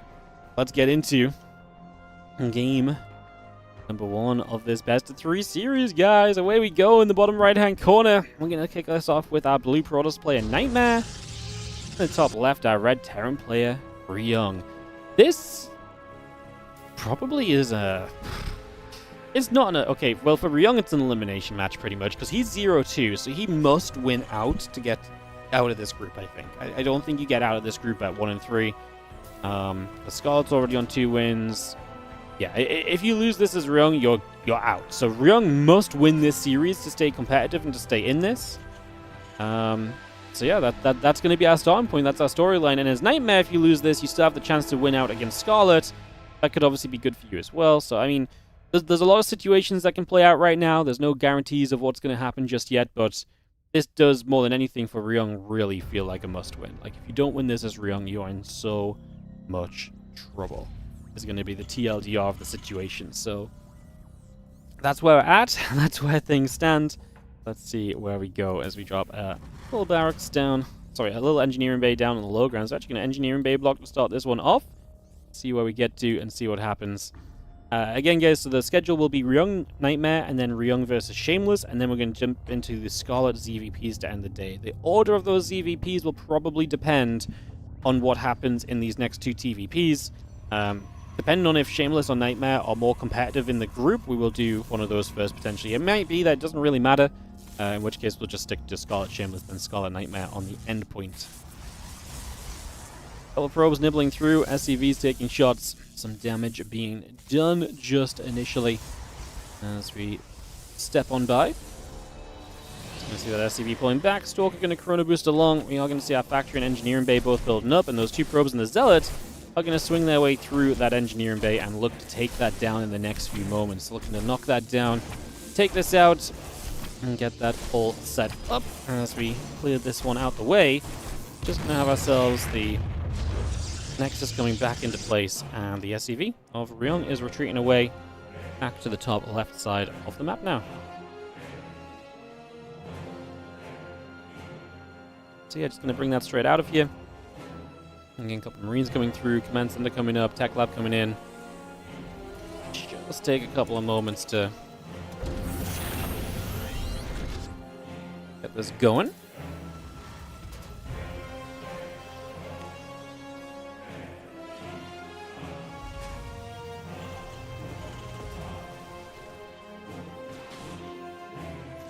So I'm following this SCV, but there's a Stalker and a Zealot over here. Apologies. There's just an issue trying to sort out, but we got Sword. And we do have our Stalker and the Zealot going to come up and get kind of deflected straight away. So a couple of units made to help deal with the Engineering Bay block. And we kind of move on from that pretty comfortably as well.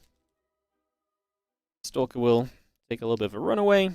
And yeah, Blink is going to be on the way up, which is not a surprise at all as our next step of this game for a TVP, so get that Blink coming through, and NightMare setting up in a very regular manner just for the moment. Going to be hearing the other Stalker just picking through the low ground there. And what's up, Jeff? How you doing, mate? Thank you so much for the 60 months. That's the 5-year resub coming through.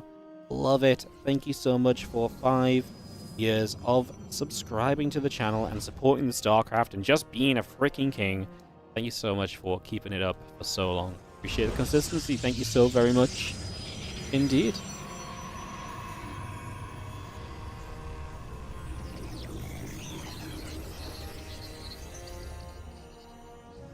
Alright, we will have ourselves the couple Stalkers gathering about.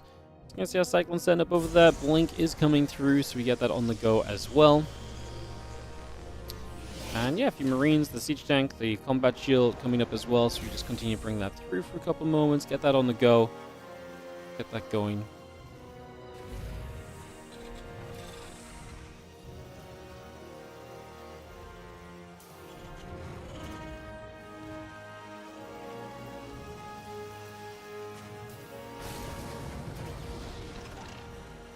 We see our tanks still sieging up here. A few Marines are going to step forward. I'm just going to have ourselves the Blink coming through, Robo Facility coming up, Nexus on the way. His Stim Pack is going to build from Ryung as well. Just going to get that going right now. Probe coming over that left-hand side. Going to see a bit of what's going on. Cyclone will get in, picking off the probe instantly. So that's going to be a nice, easy grab. No problem on that one. And yes, during the Combat Shield coming up, Tank and the Marines build through. Just going to see the Stalkers and NightMare still pushing toward the upper left side of the map for the moment. It's just bringing that straight across. Up to the top for now, like I say. And figuring out where we're going to go next. As these Stalkers obviously want to take a little bit of map control, poking through, and seeing what we can achieve in the next little bit of time. Again, Stim plus Stim combat on the way through. Stalkers will shoot. A couple Marines begin to go down. Stalkers continue to back away from that. Cyclone, Marines, and the tanks joining up together. And yeah, charge coming through. I'm just going to see the Stalkers again getting up over here. A couple of those Marines begin to drop. Damage being dealt nicely at the moment as again the tanks still chasing forward. The Stalkers Yep, that's not great. Sitting behind the line of sight blocker, but then you let the units catch up. It's not exactly going to be ideal. So you take a little bit of a rough start for NightMare, losing a bunch of Stalkers, and not ideal, especially when units are running across the map at you, right? So, you know, the last thing you want is to be losing units when Ryung is clearly being aggressive right here and now. Free Tank's going to be dangerous. The Immortal's going to have a big role to play in this. See if we can keep that alive. See if we can get enough of an impact on this. Tank's going to move further up. Those batteries in trouble. That Sentry is going to be in trouble. That goes down without casting anything. This Immortal going to lose its shield and its barrier super quickly. Like I say, the battery is just going down super quick as well. Not loving this at all for NightMare. I feel like this is getting out of hand. Stalkers will intercept a couple of reinforcements. They need to come in and jump on these tanks, but oh, we've got Charge just finishing up. Stim is done as well. Oh, this is a disaster, surely. Stalker's going to get rid of one tank, but man, the Bio Army is going to do so much damage so quickly. And Ryung is going to be 44 to 12 army supply before you know it. All the Stalkers went down. Having the Stim activating is just like the slap in the face for NightMare. It's like, oh, I thought I had a chance, and it was already looking bad, and then you Stim on top of everything else, and it's like, okay, I was so very dead. And he was just not prepped for this attack at all, so yeah, I mean, we see a couple of Immortals coming in, 2 Immortals together. Where was the other Immortal during that previous attempt to break out? We didn't just build 2 at once here, so maybe we forgot about that as well. Also not exactly going to help you here as Riong still needs to kind of obviously win the game with this. I mean, third base goes down. He is only a 25 SCV Terran. He pulled SCVs for this attack. He committed to this. He is going to get a few more of the probes currently as he chases them around over into that corner. But yeah, he does still need to kind of, like I say, put some finishing touches to this. This is not completed just yet. Starport's still building through. The couple SCVs on the way. The Marine are part of that. The Stalkers here are going to stop and get rid of a couple of additional Marines. Fire will take a jump. That Stalker taking damage. A few Zealots warping in.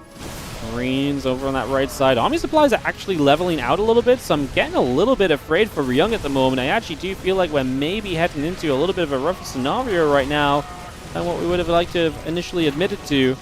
I absolutely think we're in some trouble, but NightMare's going to say GG. This is actually very close. He GG's out 20 to 18 army supply. Work count 31 to 28. Like, it is a Ryung lead, and having Stim in combat and Starport coming, like, he's getting there. And NightMare doesn't have a lot to work with in the long term, but like he actually GG's out. The numbers at least are very, very similar, you know. I think he probably loses if he still plays, but I do think it's maybe one of those games where you could maybe stay another 2 minutes and just see, you know. I don't think I think Ryung is in the lead, but I don't think you have to leave the game right there. But sometimes just getting out the game and resetting your mental and getting ready for the next one is a very effective process as well, so maybe that's just part of what he wanted to try and achieve on that. As we get ready for the next game in just a second, guys. We're going to be going into Mothership for game number 2 momentarily. Jeff, thank you so much for the 5 years of resubscribing. You're a beautiful snowflake for the tree. Sorry I didn't focus, but hopefully the point came across. Let me just throw the invites out. I'll stand up and place you beautifully onto the tree, or delicately on the tree, or however you want to be placed. You can imagine it like that.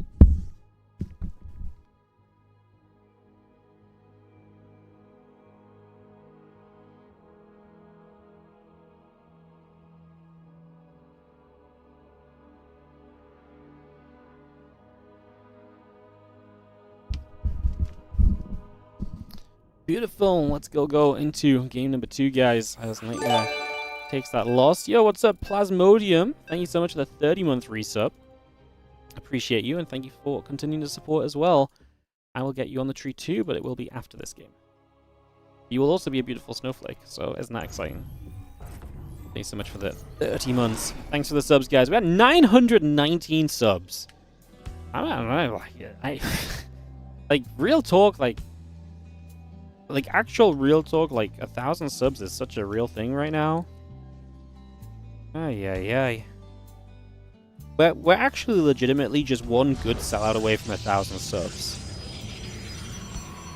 If I'm just like, hey guys, you know what, it'd be really sick, we just hit 1,000 subs today, everyone get their prime subs out, wiggle them around, throw them in the air, but you just don't care, you know? A couple people get into it, they throw some primes out, someone feels generous, they throw some gifted, like, they're on the borderline. Like, it's like 81 subs seems like a lot, but we're genuinely, I think, one good sellout away from maybe just shoving it in the generous holiday, you know, period as well. Maybe. Mothership is going to be game number 2, though, because we got some real StarCraft to talk about. Ain't no time to be selling out right now. Ryung is up a game. Yo, this is not great for NightMare. He's 1-1 in this group. I mean, Ryung is in a must-win situation here, so Ryung must win this, otherwise he's eliminated.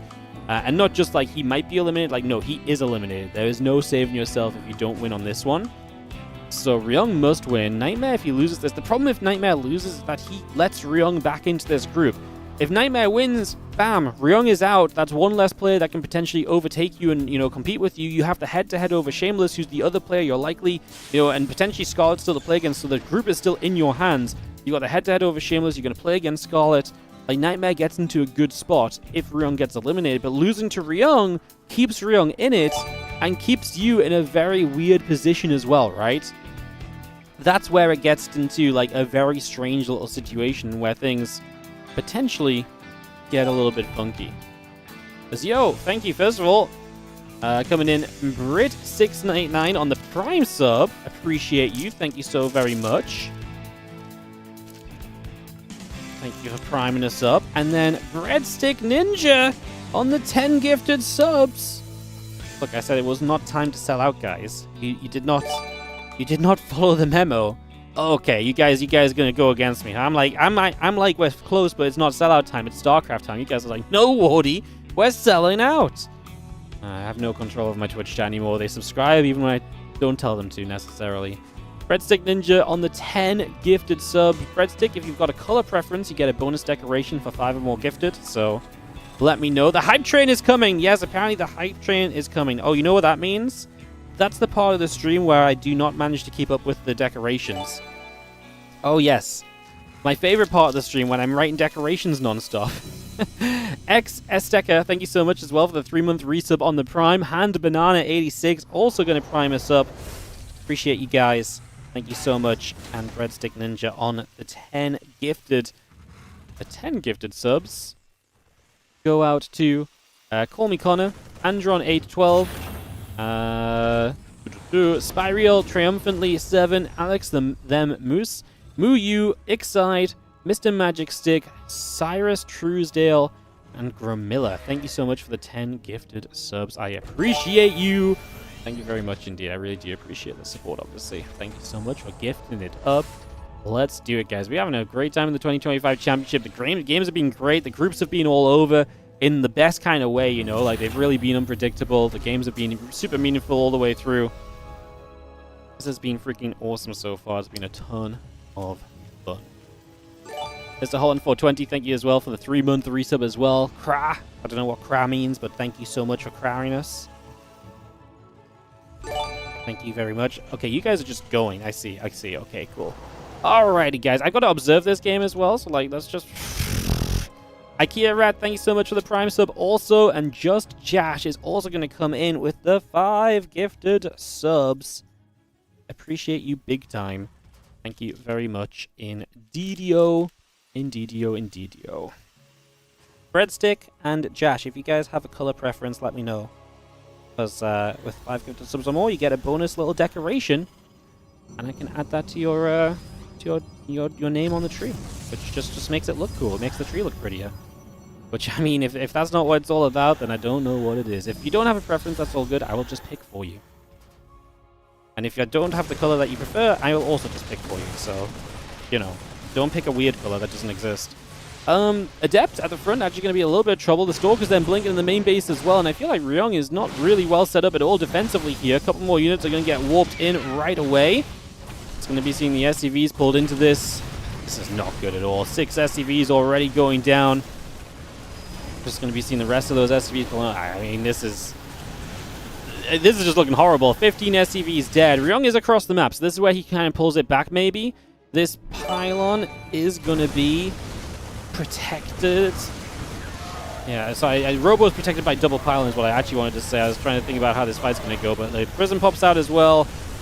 Even if we clean up a little bit here as Ryung, I mean, I think the units are clearly just going to do what they need to. He does kill 15 probes, though, against the 19 SCVs that went down. It's a pretty serious commitment, in fairness, right? So that's pretty reasonable, pretty respectable for the moment. So 15 workers go down. The Stalkers continue to blink about for a couple of moments.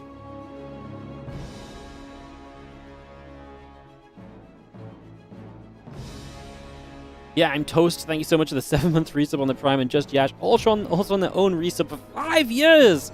Thank you so much for the 5 years. Picking blue. I got you.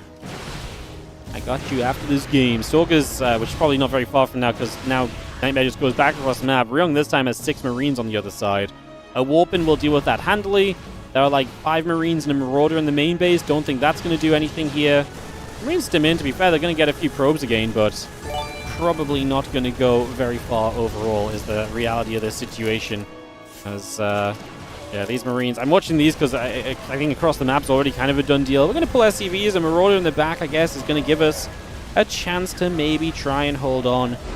But the reality is, it is not happening. GG's, and NightMare takes it to a game 3. We love to see that. GG's, well played, and thank you so much for NightMare giving us a game 3, because I'm all about a 3rd map of this series. Alrighty, so we will go to a game 3. Big important match as well, as we've already mentioned, guys. Alright, we're about to hit the next... Okay, 30 seconds, guys. Let's hit the next level of the hype train, because why not? We're basically already there.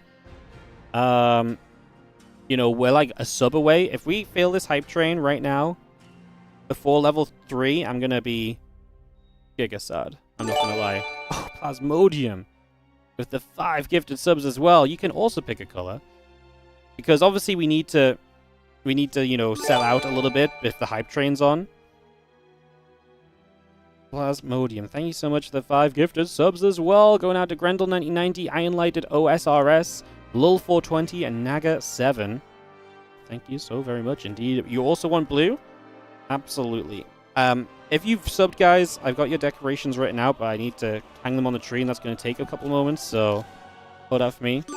Flotch on the Prime sub for 49 months as well. Puppa Dup 56-month resub. Appreciate you. I'm going to have to do this on this one.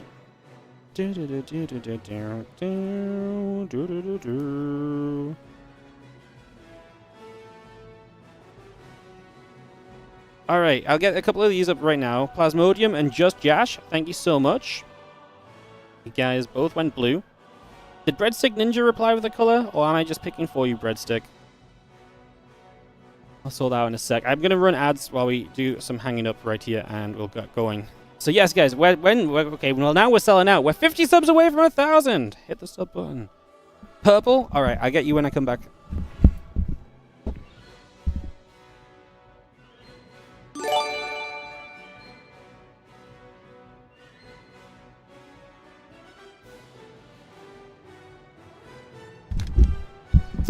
Yo, Red Panda Man 8, thank you so much for the 5-month resub on the Prime. You'll take a red one, please. Guys, the colors are only for the gifted subs. I apologize. If you just regular sub, if you're just a sub, you just get a tag. And the tag is random. I can't do all the tags all over the place. I apologize. So the colors are only a special treat for the 5 gifted or more. So I apologize. Alright, let me get Breadstick Ninja on the tree, and then what we're going to do is we're going to start this next game. And while the next game's going, I'm going to get everyone else ready for the tree. Thanks for the explanation. No worries. It's a little bit different to how we've done it in the past. Sometimes we do things where people can pick colors and stuff, but yeah, we basically have this little extra purple decoration. Is like that's how you know someone's gifted 5 subs basically. Breadstick Ninja. I will add you to the tree, and everyone else just keeps on subscribing. Thank you so freaking much. Friendly Buzz Prime sub, DKH sub, Prime sub, Ren Pandaman 8 on the Prime for the 5 months as well. Appreciate that too. Thank you so much. We're just going. Let me get this game sorted out, guys. Screw these regular subs. Yeah, I saw the regular subs. I was like, they don't mean nothing to me. We are still on the hype train as well, so keep it going. Why not? Can we actually hype train to 1,000 subs? Is that realistic?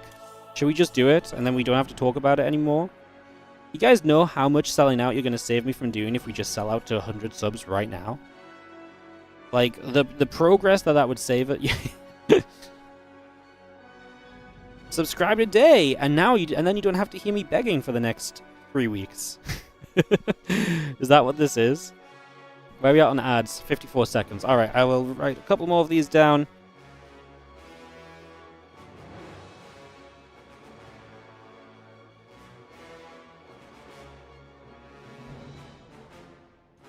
And then I'll start the game, because I'm still waiting for people to join the lobby. And we'll get into that game 3 of NightMare Ryung, an important game coming through. Let's get this going. Dub Flotch. Appreciate you as well, mate. Yeah, guys, if you just subbed, I've got you all written down. I'm just going to attach the hangers to you guys during the course of this game. I had Nat Manon already written, don't I? Yes, I'm caught up. Alright, all you guys just subbed. I will get you all on the tree, but after this game. I want us to get moving again. I'll get you on the tree after this next game, okay? Alright. 43% level 3 hype train. That's a very good effort, guys. Great effort. Good job. Then the next sellout is doubling the prize pool. Yeah, you can also sell out on the prize pool, guys. Like, you know, you can donate, and you get your name on the donation star, and you help double the prize pool of the tournament, which is obviously an amazing thing. Because more prize money for the players means more support for the guys who are giving us great games today. Is this empty? It's nearly empty. Ugh. My hands are going to hurt. This is why I've resorted to just hanging things rather than actually tying knots all day. I'm so glad. It's for moments like this. It helps speed me back up, you know? Gets me back on track. Alright, let's go in game. Hype train success. Did I get a new thing? And I'm spiraling emote. Choo-choo. Level 5 and Wardy plays the Void Ray sound. Yeah, you can have the Void Ray sound anyway. Hope that was good. Hope that was worth it. I do owe you guys some reindeer ear dances as well, I guess, because we've been doing that as well. If you've not seen the dancing reindeer ears, then well, by goodness, do you guys have a treat coming up still? Ay. That's Wardy when he pilots the Void Rays and fires it. Yeah, at the same time. The multitasking. I love it. Ryung in the bottom left, guys. NightMare in the upper right as we get into this game 3. Deciding map, and like I say, an important one in this group right now. Again, thank you so much for all the subs, guys. And also just thank you for listening to us doing the sellout and stuff. And obviously, you know, taking a few moments to shout out people because I appreciate you all here for StarCraft. But the reality is this StarCraft stuff doesn't exist. These tournaments don't happen without people coming in and supporting, so appreciate sometimes we get a little bit off topic, and sometimes in the game we get a little distracted with the subs and stuff when it goes crazy, but it is all a part of making the games happen. So I appreciate you guys sitting through it if you're not a big fan of it. It's gonna be someone that complains, I know. Someone sat there like, I hate it when people give subs to Wardy. He always talks about the subs. You can picture the streamer making those noises when he's using Void Rays in game. Yep, that's me, man. I don't know if I've ever made a Void Ray in my life. I mean, I must have done, but like I can't recall a single time I've made a Void Ray or like used a Void Ray, you know? I just can't think of it.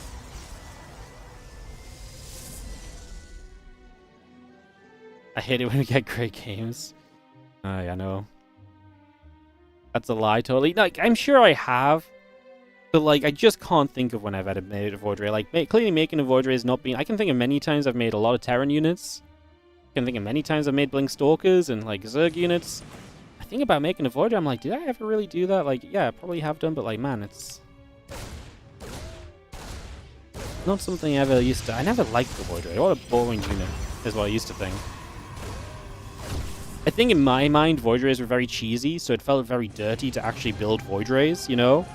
And I'm a very honorable StarCraft 2 player. Like, I do not mess around. I play straight up honest macro. Apart from when I get into cheese mode a little bit. But I really feel like it's very disrespectful to cheese. So for the most part, I always like try to play the macro game, and then sometimes I get a bit cheeky and stuff, but yeah, no, usually I cheese when I'm tilted, you know? It's one of those scenarios. Yay. Alrighty, we're gonna gather up a little bit and take a few moments. This Adept is gonna be there. Apparently we just lost 3 SCVs. Oh my goodness. The other Adept got some kills. Apologies, guys. Let's just have a couple of moments of action here. Just gonna move around a little. Take some couple seconds to set up. We will have the Reaper and the Hellion gathering to try and fight the Adept, trying to keep the Reaper back. The Adept will shade. Hellion blocked by the Marines. I don't think it was going to necessarily get enough damage done anyway before the shade, and so the Adept actually gets away from there alive, which is a nice little something for the moment. So we get out of there with that one. Just going to be seeing the Adept continue to move around on the other side. So again, moving around just currently, seeing what's up, seeing what's happening, seeing what else we can achieve for now. It's going to be seeing the Adept getting back to the top. The few Stalker's going to poke down. Stalker's obviously going to be a little bit better at fighting against some of these other units at the moment, so we'll start to get some work done on all of that. And figure out what our next state of this game is going to look like. Just going to be seeing the Blink about to finish up. A couple SCVs, the tank, and the Marines all coming through as well. You guys loving that I play macro until I cheese? Yes, but because if I say I just play macro, I'm going to get called out, right? But I would say probably 90% of my games in StarCraft 2 are macro. Easily, you know? I actually only, when I was trying to get better, I would never cheese. I would only ever cheese or do more aggressive things when I absolutely knew I was the weaker player. When I knew I was going to be outmatched, that is when I was okay, fair enough, I'm going to have to mix it up and be a bit more aggressive and stuff. That was just never me when I was actually trying to improve and ladder. If I'm laddering, I felt completely pointless to all in and stuff. And, if I did and I won a game, I'd be like, man, I deserve to lose because this is fake MMR, you know? 10% of 10,000 games is a lot. If I played 10,000 games, there's no way 1,000 games would cheese, though. I really typically would cheese and, like I say, not even cheese, I'd just do more, too basic kind of things in, tournaments and stuff. That's what I'm thinking of. I mean, they're more memorable games as well anyway, because they're actually at events rather than just me sitting at home on the ladder, so... Big gates coming up, Robobay about to finish. We will see our Observer coming through to the top side. Just going to see the few Stalkers coming about as well. Getting settled in here against Impact Combat Shield and the +1 building. The Command Center and a couple of SCVs will continue on through. Just having the Stalkers pulling back around into the middle of the map for a couple of moments then. So just get those set up. We do have extra gates in production and NightMare controlling the map right here. 1-1 game 3. Again, don't want to let this get away from us just how important this series is. This is really a do-or-die matchup for Ryung. You lose this and you're out of this group, out of this tournament. You win this and you're still in the running with Shameless left to play.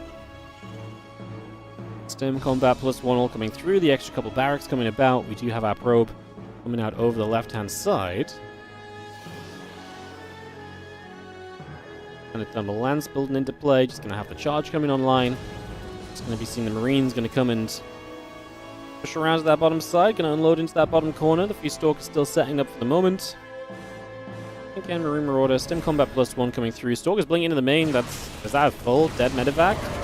5 Marines go down inside that medevac. That is just a horrible blink time. That's very unfortunate, I feel for that's very unfortunate for Riong, no.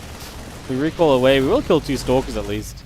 But yeah, he was just trying to set up a drop in his base. I think his Observer saw it, so we just saw the opportunity and NightMare strikes.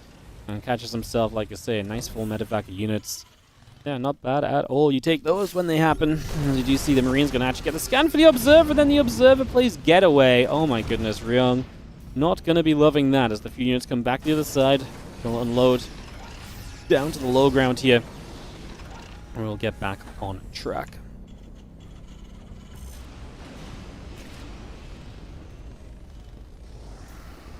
Six more Zealots in production. The rest of this army still settling in the center here from NightMare. Just going to come on through. Got the hallucinated Archon at the front. And we are going to see the Bio going to pull back a little bit. Couple shots coming out. Zealots taking some damage. Stalkers taking hits as well. Going to continue to run in with this Bio army. Bunch of the Zealots going down. The Stalkers getting absolutely crushed. NightMare. This was not the fight, buddy. This was not the fight at all. That was horrible for NightMare. He ends up in a ton of trouble on the back end of this. And now the Bio army is going to keep on chasing. Widowmines coming through with that as well. The Colossus just about gets away. Wow, that's going to be a massive, massive trade from Ryung. Does he get that Colossus? No. Okay, NightMare saving that Colossus is nice. Horrible start to the fight. Somewhat recovering a little bit by at least preserving some of the more important units here. It's something in the right direction, if nothing else. We'll see the few Stalkers, the Colossus gathering together. A few Stalkers over that far right-hand side as well.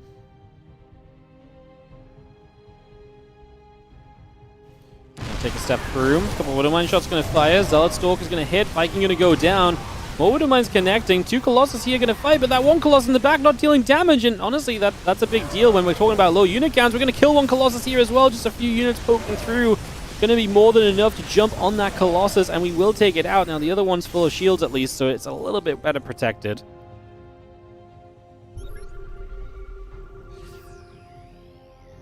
Marauder Viking Star Portal coming up. The Stalker's going to push down the bottom. Supplies evening out a little bit. A couple Widow Mines getting picked off as well. I don't love that NightMare is still here. I actually really feel like that Colossus is just so low. I feel like we're just asking for a disaster right now. Don't get me wrong, Ryung's not got a lot of stuff, but I just feel like you're giving him the chance to actually make something really out of this right now, and that does not feel great in my eyes. So, a little bit not in love, really, with where we're at. Do you see that factory going to try and land back down? The Stalkers going to try and come through again. A little bit of bio will be there, pushing the Stalkers back. Couple more hits, Stalkers go back. Zealots and the Colossus gathering together. Still just going to be seeing a few more pokes. The factory takes a shot of damage. Ryung gathering his units up. Has got a +1 attack upgrade, which NightMare does not. NightMare will take a 4th base behind all of this, so trying to extend into a little bit of a better economy from what we've had going on until now. Still a lot of units coming in from the left side from Ryung. The Zealot count is not super high, and if the Zealots go down, everything else kind of collapses here. The Colossus actually gets chased by the few Vikings. The new Colossus just wasn't here either. It's going to be able to at least get a jump start and going home, which is amazing. We actually hit that low HP Stalker, which is nice. Do we have a blink? We do. Saves that next Stalker along. Zealots warp in again. Zealots are going to be huge here. It's very Marauder heavy from Ryung, and that's going to be a big factor.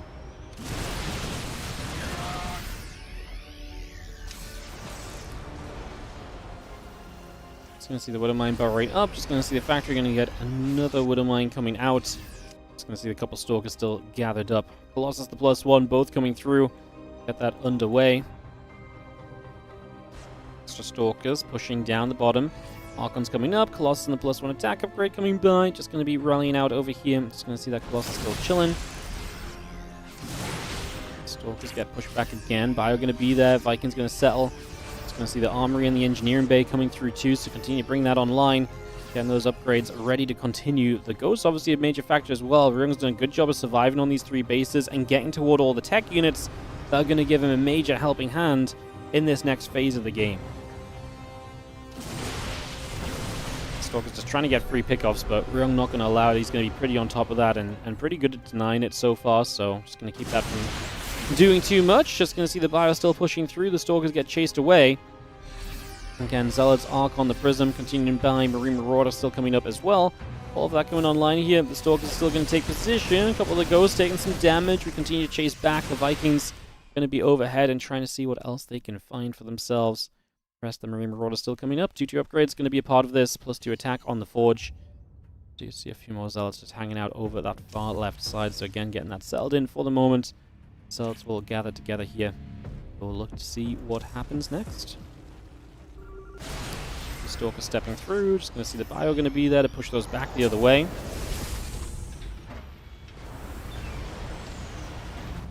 Bio regathering. Just going to take a stim on that left-hand side. There's going to be a dead pylon, so trying to get rid of this gateway. Now we've got a 4th base from Riong in the center. Meanwhile, this game's kind of funny because I feel like it's been super aggressive, but overall, we've actually set up now onto like a lot of bases. Like, I'm kind of caught still in the fact that I feel like aggression's about to happen, but we're basically maxed out. This army from NightMare looks good with 4 Colossus. He's got a ton of Zealots and Archon or 2 mixed in as well. Riong obviously will want to protect this position. He's got a good Viking count here, so he's got a pretty good shot at taking a pretty reasonable fight. You commit to this engagement. The Colossus start to take some shots. Zealots from the other side. Extra Stalkers come warping in. The +2 attack upgrade halfway done for NightMare. Not done yet. It just does not really have the Zealots doing what they need to. They need to be tanking. They need to be buying time. Now the Colossus are low. The Vikings zone the Prism, which means that the Prism can't then save the Colossus. We actually do see extra Vikings still available. And the last few bio units will get rid of the Archons, and there's just a couple of Stalkers remaining. They are not going to do much of anything. That Archon on its own, splashing away, is just not enough either. And NightMare goes down to 100 supply, and Ryung, in a must-win series, does what he needs to do, which is win. Because I think this Game 3 is definitely on its way to being wrapped up. Ryung getting on track now, and absolutely looking to fix himself in this Game 3, like I mentioned. +1 ship weapons, 2-2 upgrades, the cloaking on the way through. Marine Marauder still producing medevacs in production as well. We have ourselves the few Stalkers peeling off over to that side. Top left base. Nexus sets up over there. 4 bases across the top right. Bio Medivac's just going to go and chase forward. A couple Stalkers will take some hits already. We do have our 2-2 birds coming by as well. A couple Stalkers will take some shots. It's going to be having the damage being done. Marine Marauder Ghost still coming through. Extra Medivacs in production. The +3 attack upgrade on the Engineering Bay. I feel like NightMare's had some control issues this game as well. I feel like those Colossi could have probably been used better overall.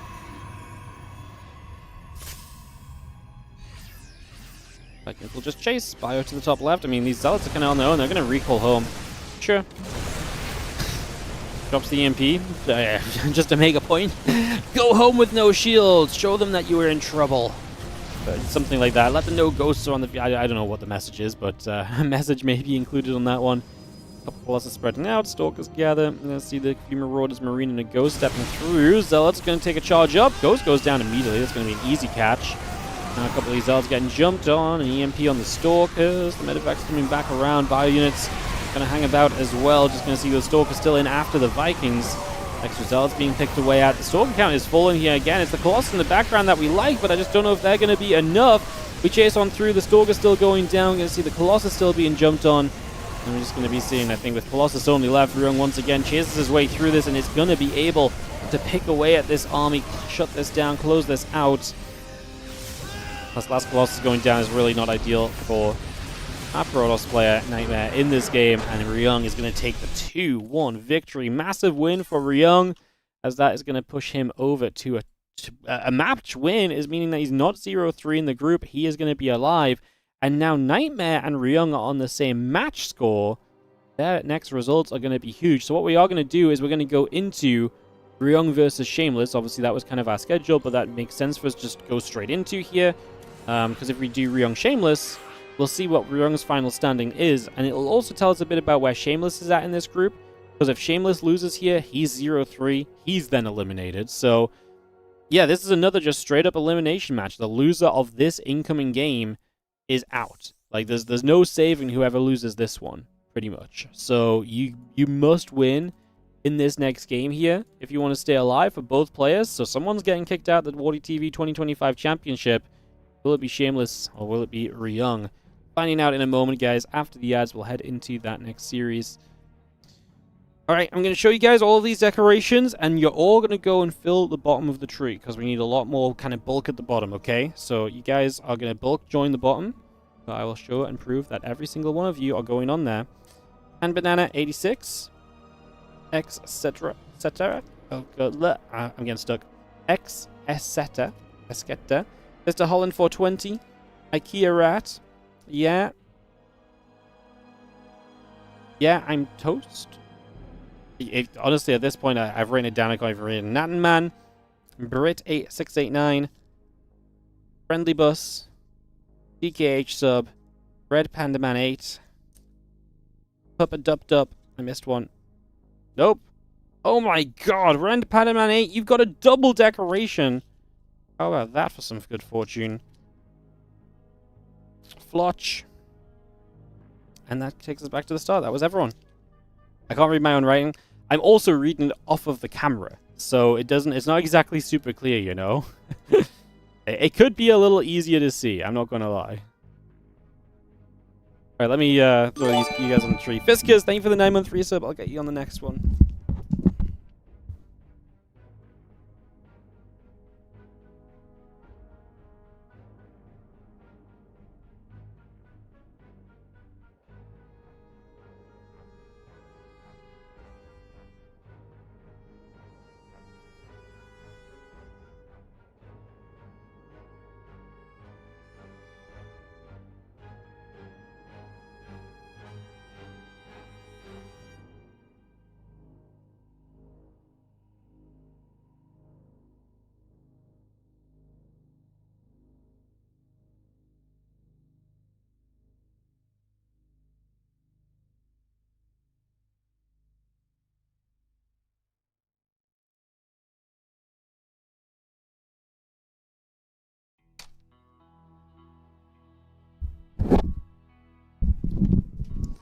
Alrighty, guys.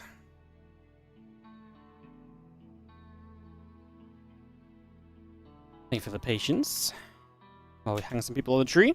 Fiskers, thank you so much for the 9-month resub, mate. I will get you on the tree probably after this next game. Because we should probably get started into Shameless vs. Ryung. Big match right here. Big game. Shameless can keep himself alive. Ryung is still, like I say, I think whoever loses this is just out. I mean, is it possible to get through on 1 and 3? NightMare loses to Scarlet 1 and 3. Ryung loses to Shameless, and then Shameless loses to Scarlet. Okay, there is a route where one player gets through on 1 and 3. So I think losing this maybe doesn't eliminate you, but obviously it's going to make life a lot more difficult and a lot more complicated than just getting the freaking win. Obviously, more easily said than done. These are some great players. If it was as simple as just winning, I'm sure more people would have probably tried that out sooner. Let's get into this next matchup. Hang people on the tree in the best kind of way, decoration style, you know? Yeah.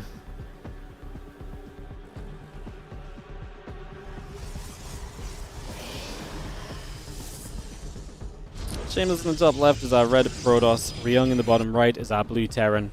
We get this up and rolling. We hope to see what's going to happen. And get this on the way. So, into some progress, into some openings. Get started here and see what will take place. Riong's our Terran and Shameless is our Protoss. And like I say, very important game. Definitely could be game deciding, depending on, or tournament deciding, depending on the winner of this. I mean, we really are just at the point where every single match is super important. Like, it's as simple as that at this stage. It's as simple as that. Engineering bay, barracks continuing to come up for a couple of moments. Taking a few seconds here to get underway right now.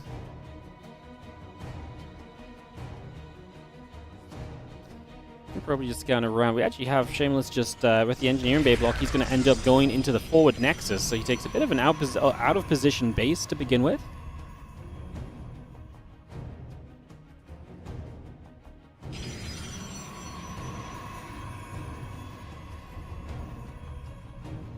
Cybercore coming through. That nexus on the way. And we'll just have ourselves a couple of moments. We're not even hanging people on the tree for murder, it's just decoration. You got me, you're right. It's selfless, it's selfish, and I just can't help myself. You know, every Christmas year it just comes around, I just can't help myself but get people on that freaking tree, you know? Ay. Yo, Gorkon 877, my man, how you doing? Thank you so much for the 16-month resub on the Prime, appreciate you. Thanks so much for resubscribing. I appreciate it, guys. Oh, we must be... I didn't actually see what our sub count was. It was like 940 something. Yeah, we really are very close to the 1,000. It's kind of crazy.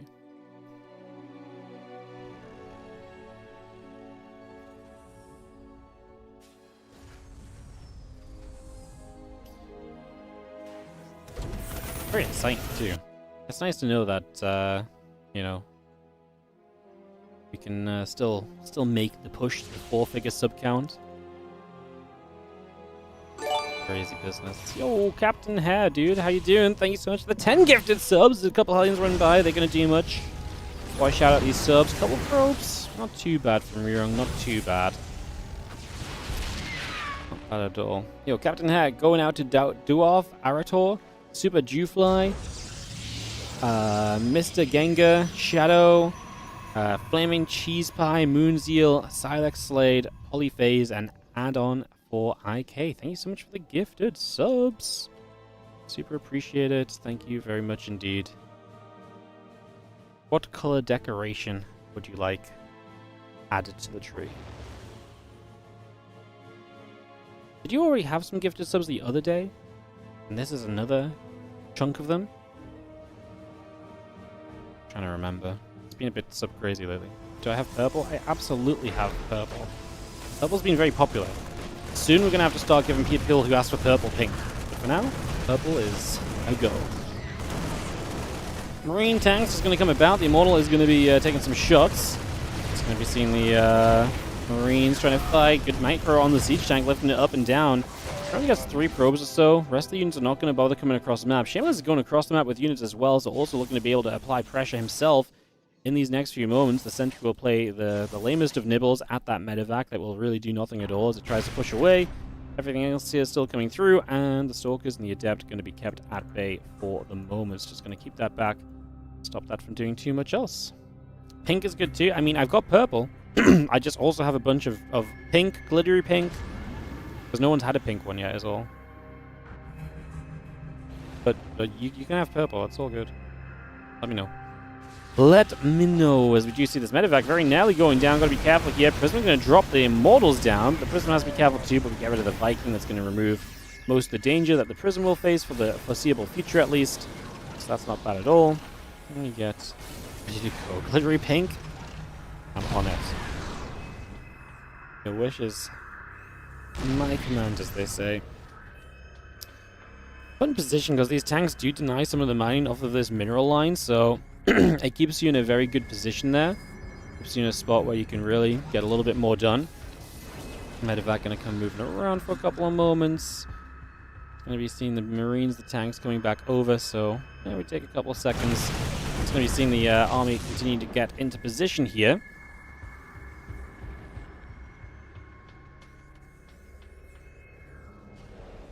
Marine tank coming back across, and in the end, Ryung's going to give up the position, not stick around for too long, which I can get behind. I think it makes a lot of sense right here to take a second or two and be a little bit safe about things. So it's going to be nice and safe for a couple seconds. Just going to be seeing the Marine tank coming across, the Vikings as well. Medevac still in the sky with a couple of tanks.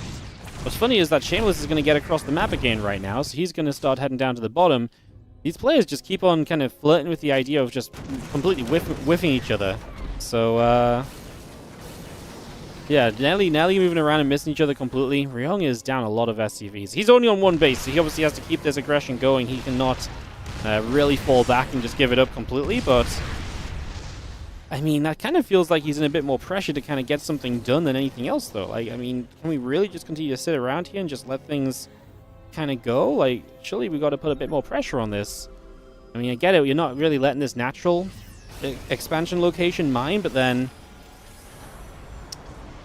yeah, I don't know. It's a very weird little situation that we've got going on right now. Definitely getting into a bit of a funky place as that Liberated Siege is up. The tanks are all going to be there.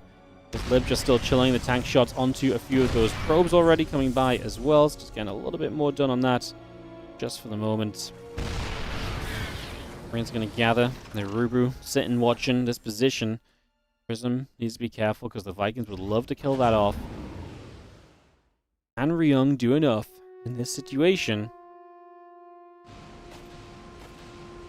to win a fight? A few Marines unload to the side. The Immortals are going to unload over here. Stalker, Zealot coming about. Twilight Council on the way, about halfway done currently. Going to see those two Immortals, the Stalker and the Zealot, into the mineral line, and the SCVs begin to drop down dead. I mean, that's the issue. If Ryung has to pull back to deal with this, then don't you just give, you know, too much time to Shameless? What I don't love for Shameless is that it's just Immortals, and now these Immortals are going to go down. I mean, like this army is unupgraded, right? It's just Immortals and then baseline Zealot Stalker, like no upgrades. Like you get a Twilight Council upgrade into play, I like this a whole lot more, but until that happens, I don't love it. Why does Shameless build his base here? He was engineering bay blocked early games, so Ryung try to capitalize on that with this one base shove. Ryung takes a couple of good connections there, gets some good pushes out. Just going to push forward. Those Marines chasing the Immortal down a little bit. Scans for the Observer. It doesn't exist. Yeah, I mean, tanks just siege up. I love the drop, because right now Shameless is trying to stop Ryung advancing. The drop's going to force him to pay attention elsewhere. Maybe all the way in the main would be cool. Oh, I love the Dark Shrine as well, because it's a one-base Terran, so you don't have a ton of stuff to really work with on that, right? So that's kind of pretty sick as well. You can see that medevac around the top side. Into the main in the next few moments. Just going to be seeing a few Stalkers warping in against this. The medevac going to have to boost away, but hey, at least we forced a warp in. And again, we're going to stop the natural expansion from mining. Big counterattack. I mean, this is just go time then from Ryung. There's not really going to be much kind of much to say about it. It's just going to be go time because you're going to lose your entire main base to these Stalkers. So Shameless basically has to do as much as possible and recall home and basically try and pull off a defense. I think he's going to lose this expansion, though. I just don't think he can attack into this. The Dark Shrine is massive. If he can force this orbital lift, that would be huge. He's actually okay. Ryung's actually maybe going to defend over here as well. There's the DT. Oh, DT's going to be so frustrating to deal with. We've not saved scans. We just dropped the mule. Oh, no. DT is such a problem at this point in time. Starport straight to the tech lab. It's time to get a Raven out is the plan.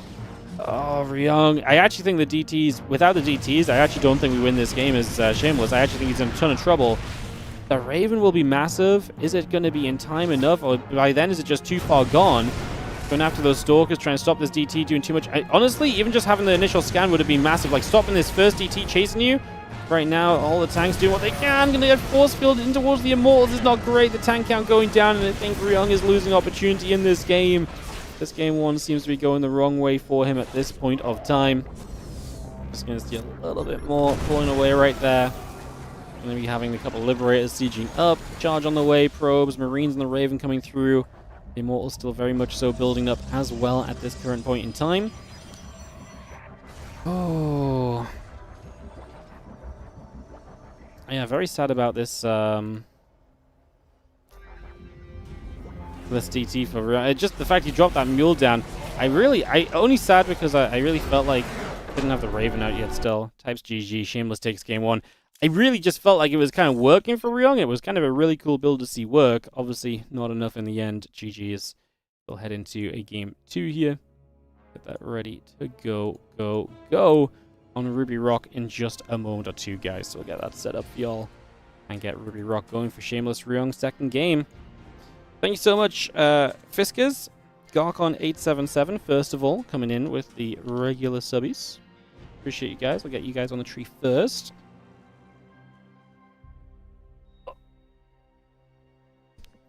Trying to spread people out as best I can.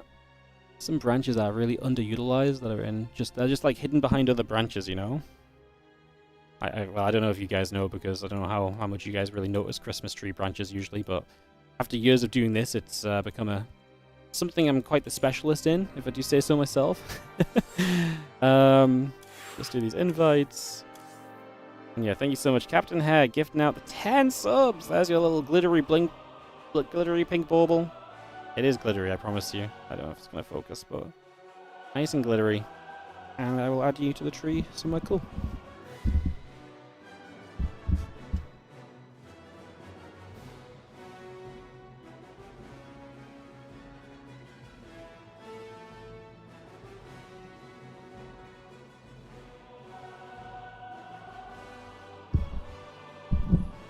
I like these little decorations, man. They're actually they're cute. They're cute, and I like doing like them just for like multiple gifted subs because it feels like we're getting like good value out of them. You guys remember when we used to do like an actual bauble for every single gifted, or every single sub, and gifted subs got them too? Crazy business. Crazy business. Back in the day when we made the tree fall over under the weight of decorations.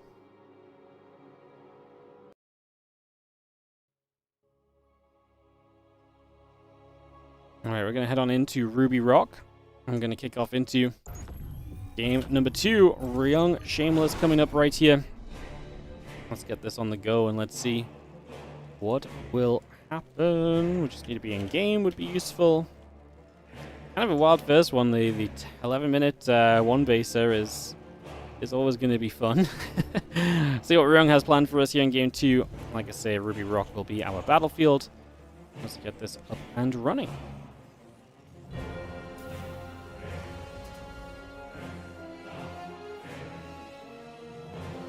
Shameless in the bottom right, looking to keep his tournament alive with a win here. As I was saying, this is pretty much a do-or-die match for both of these players. Like, the winner is going to be in with a chance.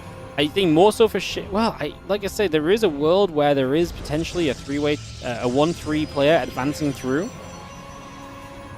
Like I say, Shameless still has Scarlet to play after this, so if Shameless beats Ryung, Ryung would be 1-3, Shameless would be 1-2, and if Scarlet wins out and gets first place in this group 4-0, And then Shameless and NightMare would also be 1 and 3, and then we potentially have that 3-way tiebreak coming down to map score and more. So you're not out if you lose this as Ryung. I'm not sure what the map score situation is in that regard, but there's a chance, as they say. There's a chance.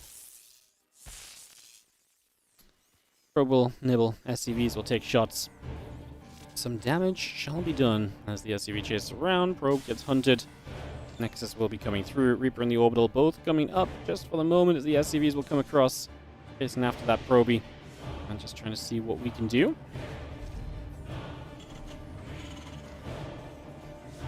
SCV going to stick right there. And again, keep after it for a little bit. Again, Reaper and the Orbital coming online. Command Center building up. Cybercore, Nexus, Pylon, the Assimilator all coming into play just for the moment. So everything pretty normal. We'll have this Reaper to follow in a second and see how that goes going across to the other side of the map for these early stages as well.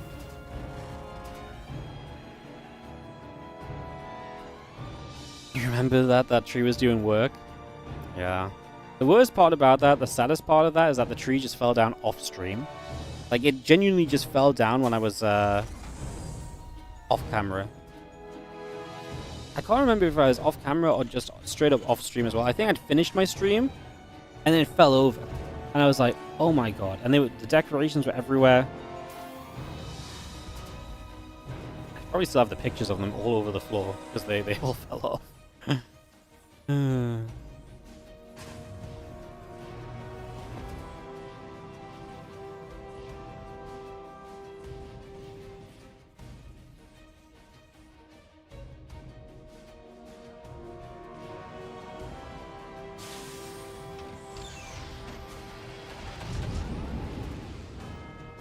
Sorry guys, just a couple of sneezes, apologies. I really thought following this Reaper was going to be more exciting, but it really didn't do much. It just sat around and hung out with everything else. Hallucination comes over instead. And that will just scout, seeing the starport on the way. Obviously, much more normal build from Ryung this time, with the expansion actually on the way up this time around, so we get that on the go. And yeah, Reaper Hellion is going to be hanging out down on the bottom a little bit. Probe and the Stalker joining up as well. And that next is going to be finishing. We do see the Hellion Reaper again getting set to move on a little bit right now. Figuring out what we want to do. Blink coming up, Warp Gate on the way.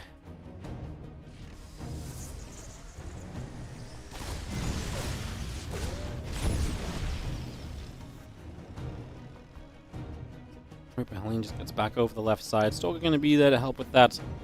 Still got that blink coming through. And again, a couple of barracks and the Marines continue to come by as well. Reaper Hellion up to the top. And blink is about halfway through there currently. He's just continuing in with that at the moment as the barracks needs to build into play. Siege Tank and the Raven coming up as well. So far so good. Stalker pinging at the medevac. A couple of shots coming out. The medevac just about getting over here with the Widow Mines. Going to be able to unload into that main mineral line and look for some damage. Gives one in the medevac as well, so we'll have the opportunity to do something with that. Unburrow, reburrow. The more time you waste on these probes is the better.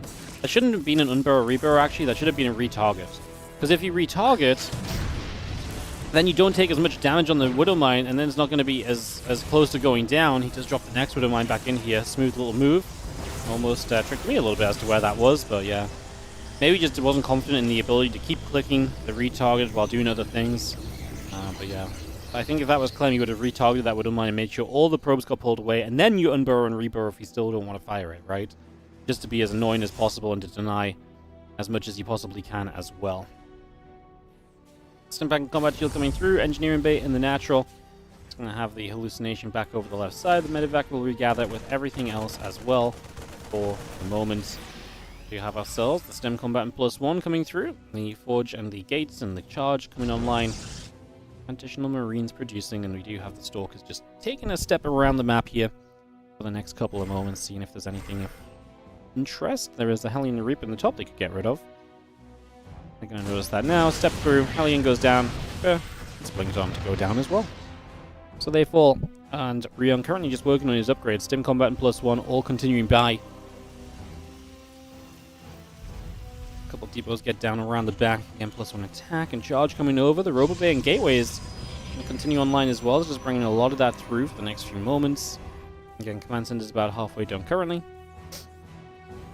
And yeah, Stim Combat and +1, all building alongside this as well. Robo Bay Gateway is +1 in charge. A little bit of everything coming by for now. Stalkers will get back toward the upper left-hand side. A couple of the barracks will get placed down into that natural expansion. And again, the bio tank, medevac. Chance to step forward a little bit. These few Stalkers can get a few shots off. A few Marines beginning to go down already. Again, Robo Bay is about to complete. The few Zealots still continue to come through as well. And you've seen the bio still going to get there, and the Stalkers get chased the other way.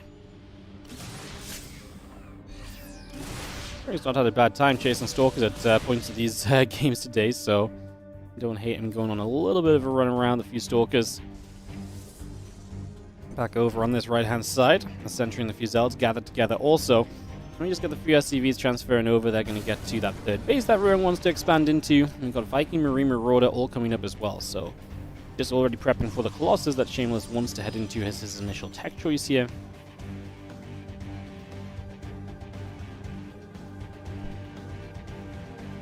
The Zealots go all the way around the top. Again, +1 attack. We'll be finishing on the Forge. And the Zealots are just going to wait. Good map control from Shameless. He's got kind of units out here and everywhere, just, you know, spotting with this Observer. Pylons are going to spot on the bottom. Just making sure he's very prepped in case of, you know, anything that comes around. I wouldn't mind taking shots, reveals that Observer, and Ryung scans for it. He didn't know where it was, but it was over here, and it actually does make just enough of a move to get away from that. So going to be able to steer out of trouble for the moment at least. Still going to see a few more units gathering up, and again, extended thermal lens, +2 and +1. A little bit of everything on the way in. The Marines and Vikings coming up. One more pick off onto that would have mine for the moment. The few Zealots still chilling on the top side. And upgrades coming through. The refinery is going to drop down again. Extended thermal lens is about to complete. Again, there's just vision everywhere. I see red dots all over this mini-map, so Shameless has got to be feeling great about this right now. At the very least, he's not going to be caught off guard by the majority of what you might be able to do from Riong. So Riong's drops of that rush should not be too successful. That's definitely one thing we can keep in mind. We see the units moving back down the right a little bit. Ghost and the Vikings come up, +1 armor, finishing next. It's going to give Ryung a mild upgrade, kind of lead for a second or two, but +2 attack is well on the way from Shameless, so his upgrades are looking great as well. Ryung just going to delay his armory and engineering bay a bit, I imagine, because he's going to prioritize Viking Ghost. It's very typical for Terran, as you actually see Shameless taking a chance to poke in on the right-hand side. Doesn't get too far forward. The Wooden Mines help to zone on the left side. Those Zealots will get pushed back the other way, so they're going to get chased away so far. Getting chased out of here.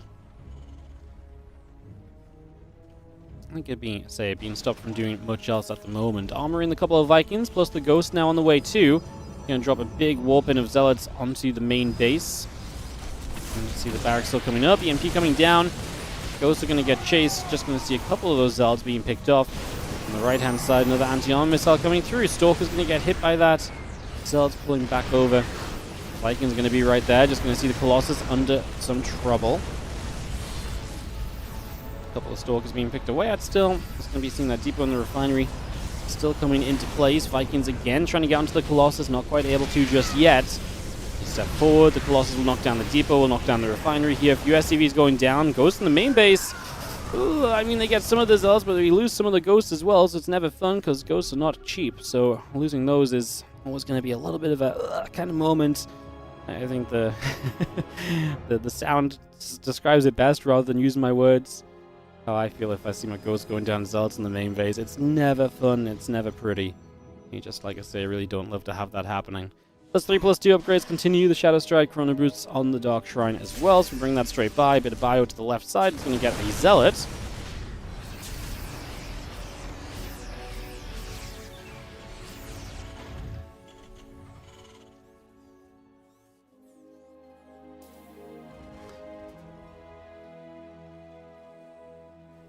Army just gathers up, just going to see the rest of the army out over the left side. It's just going to keep moving over. Zealot, Stalker, Colossus gathering. We do see the Prism on the top.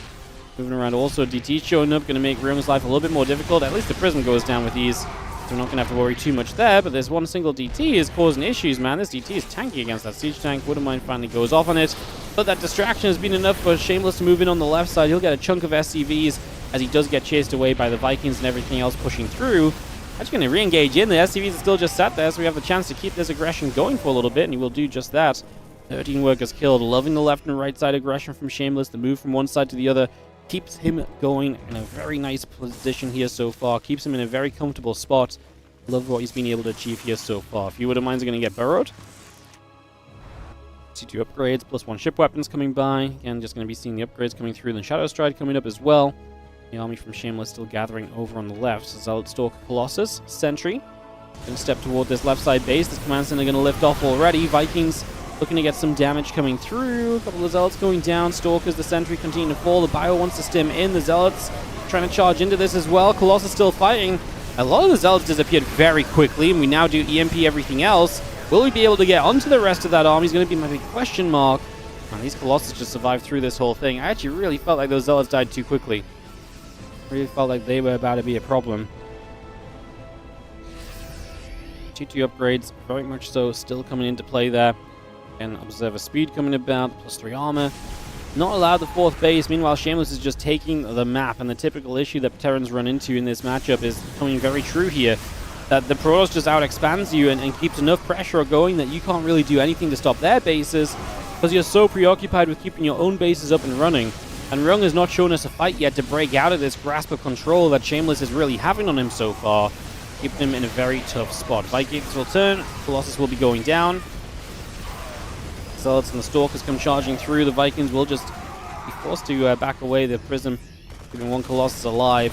Shameless, more than anything, is killing so many of the SCVs, right? And while Ryung's army supply sits at a high number, it's the rebuilding potential that's being taken away from Ryung, as Shameless trades very well, though, so far.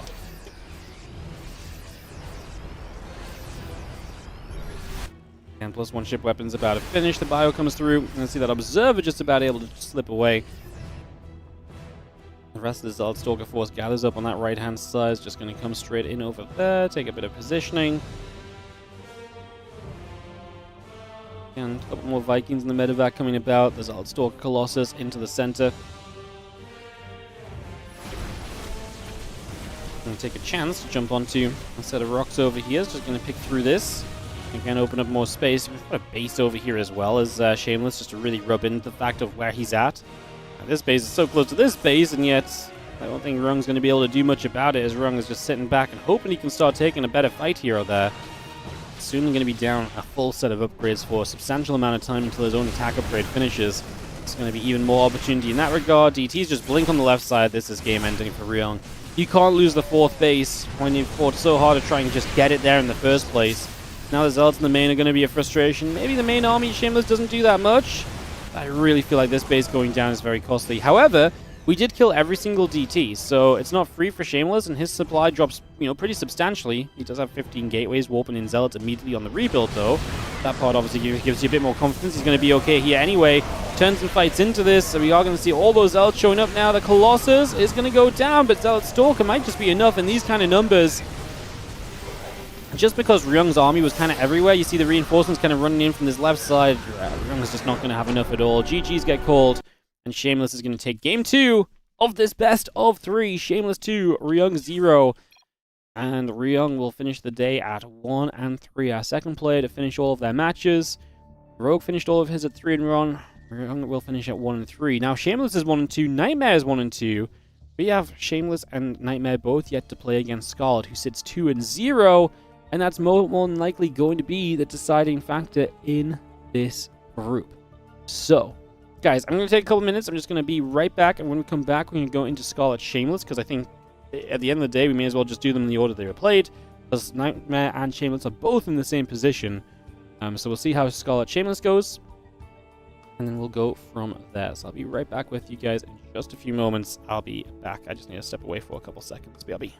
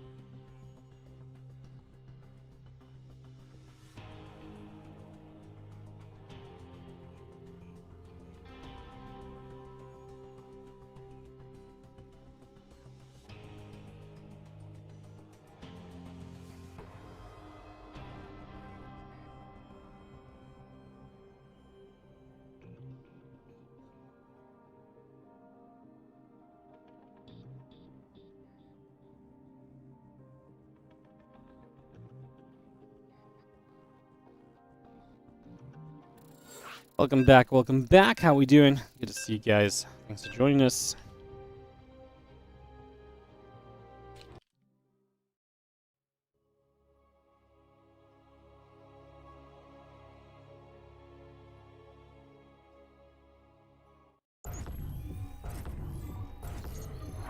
Ready to go in a sec. Sorry, guys. One moment.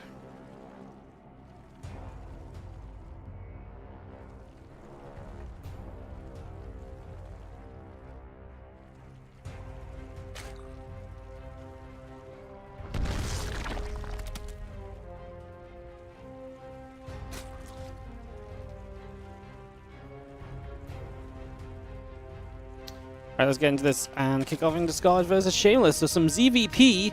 Scarlet with a win here would be 3-0. Challenging Rogue for first place in that group no matter what. Shameless, a win here, obviously. Puts them up to 2-2. So there is a world, potentially, right? Yeah, there is a world where if Shameless and NightMare both beat Scarlet, Scarlet can be eliminated at 2-2.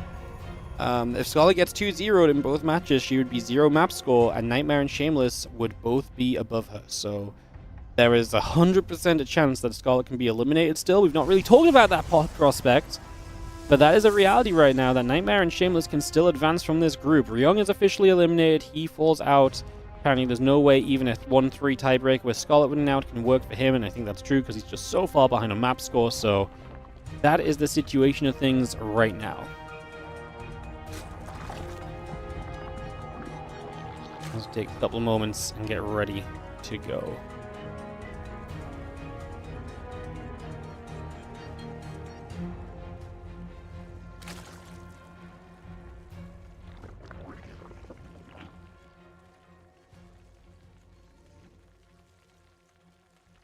Okay, guys, give me one sec. Just trying to sort something out.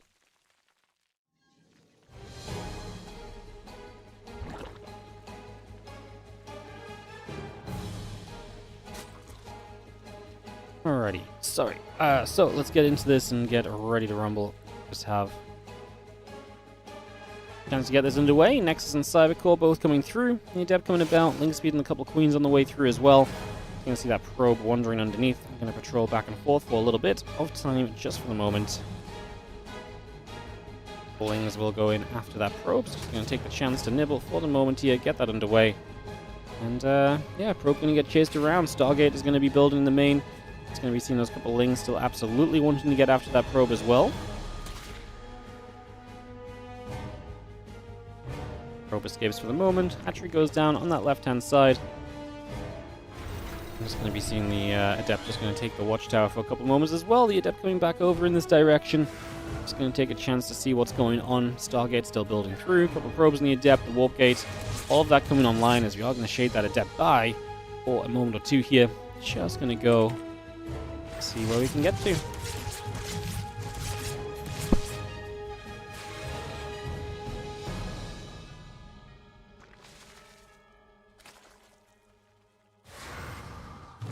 to be seeing the Adept coming around again, a little bit of movement coming over. Obviously just trying to poke around here early. I'm excited to see what Scarlet's ZVP looks like. She looked great in ZVZ. She looked awesome in ZVT. Can she keep it going in the Zerg versus Protoss right now? Those couple of Adepts will shade their way. That far left-hand side, the few Zerglings looking to try and get in over there. This Oracle over here going to join it with everything else as well. A couple of Adepts will gather together. And Shameless will put a bit of pressure on this Oracle coming over to the far left-hand side for the moment. Just bringing that straight over right now.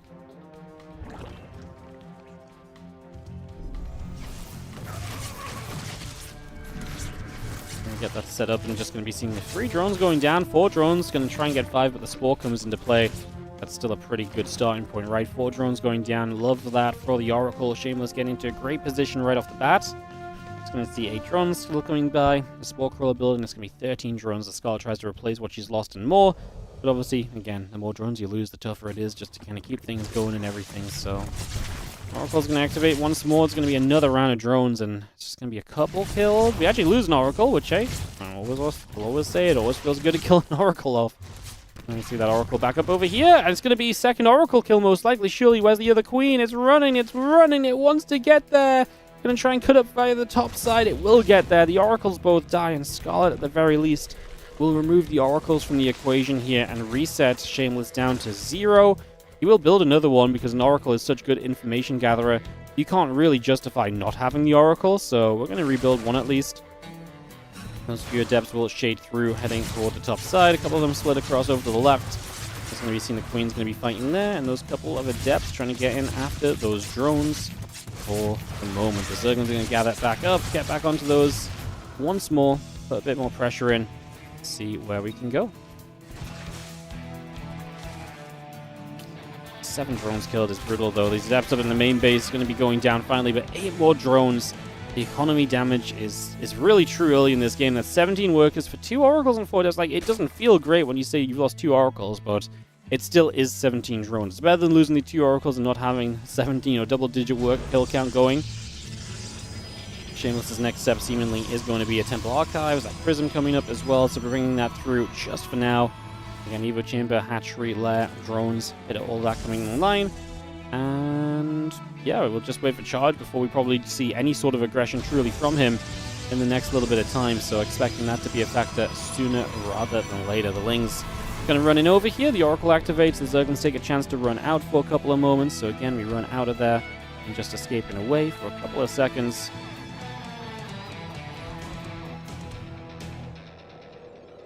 Again, that melee upgrade still coming by. The Oracle on the left side runs into the Queens. Oracle drops a Revelation down, is going to end up pulling back.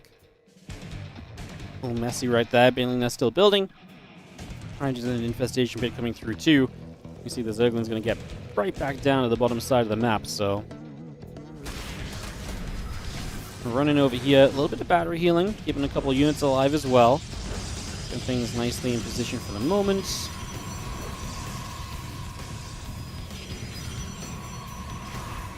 Things want to wrap around. Adept will take some shots. Just going to be seeing that pylon getting grabbed as well, so the pylon will fall. Just seeing the Lings going back the other way. We just see the extra units warping in right now as well. So just going to bring that straight on through. And the Archons and Zealots in this main base feel like something we cannot really deal with right now as Scarlet. This is not fun, and yeah, I don't really know what else to say. This is looking miserable. We've lost so many drones this game. We had another 12 to that. The Zealots are going out of control right now. Banelings are going to finish morphing. We desperately need these to bring out some kind of a defense here. We actually do a great job of avoiding the majority of that damage, as that last Baneling will get a pretty good shot off, because I think Shameless just kind of gave up on the idea of actually clearing it up, and actually probably could have still done so with the Archon. Just not really able to deal with the Zealot Archon attack with Ling Bane, especially when the Banes went preemptively ready. The Hydra start to produce now as well, but Scarlet's economy has obviously taken some heavy hits, and Shameless sets himself up for a big turnaround here potentially. I mean, he was 0-2 to start this group, and when he was 0-2 to start this group, I was not feeling good about him at all. I kind of a little bit wrote him off, honestly. Kind of forgot that he could still kind of maybe make a play through. I've been focused on Scarlet and everyone else, but he's looking great in this game 1, and again, a win over Scarlet could potentially mean Scarlet is on the verge of elimination as well.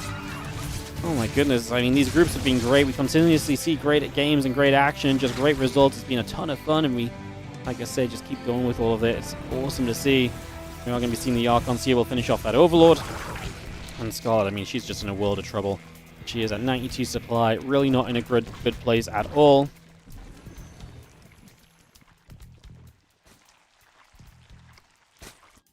Yeah, we just have ourselves the group spine still coming about and about.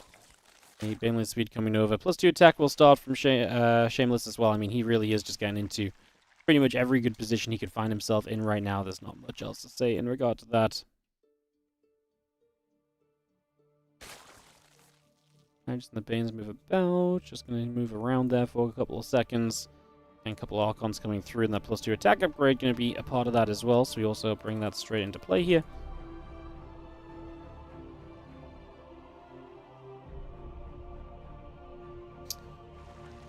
Scott's going to try and get to the Lurker Den. She's going to try and get to that Hive.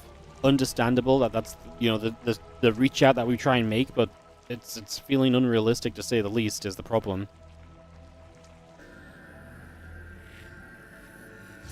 Oracle at the front just throws down a stasis ward. We will see the missile upgrade and the muscular augments continue to come through. Just got the Hive and the Lurker Den, like I say, going by. Creep Team is spreading out. Hatchery in the bottom left-hand corner. It's going to be a 5th hatch in the bottom left. Gold coming through An attempt from Scarlett, sure, but again, 40 army supply down. It's really a question of when does Shameless want to fight? And it seems like the answer to that might be right about now. Prism is out on the map, so it is available here. Again, I really don't have any comments myself. I think this is just an obvious choice. You know you've done a lot in this game. Every phase of this game, you've achieved a lot, actually, right? You've done a lot with your early game harassment. You've done a lot following up with the kind of the initial Zealot Archon attack. Like, there's been no point of this where you've just not been successful. Now Zealots warp into this main base. I mean, you don't even need to be that fancy about it, but Shameless is going to do things right and proper. If this was any closer a game, that's the correct way to do this, and that's fine. Hard to really say much exciting about this point, guys. Even Storm's available, as these Hydras are going to get zoned from being able to move in effectively. And that should be a GG any second, realistically. There it is, GG coming down. I mean, there was really no saving that situation. I think we all knew it.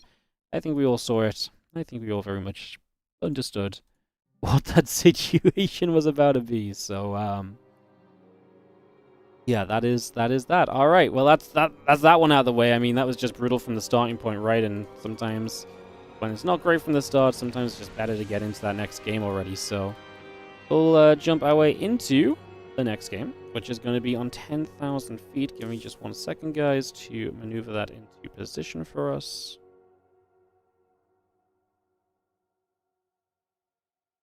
My computer could stop being weird, maximizing things for no reason. Get this started off.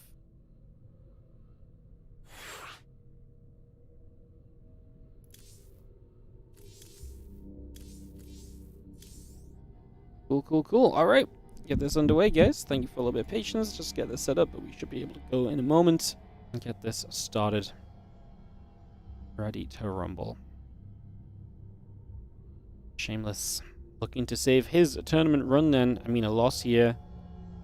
I guess I mean, if the map win, Scarlet beat NightMare after, maybe there's still an advancing possibility for Shameless if he loses, but especially considering he's at the very least going to take a map, but I mean, much easier just to win the series at this point. Again, not put it down to the map scores and the tiebreakers and everything would be a much better situation 100% of the time. So I'd imagine that that's going to be our priority here on this one.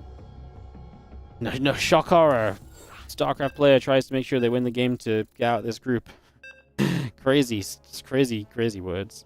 I mean, even if he wins this, I don't know if he's safe, because then maybe if Scarlet wins a map against NightMare, maybe it's not good enough. Yeah, I guess we'll see.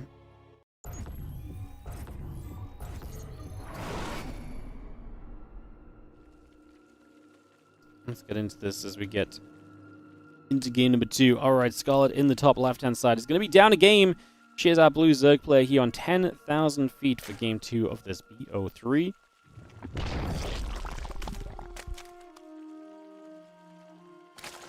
Taking on the red Protoss in the bottom right-hand corner of the map. We've got Shameless. Game 2 of this series.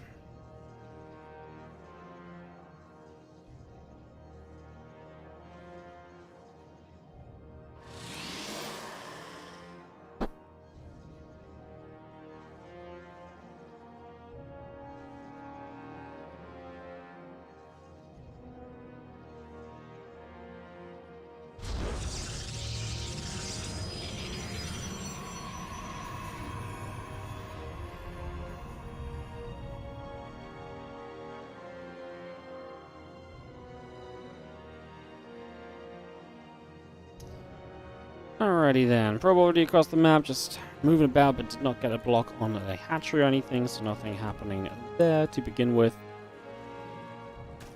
Get settled down.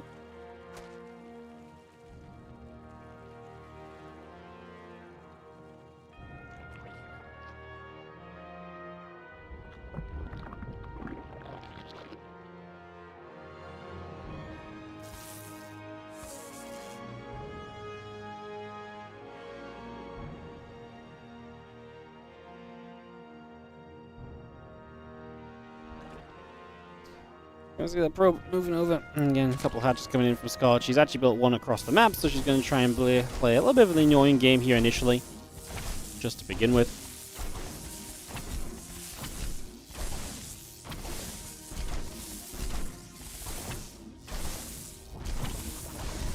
Hatchery should go down. It's pretty good response from Shameless. A few pros plus the Zealot. Evo Chamber to be a little tad bit more annoying for a teeny bit longer. Not bad at all.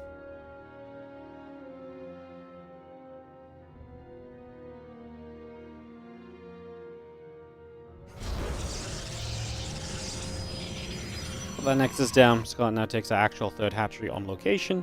And the Zealot is going to, at the very least, try and come across the map here to see a little bit of what's going on, so...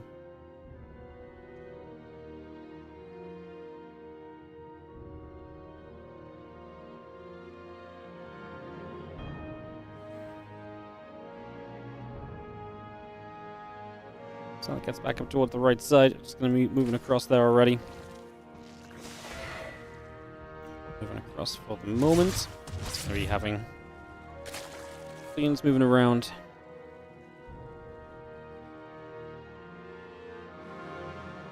And getting into position, like I say, for a couple of seconds here. Get that all set up. See where we're going to go. Adept and the Zealot just going to fight for a little bit. So just going to bring that through. Let me take a couple of moments. Again, Link's be coming up. The few Zerglings on the way. Queen going to be gathering about. The Zealot on the right side going to move over as well. Just going to keep that going for the next couple of seconds.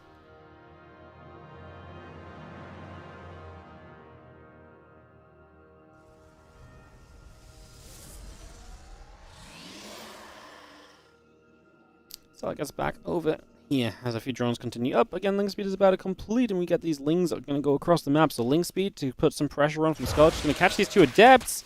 Should be looking for the surround so we can guarantee the damage output needed to actually get a kill. We're only going to kill one, the others will shade away safely. I thought it was just the two at first, but there was the extra one in the back. So two get away, one goes down is going to be our starting point there. As the Oracle activates, a couple of Zerglings begin to go down also. Warpgate and the Oracle coming through. Just seen those few Zerglings moving about. Overlord's coming in. Spores coming up. Drones on the way through. A few Zerglings over there. Going to move back over the side. Adept will shade forward as the Lings try and get in after the probe. Going to take that down already. Now looking for the wraparound on the Adept here. Adept is going to get wrapped around on and killed. Just going to clean this up. Oracle still building through. Cybercore coming up. A little bit of all that on the way in as well right now. A couple of probies going to be part of all this being killed off. And yeah, those drones continue to produce on through. A couple of Lings going to be there. Just going to be seeing the probes gathering. Nexus sets up on the front doorstep. The Oracle begins to go across the map already as well. It's just going to get that straight over to the other side for the moment.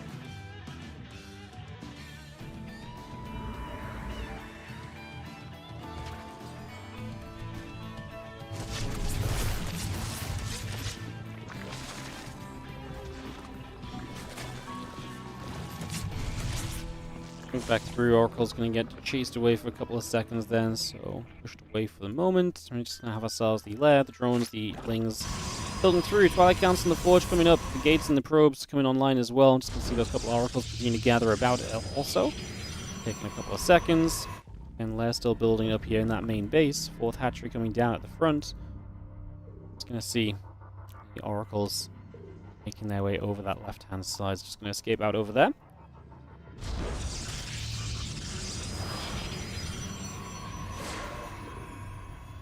Again, Blink and the +1 comes through. +1 missiles on that Evo chamber. A couple of Oracles are going to throw a Revelation down in the main base. Going to see that lair finishing very shortly. Again, +1 missiles coming by. The Templar Archives in production. All of this coming through for now. Trying to figure out where we go. +1 Blink still building by. The probes in production too. Assimilators will drop onto the third base. A few Zerglings will get over the far right side.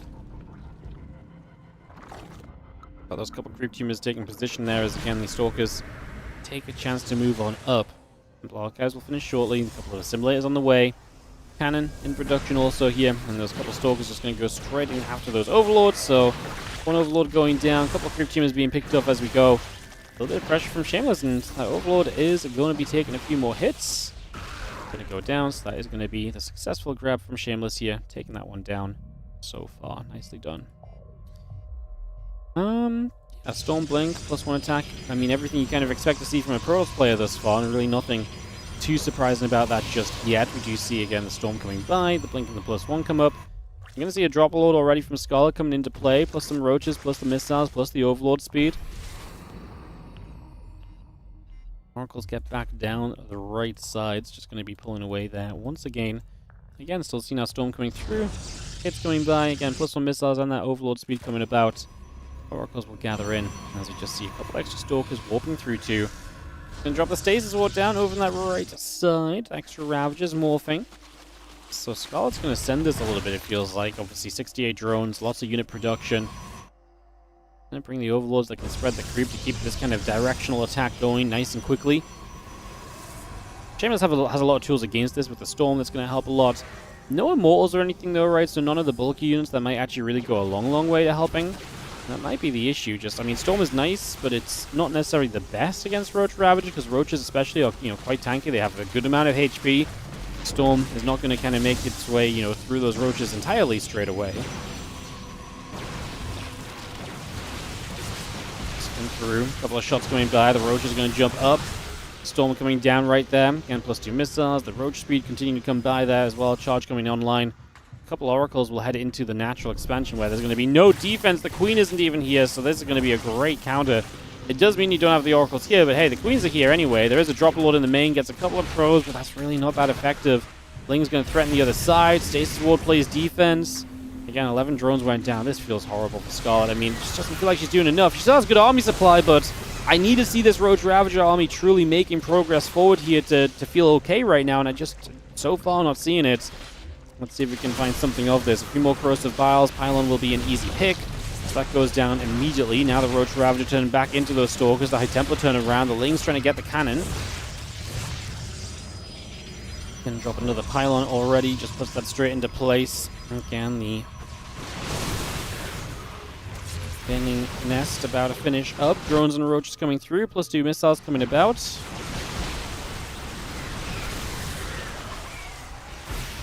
More Corrosive Vials drop down.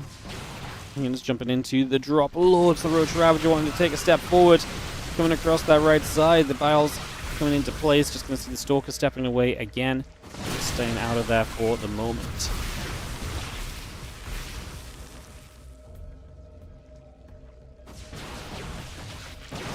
Stalker's trying to step back through. A few Roaches taking damage. The Lings want to get across as well. The Observer still just going to stick around overhead. We take a few more shots. The Oracles come back around the left-hand side. Roach Ravager, how's this going to go? I mean, it just feels like over time Scarlet's army is going to be less and less effective as well, right? So again, over time you kind of lose a little bit more faith that she's going to find a way to make this happen.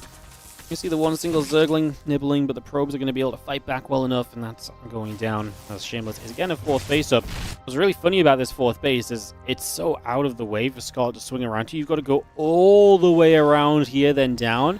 And for Shameless, he just stops defending here and he defends here. Like, it's such a good position to take while Scarlet is being aggressive the way that she is. The only thing that you're really weak to is that if Scarlet's focused on the left side, you then have to make sure you have something if there's a run-by also on the right side, right? But Shameless so far has dealt with this very well, and like I say, that base is just feeling super safe right now. Scarlet has amazing creep down the left, but I'm not sure that's necessarily going to save you when this army here, this Stalker High Templar comp, is already pushing across toward you. So, like I said, I'm not sure the creep down the other direction is necessarily going to do what you're really looking for. A few more Stalker shots coming about. There's a couple of Overlords going to take some damage.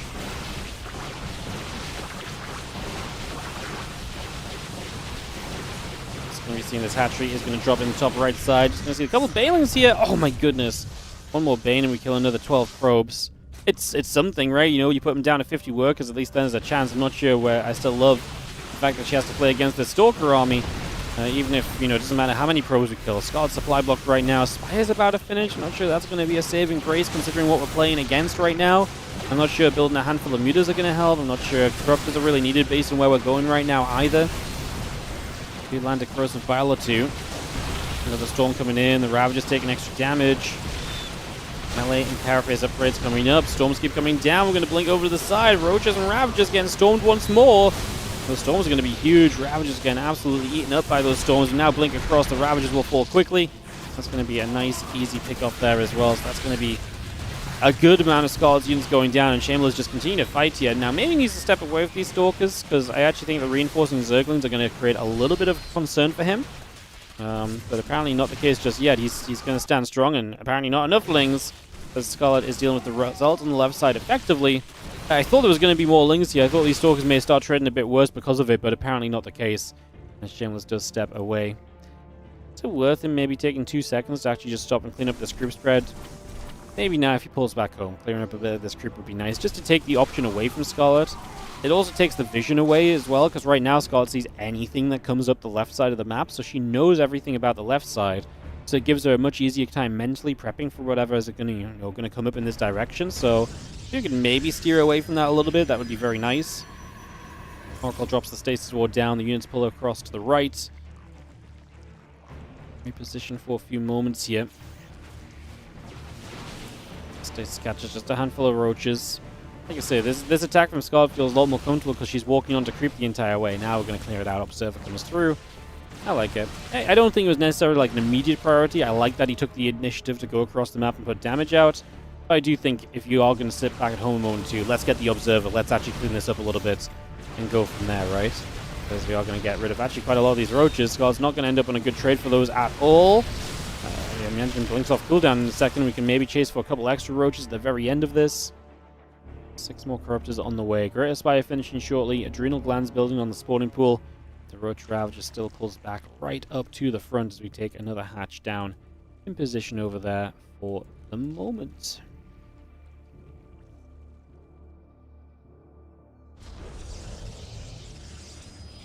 Going to be seeing the +1 flyer attack. Just going to be seeing the Adrenal glands coming through. Ravager's coming about. Just going to be seeing the missile upgrade, flyer attack upgrade as well. I mean, the fact of getting to Broodlords from Scarlet's impressive in the first place. I really felt like she was far enough behind and getting bullied enough that attacking there is not going to happen. Just a good fungal into Crows of Bars that will land. If there's a fight that Scarlet can take that makes it happen, something like that would probably be it. But now we get feedback on the Infestors. And that's back to the same old issue. Only what, we're going to, crank out 4 Broodlords. There's enough Stalkers here and not enough threat to those Stalkers. I'm pretty sure we can just blink underneath them. The position might be an annoyance. So maybe that is going to create a little bit of a statement right now. Stalkers blink underneath. The Broodlords start to go down, though. The Ravagers continue to get hit by those storms, and everything is just going to settle down. Crows of Bowels are good on the Immortals, to be fair. But Scarlet lost all the Broods, and the Ravagers are not exactly meant to be kind of fighting on their own accord. They need something to protect them, and Shameless is going to get a 2-0, and is going to put himself in a position to advance from this group, potentially. So Shameless at a 2-0 there is a big result, because that's going to put him up to 2-2, 0 map score. Scarlet's at 2-1 plus 2 map score. And if Scarlet loses 2-0, Shameless has the head-to-head over Scarlet, so Scarlet needs a map against NightMare. And I think if Scarlet gets 1 map, she's safe. And then Shameless needs Scarlet to beat NightMare. If Scarlet gets a map, Shameless then needs Scarlet to beat NightMare, otherwise Shameless gets eliminated. It's going to be a close one again, potentially, if NightMare gets the win. Jeez. Who is this guy, Shameless? He's a young Russian Protoss player. He's been very good for a long time. If you watch the online cups, you'll probably have heard of him. If you've not heard of him, then take this as your warning that this guy's pretty darn good. He's been actually really good in recent history. Like, I've seen a lot of great games from him lately, and I don't think that's stopping anytime soon. As we're going to have one more series today, guys. It's Scarlet NightMare in a must-win all of a sudden for Scarlet, or at least must-win a map scenario for Scarlet, I think. What are you so good at this, figuring out combinations or results for someone to qualify? I've spent a few years of my life doing it, you know. We've spent our fair share of time figuring out what groups look like. Usually the most confusing part of it is when Wikipedia doesn't update already, so then you're trying to do the mental math and figuring out did they update it or not, like what pod's up to date and what isn't. But yeah, Shameless is just 0 map score. He 2-0'd in his wins, and he 0-2'd in his losses, so he's just 0. Oh no, he took a map off Rogue. So should he not be... He was -2, -3... Oh, he's +1. Sorry, yeah, this is what I mean. Okay, so even worse for Scarlet.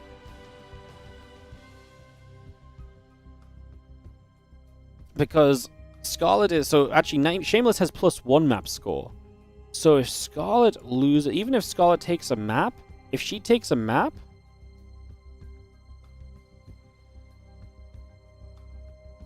Yeah, even if Scarlet takes a map, it's not enough. Because if she takes a map but loses, Shameless has the head-to-head, and then NightMare would have the head-to-head on her as well. Oh my god, so Scarlet needs to win the series. Scarlet's in a must-win series, guys. It's not about the map.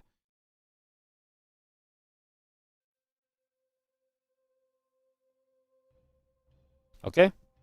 So basically, NightMare wins. So Shameless is advancing no matter what, I'm pretty sure. Because he's always ahead of Scarlet, and he's always ahead of NightMare. So yeah, Shameless is through. And then Rogue is looking at this like, please, NightMare win, and I get first place in this group.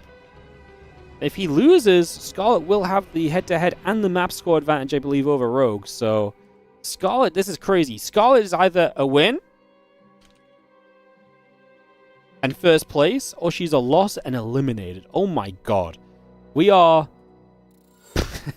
I mean that is the savagery of this group. That's how close it's come down to. You win, and not only do you advance, but you skip a couple rounds of playoffs, and you lose, and you don't get into the playoffs at all.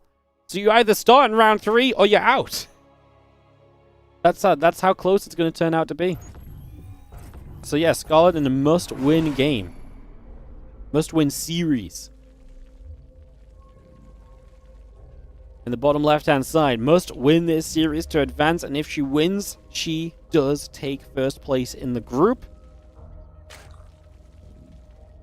It is Scarlet in the bottom left-hand side. She did not have a good ZVP against Shameless. Struggling early, I think, is the main issue there.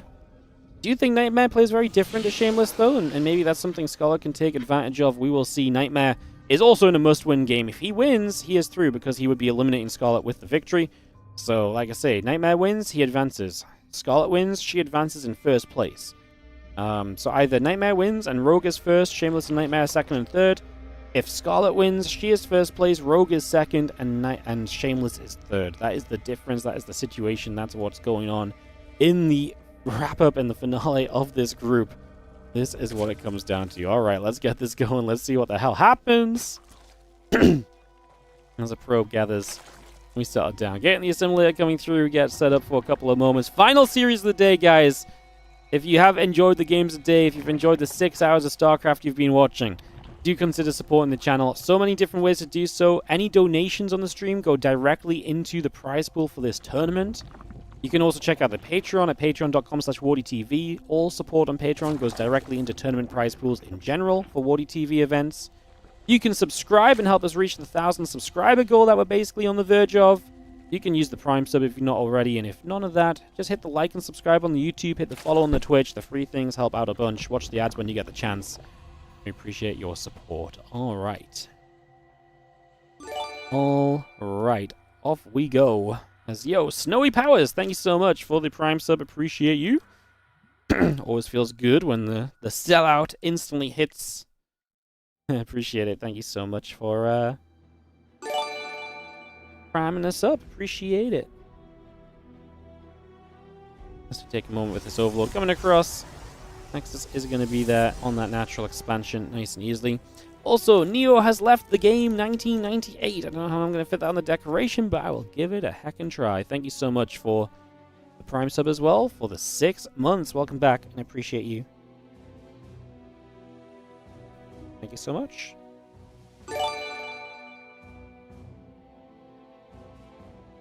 Okay, we're just sub training right now. Love it. Ghostface 321, how you doing? Also Prime subbing us up, coming in for the 53-month resub, man. It is crazy how many big resubs we get nowadays. Appreciate all the resubs, but special shout out to you guys who've been here for freaking years and years and years supporting this stuff. You guys are awesome. You guys are the reason we're able to do this so consistently. Thank you so much.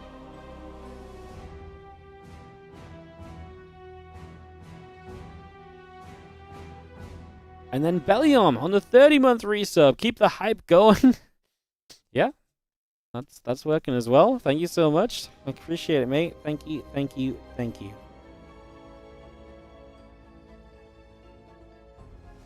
Appreciate the support, guys. Thank you so much. Thank you for the subbies. And yo, D64 on the £20 donation going into the prize pool for the tournament. Again, our aim is to double the prize pool. That's obviously very hopeful, but we will give it our best shot. Thank you so much, D64 on the donation. I'll get you on the donation star. As this Void Ray opening is going to be good to get the Overlord initially. Take that down, work on that to start us off. And Dreams in Dust, thank you so much for the 21-month resub on the Prime as well. You guys are keeping me busy early. I'm trying to observe this game. You guys are like, Wardy, no observing, more decorating. Thank you, Dreamers and Dust. 21 months on the Prime as well. I appreciate it. Thank you so very much. Appreciate you guys. How much is the prize pool up to now? It's about, so we've added about £500 to £600, depending on, there's a little bit of an oddity earlier where the donation came through, but it didn't come through stream elements for some reason, so I gotta fix that up, but it's probably about £600 to £650, which is about, let's say 750-ish, 800-ish dollars. I don't know exactly off the top of my head, but it's around that sort of area. So that's plus 750 to 800 on top of the 5,000. So we're closing in on $6,000 on the prize pool, which is awesome. Blink starting as well. Get that underway. It's going to be seeing the little nibble over here. Nexus continuing to build through. As you see those couple of Zerglings will take that chance to get in at that Nexus as well. It's just going to take an opportunity, try and get in for some damage. See what we can achieve. Well, drone's going down, sorry, to the Oracle, which is kind of low. Now the few Zerglings are going to take their step forward. Put some pressure on it as well. It's just a few Zerglings, but they're going to be able to grab the Adept. It's probably going to be about it. I don't think there's going to be too much really up for grabs there. And the defense is pretty good. Nothing going on Scarlet's side of the map anymore. She is going to go into that melee upgrade, which you like to see if you're a Scarlet fan against the Blink Stalkers. Especially in a game where it's just the single Oracle as well. That's, you know, usually the answer to Lings against the Stalkers. So if you can get a little bit of an answer to that up and running, then that usually does feel pretty darn great. Most of the time. Those Lings fall back home. This Voidray here is going to fall back as well. Not feeling the chance to do too much else just yet. The Oracle will get back on the map though. And maybe the Stalkers will come across the map as well to see if they can find any extra opportunity in these early stages. Again, +1 and Blink both coming through. The few Stalkers are coming up. Spire is already on its way in. And that hatchery coming online as well. The few Stalkers getting down to the bottom.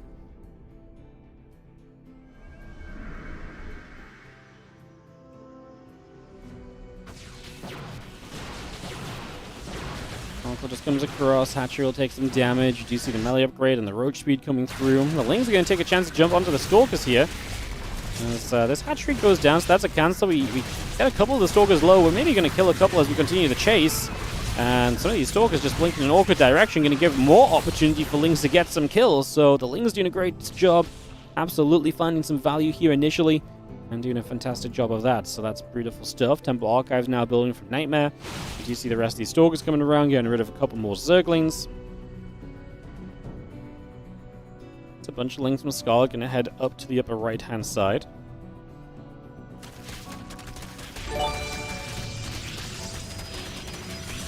Do I get less money if someone donates in dollars?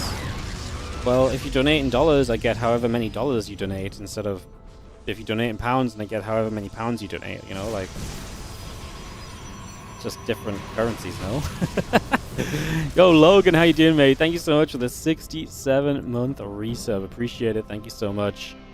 Thank you for resubscribing. Thank you, thank you, thank you. Hope you're doing great. Thank you for the 67.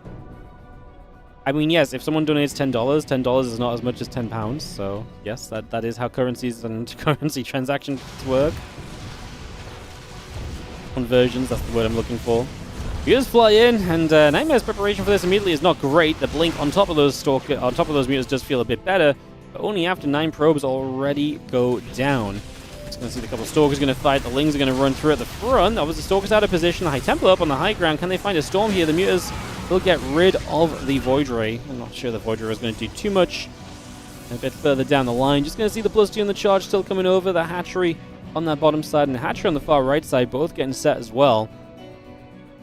Those Lings do sit gathering. The Mutas are going to sit here and pick their way through this pylon and cannon. Again, keeping this game aggressive. Scarlett's seen a lot of success today on the back of the Mutas. She saw the success from the ZVZ and the Mutas as well.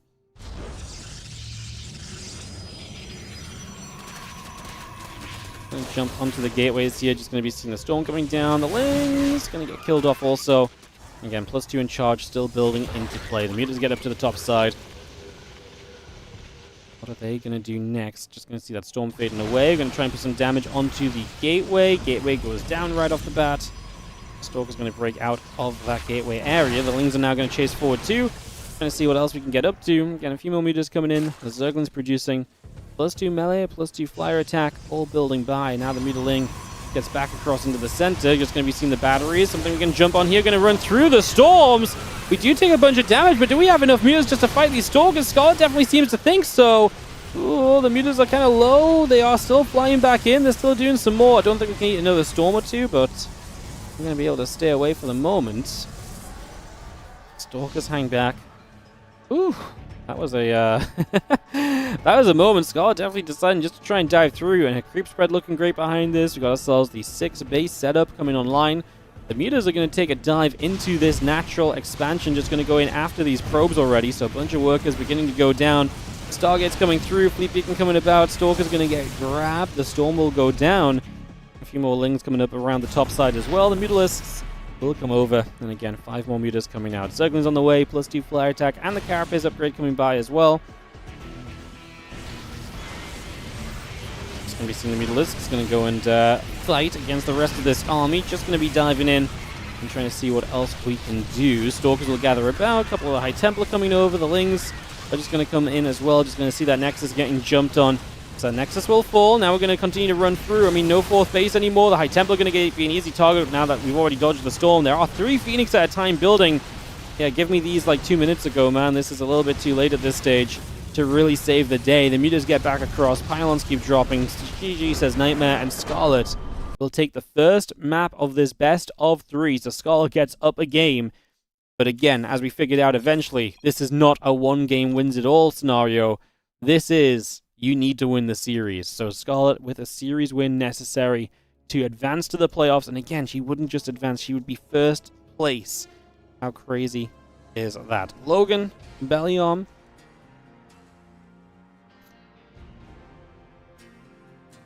Neo has left the game, 1998. Snowy Powders. And Reams in Dust. And Ghostface 321. Thank you so much for the subs, guys. It's going to get this game hosted, and invites moving out, and then we'll get ready to go into Ruby Rock for Game 2 and get this right underway. So I will hang you guys on the tree while we get the invites sorted, because they lag a little bit.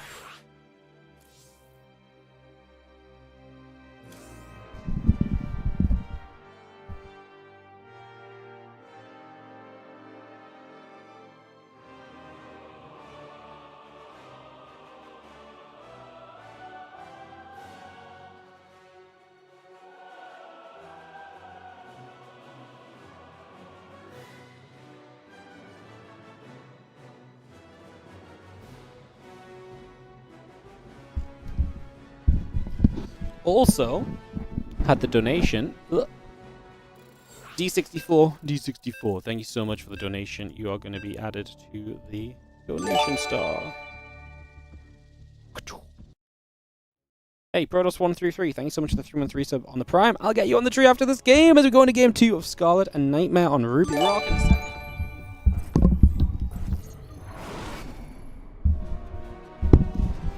I wonder if anyone's ever taken the star off and back onto the top of a tree as much as this one. like surely there's never really a reason to do that, but here there is. And yo, Infested Mouse, thank you so much for the fresh new sub as well. Appreciate it. Look at that, guys. We got 967 out of 1,000. We're not even just going to get there. We're going to freaking smash through 1,000, I feel like. That's freaking awesome. Thank you so much for all the love. We get into Game 2. The mutas were the bane of NightMare in that opening game of this best of 3. Can he fix that up? Can he turn that around here? Going into game number 2.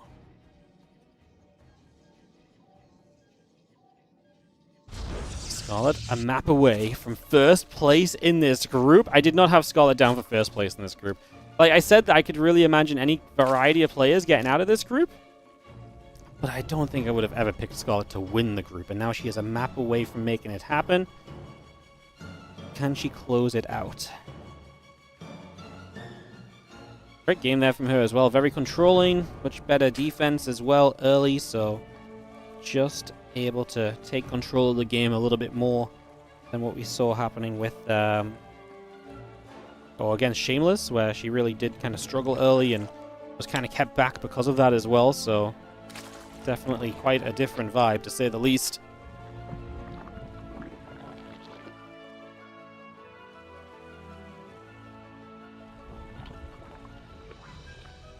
We're going to throw the hatchery down over here again, so a little bit of disruption early.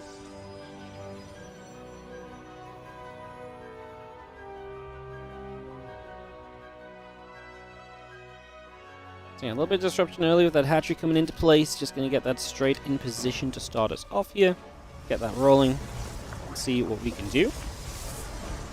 I have the Zealot is going to be out. We're going to force the double gateway out of NightMare, so that's going to be the response. Double gate, single Zealot, and then double Adept. So we will have some good units to go across the map with after this as well. But of course, you are going to be on the later Nexus. Just going to make sure as Scarlet that you're ready to deal with the fact that your opponent is going to be on 2 gateways worth of Adepts, for example. So that's something you got to get on top of ASAP. Otherwise, this gets away from you. Otherwise, that becomes a little bit of an issue. Twilight Council still building through. That Zealot is going to be combined with the Adepts now.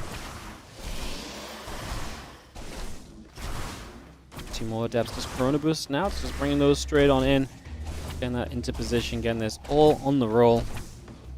Adepts keep Chrono Boosting. Ling's on the way. Ling speed coming up. A couple of Adepts make their way over to the top left-hand side.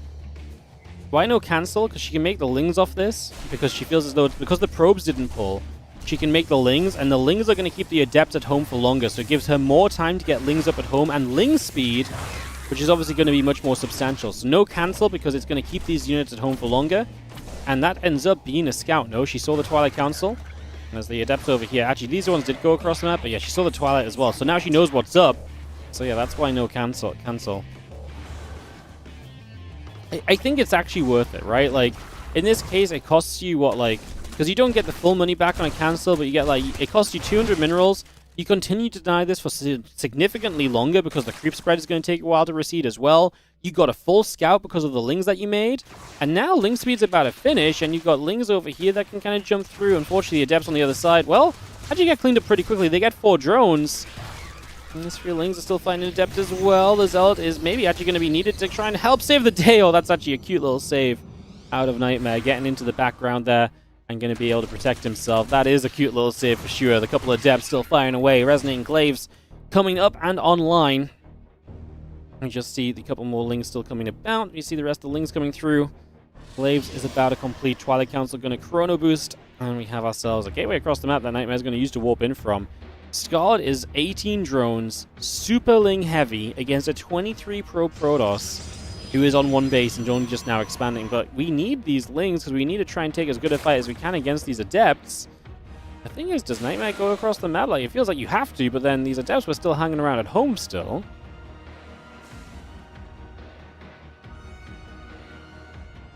Things move about. Hope Gate hanging. A couple of Zealots joining. There's the Roach Roams with Scarlet. She jumps onto that pylon. That's not really going to work out in her favor as the Adepts continue to step on forward right now. It's just going to take a moment to come across. Going to shade their way through the natural in toward the main base. Queens will settle. The Adepts will get a couple of hits off. The Zergling's taking some damage. The Adepts will shade up to the high ground. I mean, there's a lot of Lings, so I actually think this is an okay fight for Scarlet. And these Adepts are all going down. They did not do enough at all. They needed to be choked up. That full surround is going to be massive, and that's going to be a huge part of dealing with this. As now we come across, we kill a gateway, we kill a pylon, and Scarlet will be able to drone up from here as well. Remember that without a Nexus on the natural, yes, Scarlet's been behind on workers, but now she's got a ton of army supply. She completely wiped out the army of her opponent early. She has complete map control. NightMare does not have any tech because he has Glaives. But Glaives is going to be useless until you build a bunch of Adepts. And if you build a bunch of Adepts, that's going to keep you from building anything else and setting up. Otherwise, Scarlet up the game in this series and a map away from first place in this group and advancing a couple rounds into the playoffs already. I'm kind of feeling it a little bit right now. I think Scarlet might be on track to do what she needed to do. Things gather up. A couple gates coming around. Probes in production. Just going to be seeing those Overlords building through. The hatchery comes in over on that far left-hand side. The few Zerglings trying to step up toward the gateways and toward those Adepts. Scarlet will now expand out to the 3rd hatchery. Doesn't have to rush there because she doesn't have a great economy early because she cut workers initially. So the thing is as well, though, it's like, well, Protoss wants to take a 3rd base by now too. Well, that's not going to be allowed because there's going to be all of these Zerglings that basically just say no.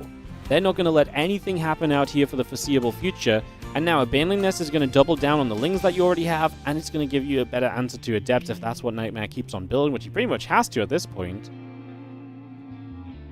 Scarlet gets that lair coming through, the few extra drones coming up. We just add new gateways as NightMare, so he's going to go to 6 gates. I just don't see a world where 6-gate Glaive is going to win this. Like, that's I think what's killing NightMare. I actually don't think I'd mind this if he had like a couple oracles or so, or if he had Blink on the way, or if he was just doing anything. But I don't think he wants to do any of that because he feels like he's going to be stuck on 2 bases forever if he does. And so he feels like his only chance is to essentially go all in off these 2 bases. So he's going to play 7-gate Glaved Adepts into Banes.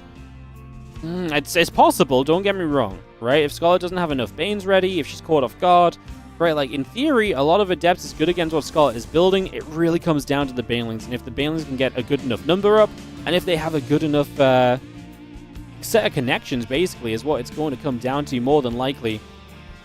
Those Adepts are going to threaten that shade forward, so in they go. The Lings will see the Adepts, so now you know as Scarlett a bit more guarantee that this is happening. 11 Baneling Star, and she's going to build a Roach Roaring behind this as well. Let's see if Scarlett can hold on. She's at 55 drones now. That's a massive amount of work that she's built up to. That doesn't matter if she doesn't defend against this. These Banelings are going to waddle forward. These Adepts, a little bit clumped up. The first connection from the Banelings is great. The Zerglings start a fight. I don't love these Lings still fighting because that feels like a lot of Adepts, but the cancel comes in on the shade, which means we just fall back. 6 new Banes on the way up. Scarlett does not need to save her 4th hatchery here. She can let this go down.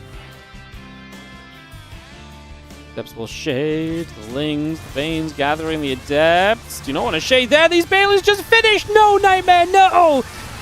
Basically just shades into Adepts as now his army supply is going to get absolutely shredded. And that is going to be Scarlett on the defense, pushing this back. Mauling Bane coming about. We're going to have ourselves the melee upgrade going to come into play as well. I mean, again, it's not exactly the comp you want against Glaive to Death, but it's been working. We've been able to get the connections we need to kind of make this a reality. Love the force fields here, that's cute, but more and more Banes getting ready is just going to make this nigh on impossible to really do much else against. You can't play against these Banelings easily right now. Adepts pulled back over, just going to see that Roach getting jumped on, the hatchery, taking some damage. The Ling Bane will take a chance to run through. Just going to be seeing those Lings wrapping around. The Adepts will take a bit more damage. The Ling Bane back on the left side. Extra Banes coming about, melee upgrade about to complete, Baneling speed coming over. Those few Broodlings are just going to come by and just going to go straight in toward the Adepts. Just going to try and jump on that. Again, those couple of Banes just going to go morphing in. They're going to step forward here and they're going to connect. And even at this point, just forcing the splits at this point is important. Because if by forcing the splits, you're forcing the Adepts to give up surface area, which lets the Lings do what they need to. As Scarlet is getting closer and closer to that first place finish in this group. Like I say, this got very close because losing here would have eliminated her. Instead, she will finish in first place. GG's get called and Scarlet takes the 2-0 to advance on through. And like I say, finish up in first place because she will be over Rogue. The only loss of the day comes to Shameless, which was super important for Shameless because he went 2-2, and in the end, that was good enough. That doesn't even come down to maps. Shameless 2-2. Ryung and NightMare both go 1-3. That win of Riong over NightMare actually obviously ruins NightMare's day, because otherwise NightMare could have been 2-2 and maybe still could have done something here. I think his map score might have been too bad anyway, but GG, Scarlet advances, moves on in. I mean, can't ask for more than that as a tournament organizer. Your fan favorite gets in and does awesome at the end of the day. Does absolutely awesome. You love to see it. All right, guys. First of all, let's get Protoss133 and Infested Mouse. Thank you so much for the subs. Let's get you guys on the tree. And then I'm going to have to wrap up this stream and call it a day, guys, because it's time for me to go do IRL things.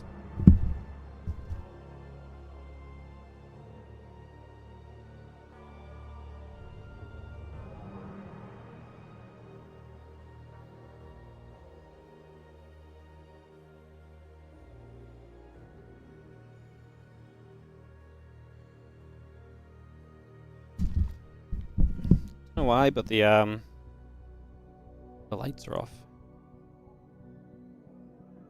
The lights are off on the tree. I don't know when they went off, but so be it. Alright, guys, thank you so much for supporting today. It's been an awesome stream, as you can obviously tell. You don't need me to tell you that. It's been sick. Thank you so much for all the love, the support. We've had donations. We've had a load of donations. We've had crazy amount of subs. Push towards 1,000 will continue through the week. The 2025 championship continues coming up. Let's just confirm what's happened. So again, over the first 2 days over this weekend, we've had Cure and Scarlet advancing in first place. Mana, Rogue, Yakov, and Shameless advancing alongside. Again, first place finishers drop into this section of the upper bracket, while second and third place finishers will start over here. So you get a 2-round advantage, which is nice. You do have to play someone else who has first place, but that otherwise you have to play an invite seed 4, which is also, I mean, one of these guys. I mean, how do you even discern who is better at this point? Like, it's tough to say. So Scarlet gets that first place.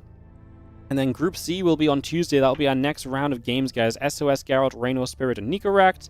And then on Thursday, it will be You, Thermal, Bunny, Creator, Nice, and a Laser. And then on Monday, of course, it's WardiTV Mondays as usual. And then Friday and Sunday next week, Classic Beyond, Max Back Solo, Clem, Hero, Showtime, and Shin in the seeding matches.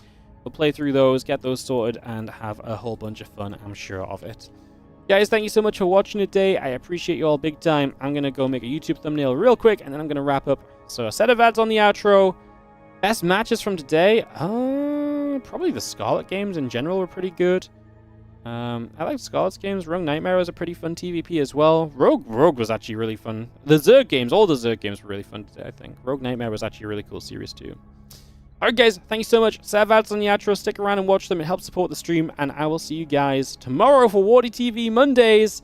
And then, of course, more 2025 Championship through the week. Thanks so much, guys. I appreciate you all. Thanks for all the sub support. I appreciate you guys, and have a great rest of your evening. Bye.